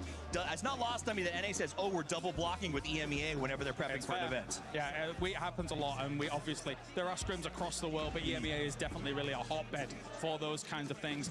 Nobody's going to be, unless something insane happens, nobody's going to be taking this away from VP. But as Toffees mentions here, Avenger, with so much money on the line elsewhere, it becomes so precarious to try and hit Virtus Pro where it hurts, or hit challenges to get second place. There's hundreds of thousands of dollars on the line. They are, and there's a 3-way tie on 3rd, 4th, and 5th place and 104 points. We're talking $100,000 difference from 5th to the 3rd place. So everything's on the line in the last 2 games. All right, thank you very much, gentlemen. It is time to head to the penultimate game here as we get it going. So without further ado, let's head to the commentators. I love PUBG Esports. We've got a ton to look at in this last game. Can VP take the chicken dinner, close it out? Can Na'Vi get the points they need to break the threshold and maybe steal it away in the last game? The 3-way tie with so much at stake right now. Hundreds of thousands of dollars, prize pools galore that we're talking about, but let's not forget the club championship.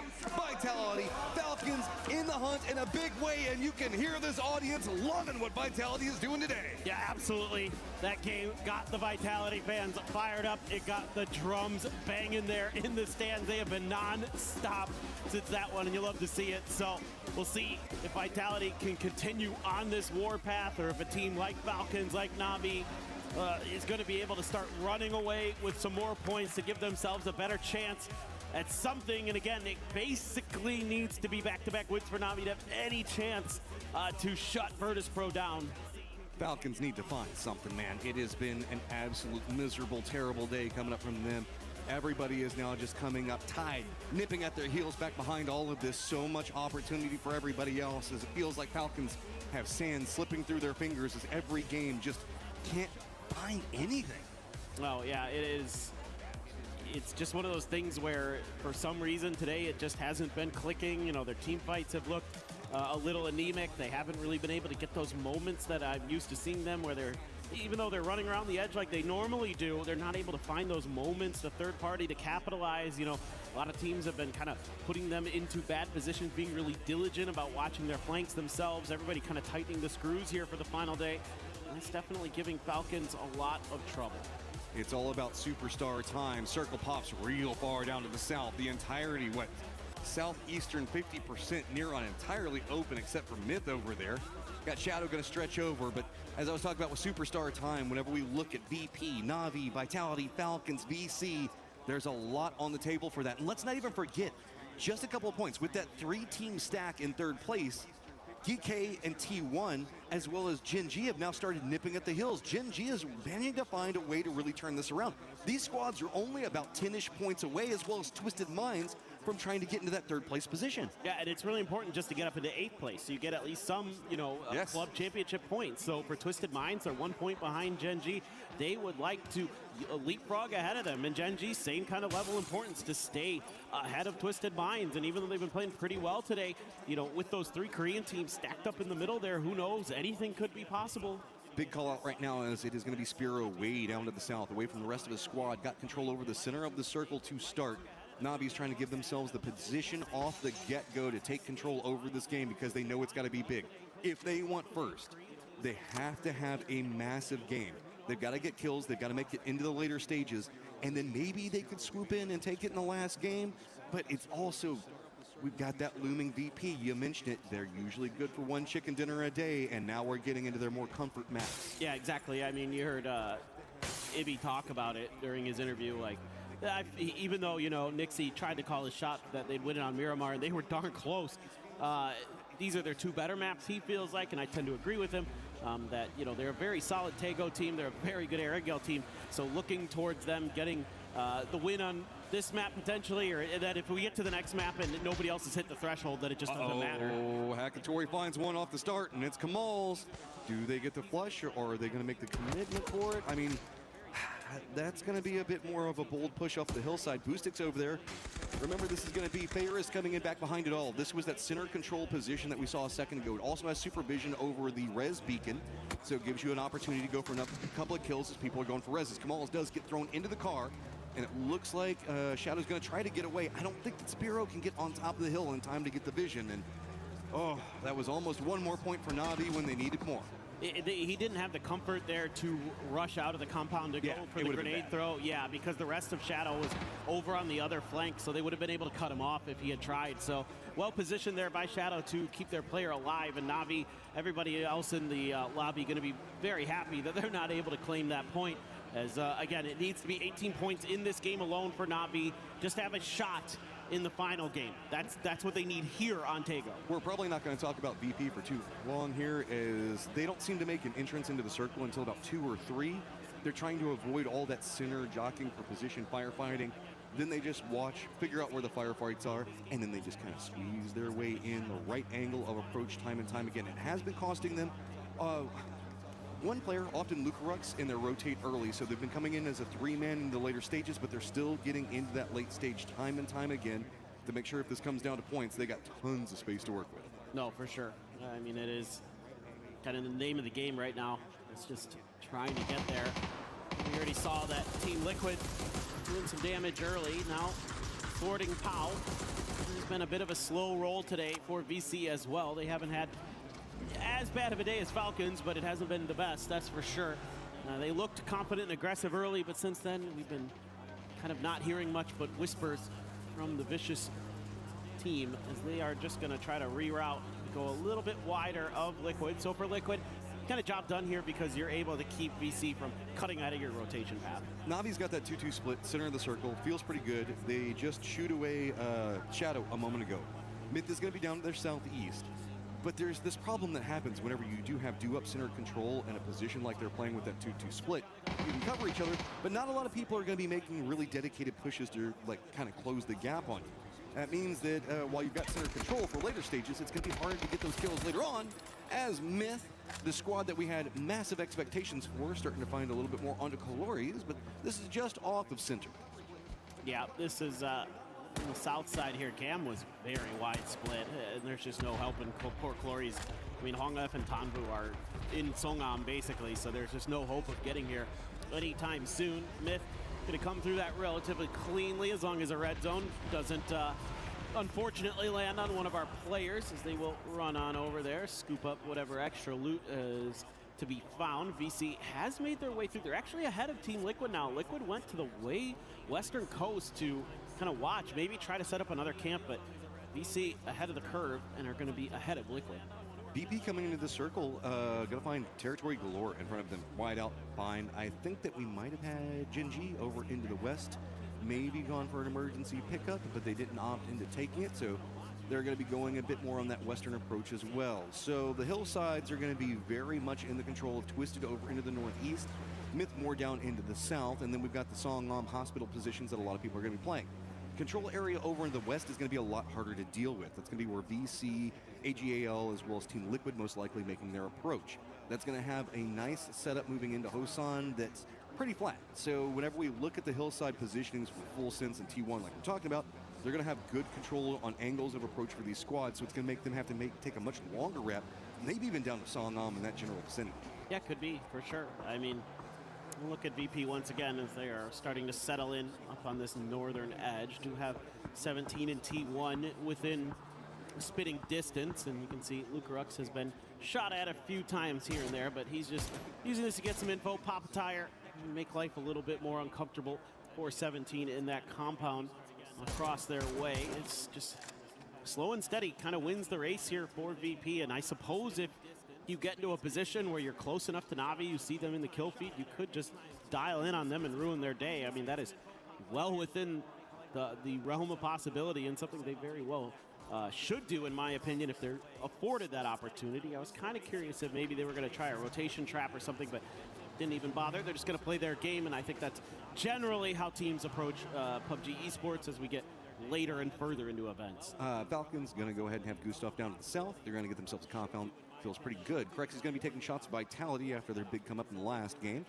We've got to be careful. VP also had a mortar prep. Circle Pops does go that Na'Vi Myth positioning. Myth's going to have the high side of the hill with a lot more control on it.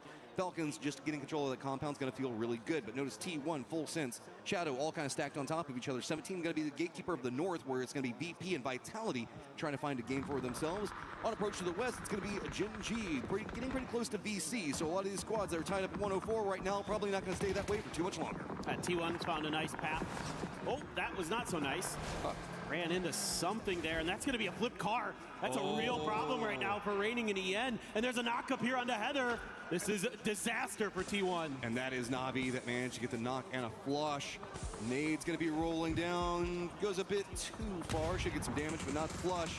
So T1 players just 2 up, now trapped in the valley, in a crossfire, Twisted on one side of it, Shadow on the other. This is not going to feel good, and this is just destruction looming. The only benefit is that Na'Vi is trying to keep control over the territory around them and not letting Twisted Minds go for this. Shadow is going to be the one that gets more aggression on the side, but I think that they're a bit afraid of the positioning coming up from Twisted, so they don't want to go for it either. Somehow T1's just kind of surviving this. Yeah, you can see Shadow just had to kind of circle the wagons a little bit, make some noise to kind of thwart Na'Vi potentially from trying to backstep them or something. I'm not sure what pressure they were feeling, but that could be good. Yeah, this is not what you want to see if you're Gen.G. And that's a great re-knock instantly by Perfectix. More shots raining in towards EN. You can see here, Twisted Mind wants these points. They need these points, and they know it. And Perfectix is landing big grenades. Follow-up bounce could be big. How's it going to land? Right on the side. There you go. Twisted finds another on a climb of their own. On top of that, that's going to be against T1. Now with those 2 kills, Twisted just 1 point behind. Exactly. That puts them back into that top 8. Those precious points for the club championship going to be in their grasp. VP making a wide route. Oh, they have so much room to work with. I mean, they have all of the eastern edge, basically. This is a lot of space. Now, they do have 17 making a wide wrap behind them, so that could be something that could turn into an issue depending on what exactly 17 ends up doing. Those guys have been shooting at each other for a while, so I think that 17 saw their rotate.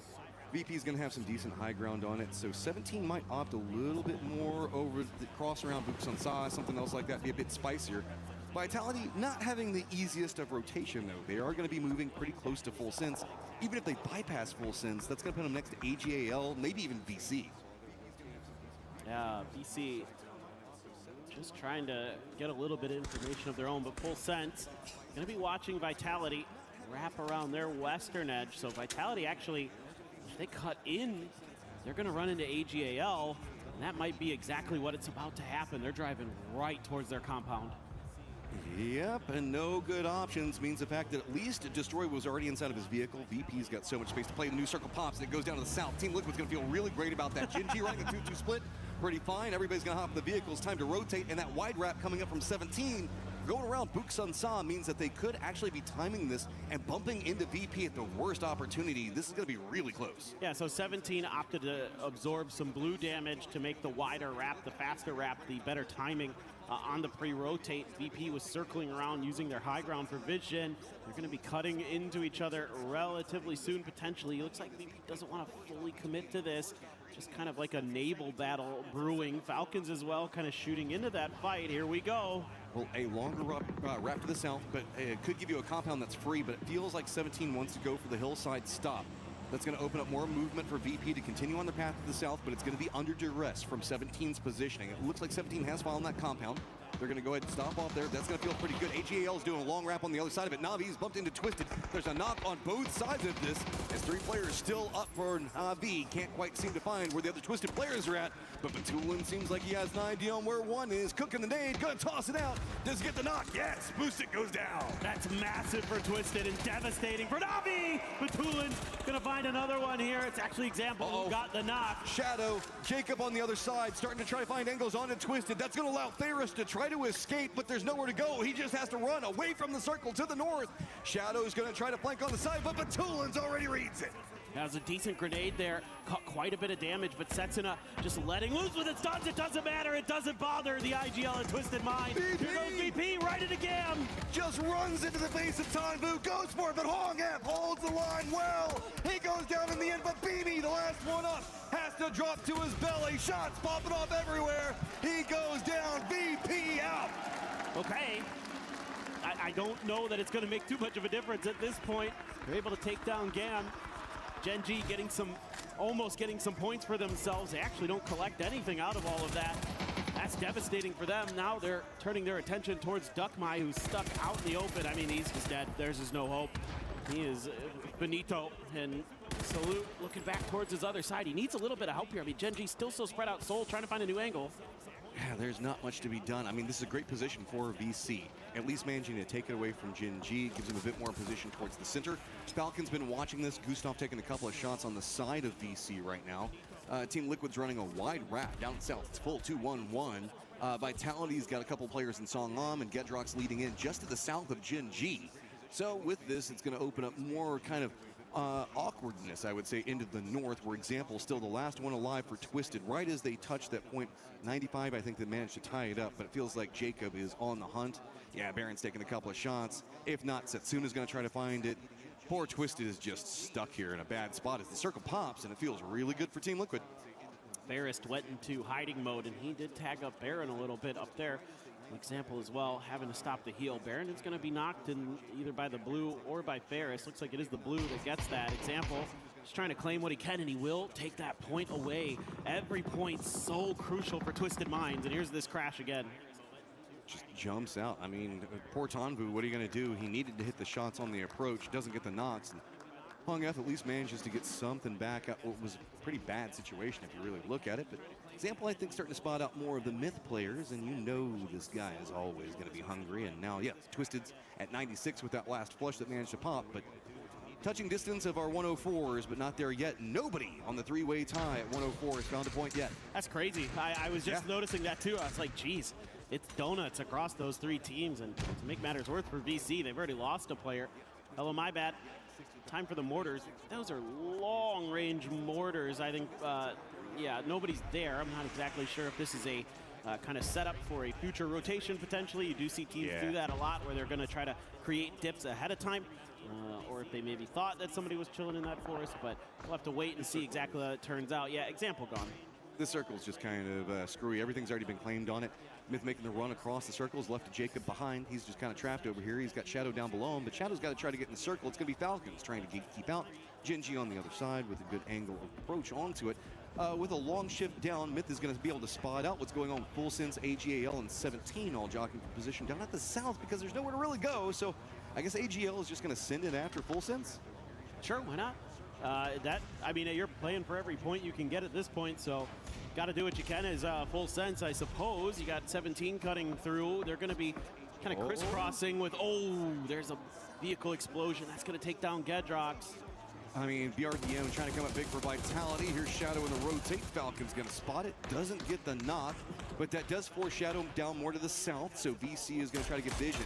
VC can't stay focused on these shots onto Shadow, though, because they still have Gen G right next to him, and that's going to make it very awkward as the longer this goes. Jacob's going to try to regroup, and he's going to have to run right through Shadow, Falcons, VC, all of it.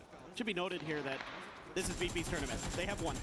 I just want everybody to know it is basically mathematically impossible at this point. But if Falcons could get a win here, they could really start doing some damage. A couple players falling from Vitality, explosions galore, grenades, mortars, everything getting involved.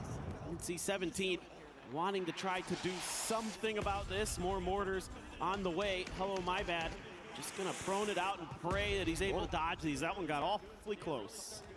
Closer and closer by the second, but if they can manage to survive, that's really all they want to do at this point. This is going to be a very open circle. Once you get out of the, I guess, the middle of the circle itself, circle does pop and it moves more into that open section that Falcons has control over. VC on that hillside also very, very strong. EK with Myth on top of each other. That's just going to be a bit more of a standoff, but really it comes down to the south where AGAL, 17, as well as Team Liquid's regrouping could be an issue. And for me, it's going to be, can Gen G continue to find more kills off of this? Because there is, I mean, Gen G is just getting every single point that they can off of kills. They don't believe in placement points anymore. Right? No, they barely. Well, it feels like sometimes they're just not able to get there. They're just relying on Soul to go crazy for them and get them a couple team fight wins here and there. But Vitality does find their res, and they do find a little bit of safety. Speaking of Soul there, he is getting the knock onto Shadow. That's actually opening the door here for Falcons to make a push. On the other side, the problem for Gen G is they are still dealing with Vicious. Vicious hasn't found anything yet. Just Tycon, the last one up, trying to get some nades over on the other side of this. But Gen G is taking a lot of damage on their walk into point. Got to be careful. Bean almost goes down, but manages to cling to life. Nades now starting to rain down on top of Tycon, but he's just doing a little bit of a do-si-do around the tree. That's enough to keep him alive. Somehow, all these nades from Soul keep landing next to him, getting the damage, but this is opening up more space for Team Liquid. It's Cowboy looking like he's trying to get involved, while the rest of Team Liquid are taking shots onto 17 and Vitality. Yeah, you can see Bean just looking for this opportunity. They're just going to drive right into Tycon here. They're doing a lot of damage to him. They're going to try to go for something crazy. They do end up getting him. D finds it, but he actually took down Soul as well in the process. So 2 players down for Gen G. Liquid could capitalize. I think he got bounced by the car while they were trying to come into the rock. But here's Falcons. They see the opportunity and they've got to go. They found multiple kills on it, so getting some distance away from that cut line finally at 104. Vitality in trouble ahead of them. They got more points to be had in front. D, balls of steel, just going to go ahead and commit into the res. Doesn't care about the explosions around him. Yeah, not much choice there. He has to go for that res and try to get his big fragger back into the fight, but nobody home for that spray for kick. There's a smoke there as well. D gonna try to reposition behind the pony. I think the Falcons may have gotten an eye on that potentially, depending on the angle underneath that hill that they could see peeking over. D and Soul on the edge, so they're okay. That pony, a potential bailout. Meanwhile, people are dying everywhere. Vitality needs points. They need to survive this. Levante goes down. 17 just got too many players up and alive, but playing around the Doritos, trying to make something big happen. Hello, my bad finally does fall. Only 1 player still up for 17, and got to commit to those reses fast because Team Liquid wants something. Falcons eyes back on to second place with Na'Vi going down. 5 kills already. They've got control of the north. They still haven't been able to take care of Gen G yet, though. Yeah, this would be a great opportunity for Falcons. They've got 4 up. They're one of only 2 teams that can boast that right now. And they are not going to fully commit to this fight just yet. Frags coming through, still looking for their opportunity, their moment, but the high ground favoring Gen G temporarily. It will eventually leave them as Phase 6 has shifted away from this fight ever so slightly, and that means that a lot of smokes and other things are going to have to be used here by Gen G to somehow, some way get in. I like this from Falcons. They didn't overcommit into Gen G. It would have been nice if you got those kills, but they knew that the circle was going to pop soon. Instead, try to keep control over the north because Khan has already moved up for DK. Opportunity for them. He's now, DK is sitting at 103. Gen G back behind it at 100. So a lot of squads trying to make more of a climb up on this one. As Team Liquid's got Alo in the compound, feeling pretty good. DK with the control in the east, though, is really just going to be the only thing that they've got to work with. Falcons you went from having control over the north to suddenly everything abandoning you in the circle, and now you've got just a little bit of a ridge line to play that's not going to feel good, and Gen.G's still right on your doorstep. Exactly, and it's going to be really important how this one shakes out, especially for Geeky and Falcons, considering where they're at in the leaderboards. I mean, who knows? Geeky could even shoot up to 4th, 3rd if things go their way as this rolls out. If they're able to rake in a bunch of kills, not the most likely scenario, but definitely something that to consider, I should say. Luke 12 finds the links, a nice pickup for him, but Falcons indeed, they would love to get this win here. They would love to give themselves that opportunity for 2nd place, that club championship. And Team Liquid's on a bit of a come up today. I mean, it was not looking the best, so they're using the opportunity of nobody taking the chicken dinner and closing out Smash rules to just continue to try to find a way to climb up. Just now 1 point back behind Full Sense, and then there's a spattering of squads in front of them, including Myth, and maybe even climbing up next to 17, depending on how this goes, because they're the only ones that got anything good in this circle, let's be honest. Everybody else is pretty much playing edge. They've got a compound, but they're also kind of stuck in there. If they keep taking the shots, Team Liquid, and forcing Geeky to the north, that kind of works out for them, but it also means that while they could win the game, they're going to get less kills due to Falcons and Geeky being on top of each other. Yeah, I mean, I love this view from Gustav's perspective because you can see why all these teams are forced to the outside. It's just a valley that funnels in towards Liquid's compound. Here we go again, trying to eliminate Gen.G, and that's a good one from Kick. Gonna combine there onto D, trying to respond is Soul. Soul and a Panzerfaust, that's scary. You know he wants more off the side of it. Tig knows where he's at. Trimsy going down with that bit of an explosion. Also going to throw off pacings for Falcon. Gustav taking a lot of damage. DK making a more concerted effort onto Team Liquid, using the opportunity on the top, but Kickstart can't get the knock. Should be able to finish it, I would think, here with this frag. Soul goes for the Panzer, gets some damage in. The grenade goes just a bit too far. Panzer may have been well timed enough to kind of keep it from being placed exactly where it needed to. So Soul offered an opportunity to heal, but another frag in right behind his feet. Thank God he's prone. I mean, Soul just a single man soloing up against the Falcons right now to see if he can find any more points for his team. Just 3 to try to catch up to Geeky, but remember, Geeky's got a great position in the circle for the time being. New circle has popped, and it's gone, of course, Team Liquid sided, moving into that very open section. Hillside is abandoned, so the longer Soul stays over here, the worse Falcons are in because they can't leave. Yeah, he's just screwing them over. Exactly what I was just about to say. I not only in terms of time and placement, but also util. They've had to dump so much at him to try to displace him. Oh my God! Oh! I thought he was about to run out and get a knock on them at the worst time. Soul finally goes down, the raid boss himself. Now, Falcons, you're the only squad that's got to go into the circle. Have fun with that. Yeah, it's not ideal for the Falcons. They do have a lot of vehicles to toy with, so they can at least, you know, set up some kind of fortifications. There isn't a ton to work with, though. You can see one of these rocks that Geeky's already taken, kind of one of the few things that you would really want to be eyeing in this circle. They're going to make a go for it anyway, and they're going to lose a tire on the way in just to make matters worse. Right off the start. I mean, they have a couple options, right? So that's pretty good. Now just 5 points behind Na'Vi. This is a very pivotal game for Falcons. I mean, talked about it. I think it's second to third's $100,000 difference. So 5 points right now, very big. If you can get more, all the better. DK, get ready. You're about to have to defend. It's the Falcons running right into your face. They got Panzerfaust ready to go. Gustav connects. Songjung goes down. Quick jump out. Gustav's got goals, but 2 players down for the Falcons. Can they take down DK? It's going to be a con one side and still holding up. That was a beautiful push, but that's a better grenade. EJ takes down the Falcons, and Geeky hangs on. What is the response going to be from Liquid, if any? There's so much comfort in this compound. They're going to start pushing out towards a con. Okay, Con's got to hold back. Create enough time for EJ to get this res onto Park Pro. Smokes are starting to come out. Luke 12 is going to go to the north side. Look over where the duo's at with the rocks. It's a nice split coming, but oh, Khan gets a knock onto Alo. That makes it a lot more complicated. We're back into a 3v3. Oh, and man, EJ had an opportunity there. Got to be careful. That Link's on the off angle. Going to be really tricky for Geeky. Could be the difference maker here for Team Liquid, as they are going to have to lick their wounds and recover, but only 2 shots left in this Link. Still at that level 3 gear, and the AUG behind it, though, for Luke. Quite a few stuns as well. So this is very nice positioning for now for Liquid. They just can't afford to lose Luke here. But Falcons dying to Geeky has now put, if Geeky can somehow win this, them right back behind the Falcons and has opportunity to steal that third place position away from them. GK, though, has to have a Herculean effort in front of them. They do have control over the east, but Team Liquid still has a nice hillside. They've got compounds and control over the west. Everything's going to be coming down to center dot, which is kind of in between both.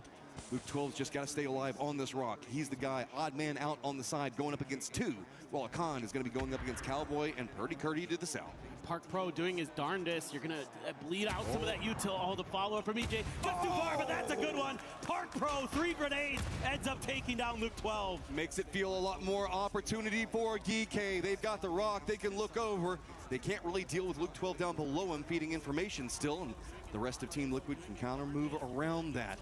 Kurt just looking up into GK, and the two players now up. They've lost their high ground positioning that we saw them playing from a moment ago. Now it is just the compound that they've been stuck in for so long.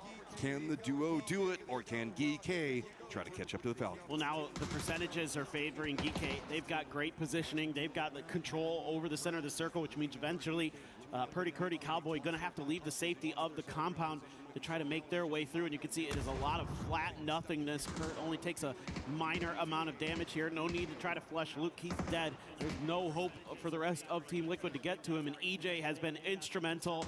A bunch of kills, 8 total for GK, 4 for EJ, and if people don't remember, EJ used to be one of the best players in Korea. He was on that Africa Freaks team in the early 2020s, and he was insane. There's 2 different factors that we need to look at right now. Team Liquid knows they're kind of screwed. They might sacrifice this over to Blue. That said, they're presently tied with Myth. They need all the points that they can get. They want to try to climb up a little bit more, because at the bottom of the leaderboard, it's just been bouncing around everywhere over there. That could potentially give them a more of an upswing in the next game to start going after 17 or something else, because yes, Team Liquid has been playing pretty good today, so there is still opportunity in front of them. But if they sacrifice out 2 points, it'll make it easier for the Falcons. If they opt into going for it, it makes it easier for themselves. Khan's going to go down blue zone. He was kind of trapped over there, but he's in the same precarious position that we can see Team Liquid having to play from. There's just nowhere to go. There's no cover, no anything in front of them. Yeah, and Liquid's happy to play out. You know, 1 point will put them ahead of Myth, put them into 11th, so that's extra money in the bank, so definitely going to make a go for it. EJ sensing their movement, a great blue zone timing. He's going to try to follow it up with a frag, has 1 more available. It's pretty good. Didn't get the knock, though. Almost off the backboard. EJ, you got another one. How's the angle on it? That's going to be a little bit too far. Kurt not feeling good about it, that corner wall. The only thing providing safety as the smokes go down. It does deny some of the vision for GK as well. Doing a little bit of a hop, seeing if they can spot anything, throw stuns, throw anything to throw off the timings, because yes, center dot control is GK's. It's going to be on Team Liquid to fight their way out. They're leaving the walls. Nothing else to be had. Park Pro's got the rock, but he doesn't have the angle. The tree making a bit too much. Shots come out from EJ, though. Cowboy goes down. Kurt, the last one up. What can he do? This position is terrible. GK's got it all on lock. Yeah, the stuns here could be the finisher. Purdy Curdy still going to go for the peaks, but that's allowed EJ to get to the tree. Park Pro going to line up behind him. Kurt's going to have to go huge. He's already tagged up, and he's down. It's GK going to take game 5 of the day. Big game for GK, getting those kills, getting the win. Gonna put him in touching distance of Falcons. Yeah, that was a huge moment for them. They are now sniffing that top 3, that podium finish. And they have been feeling it these last couple of days. They are only 1 point behind the Falcons now. Okay, because what do we need moving into our last game? More craziness looking at this leaderboard, because while you mentioned it in the last game, VP, comfy cozy. They're in a great position. There's tons of space behind them. We didn't see anybody really get to the cut threshold, so it's just going to be about chasing that second, third place positions and who can have the big come-up game. Which superstar can step up whenever it really matters right now for your team. Exactly. For VP, it's a victory lap. You know, they've done it. They're good to go. So everybody else is just trying to get as many points as they can in this last game here. And my Ajashi's on GK absolutely getting it done, man. The old school PUBG pros. I mean, these guys have been around for a very long time in PUBG esports. Sungjong in particular, all the way back to those OG and Entus Ace teams. Absolutely a stellar player, and he has led another team to another phenomenal finish. Oh, man, this is going to be crazy going into the end of it. Falcons starting to find some pretty decent successes inside that last game. Might give them some bit more motivation. Vitality coming off that last game. One before this one. Big come up for them. The audience, you got to be honest, there's a lot of Vitality fans here right now. A lot of the guys that are coming in watching for the club championships. We've got that we got to keep an eye on. We've got prize pools that we've got to keep an eye on. Oh man, this is going to be crazy. It is. I mean, I can't wait. This last game is going to be really pivotal towards a lot of things that are going to happen, not just here in our final standings for PUBG Battlegrounds, but also for the club championship. I feel so bad for Team Liquid. They finally started to find something today. If they had done anything similar to this in those first couple of days, they would have been so much better of a position up on top. GK getting it when they need it. 21 points. Falcons back behind it, finding the kills. 13 to keep some distance. But Team Liquid with 11, 17 with 9, Myth with 9 means a lot of our middle of the pack squads trying to find something. Of course, Genji finds a ton of kills. I'm glad you mentioned that because they were able to get deeper into that game than normal, and they circumnavigated Twisted Minds again. So they're ahead of them on the standings again. So that's something to keep track of. Okay, get ready, guys. One left. Tons of dreams still on the table. Who can clutch it up when they need to? We'll get ready for our last game right now. Play is in our DNA. Whenever we let it out, it becomes our superpower. Now imagine an entire city being built to supercharge it. Kadir City, powered by play. He thinks he can come in here and play my game. He knows nothing but go! Tyler Wine, you're done. This is my ladder. You can't climb it. That's an L airline. Somebody better hold me. Okay, yeah. Do something then.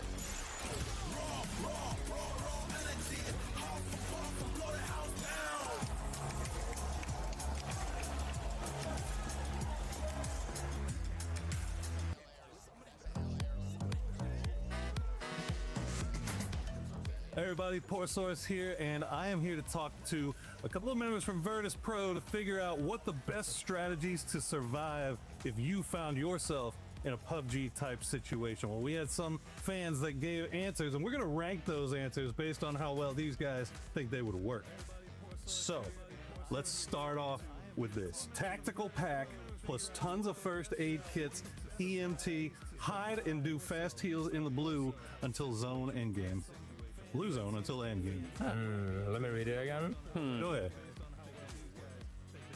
This would not work. Not anymore. Because it doesn't work outside the zone. Exactly.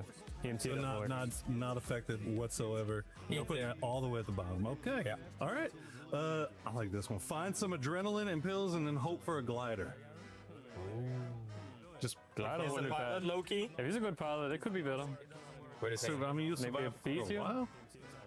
Yeah, I think B tier is okay. Yeah. We like it. I just hope you don't find Tiggleton. He's gonna All right. I'd be prone and not moving unless the blue zone was tickling my feet. That's a good strat.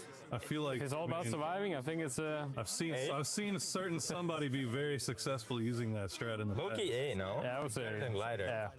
Yeah. We put that above glider. I like it. Yeah. I'm just hiding until the very end, lol. I'm playing foe the win. Okay, now we need to be strategic, though. Yeah, now you're running out of Because, like, slots.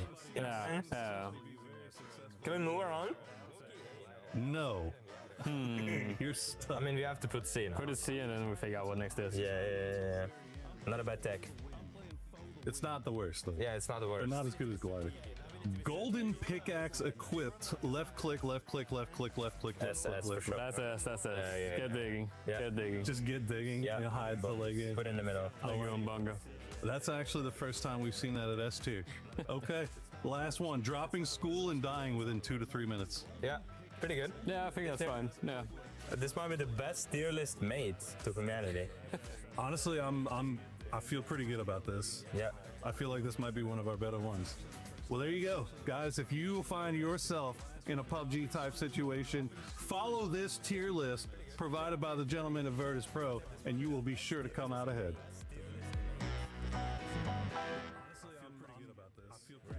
VP might not end up finding that golden pickaxe, but at the end they will end up finding that gold trophy, because right now absolutely nobody's gonna catch him. It is VP that is gonna end up winning, but we gotta talk about everything else that's going on within that leaderboard, because GK, that is their second chicken dinner today, and they have now pushed themselves up even higher on the leaderboard. And when we start talking about money, if you're in 4th place, guess what? That's going to be a nice jump up of 134,000. Before this one, they were in 6th place. That was 74,000. So 60K plus. Woo! You're almost making what I'm making for this event. You know? Damn, son. Pretty good for you. No, but I have to say, I mean, that is a massive amount of money, again, just for a few jump ups in position. And you want to talk about jumping up in position, Team Liquid decided that they were going to show up today, and they went all the way from last place up to 12. So they are also making their climb still with 1 game left. I'd say 8th place is within striking distance for those boys. 16 points away from them. Yeah, they would have to hope that a lot of those squads that are currently ahead of them won't end up doing anything. Twisted will get eliminated. So yeah, I think, you know what, there is a chance that that could end up happening. Falcons, though. Falcons finally waking up here, Lace, being able to recover and getting some points, making sure that they stop sliding. Yeah, I mean, they had like a great sort of fight against Shadow Esports, sorry, Seven, then setting their sights on Gen G, who were just in contention before, but I don't know, yeah, if you would have heard me in the green room, obviously this 4v2 against Soul and D, I was just like, just push them! And look, they did play it a little bit slower and safer, which I did feel like kind of stopped their rotation into zone, because look, I'm going to have to get someone's opinion on this, but the drive-by straight into Geekay, I mean, they were being able to take down a couple, but I don't see what the plan was there when they had that whole entire side to themselves. Sometimes you just got to send, man. Sometimes you got to go out That's a W key, was it? see what you can come up with. Makes sense. I mean, I think at the end of the day, like, there's a lot to talk about in terms of who did well, but VP has just dominated everybody, okay? This idea that they're, I think, unassailable. This feels like a victory lap right now, Godspeed. There's no way to stop them. Yeah, I mean, it must be an incredible feeling to go into the last game knowing you're a champion. Yep. I mean, and then knowing you've won life-changing money. Yep. You've also won an incredible amount of points for your club. I mean, what an absolute banger of an event. The VP boys 100% deserve this victory. It's also been a signal to the entire ecosystem. Yes. Because remember, there's still half a year to play in a lot of ways. So for some of these teams to look and be like, oh my gosh, Virtus Pro is that powerful. That Curexy pickup was so good. This is where they are right now. Teams like Myth, teams like Twisted Minds, our defending champions, have slid all the way to 8th place, something that none of us really ever expected. It's not even like a good 8th. It's like a really frustrating 8th, you know what I mean? So I think that this has been a huge rude awakening for some of the best teams in the world, that the game is changing and it's time for us to do so as well. And talking about the club championship, Falcons got eliminated in the STC arena. So Falcons, you need this club championship points here at PUBG Battlegrounds at EWC 26 from the Korea City Grid Arena. With their squads, honestly, VP, they've been playing like they knew they were going to win. Not just this past match, not just this match. They've been playing the whole time like that. I got to talk about Gen G, because Gen G needs to finish in top 8 here. Okay. They have been able to push themselves up. They started the day in 9th place. If they get themselves in a top 8 finish here, they will become club championship available. Gen G doesn't have to finish top 8. Soul has to finish top 8. Soul show. I mean, he's literally, as Steve is right on the money, he's basically been carrying that team kicking and streaming throughout this whole event. He's got a Gen G-shaped backpack, and it is abundantly clear. I mean, we saw it against the Falcons. They had that high ground, and it was just the Soul and D show, and the D sort of got out of the way in that sort of scenario, and then now it's just the Soul show. So look, yeah, the firepower behind this single player throughout the entire stage is exactly why we see Gen G doing well. Well, ladies and gentlemen, as we head to the final match, I want to give a huge shout out to just production. Everybody that was able to make everything possible with the roaming sets when we got a chance to do something amazing from the Eiffel Tower. Shout out to Godspeed, Lace, Toffees, and myself as we're going to the final game. Who's going to be able to finish in 2nd place, 3rd place? We know VP is going to win it. This is PUBG Battlegrounds at EWC 26, the final match. One match to go, and we're sending it over to Erangel for what is to be the Virtus Pro victory lap. Fantastic performance from them from the start to the finish, but there's still so much left to play for here, Avenger. I am Porosaurus, and we are going to figure out who is going to finish 2nd, who is going to finish 3rd. But at the end of the day, we know who's finishing in 1st. 15 other teams And 4 happy faces on your 64-player cameras here. Some are nervous, some have big expectations, and someone has everything on the line in the last one here. Sure, Virtus Pro is going to have a victory lap here. That might have an impact. Some other teams might go in and have fun with it. Let's see how everything approaches as we are going to be going from the northeast to the southwest. A very easy and peaceful playing path for this last game. As VP does not get hot dropped or change their location. They let all the other teams to fight it out and duke it out for that second, third, and fourth place, where we have 300, 200, 134, and $100,000 spread out from second to fifth place. An immense amount of money for some of these guys, life-changing money.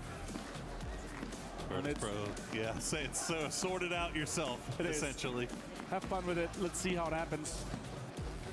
And a victory lap. A victory lap is going to be fun to see. Like, what do these guys play? Sure, dead center. And even with it here, even if they breach it, they would have to do it by sheer amount of points. So we're talking. What would they need? It's not going to happen. 27 kills and a win. And a victory lap is going to be fun to see. Like, it's going to be 27 kills and wins and VP going out there. So it's not happening. Let's just rule it out here. It's not happening. Well, they still could find themselves in second place overall, which, as we said, is a bunch of money, a bunch of club championship points for their team. Team Falcons, though, right behind them. Geek right behind them. And Vitality, the Vicious, both still sniffing around. If things go their way,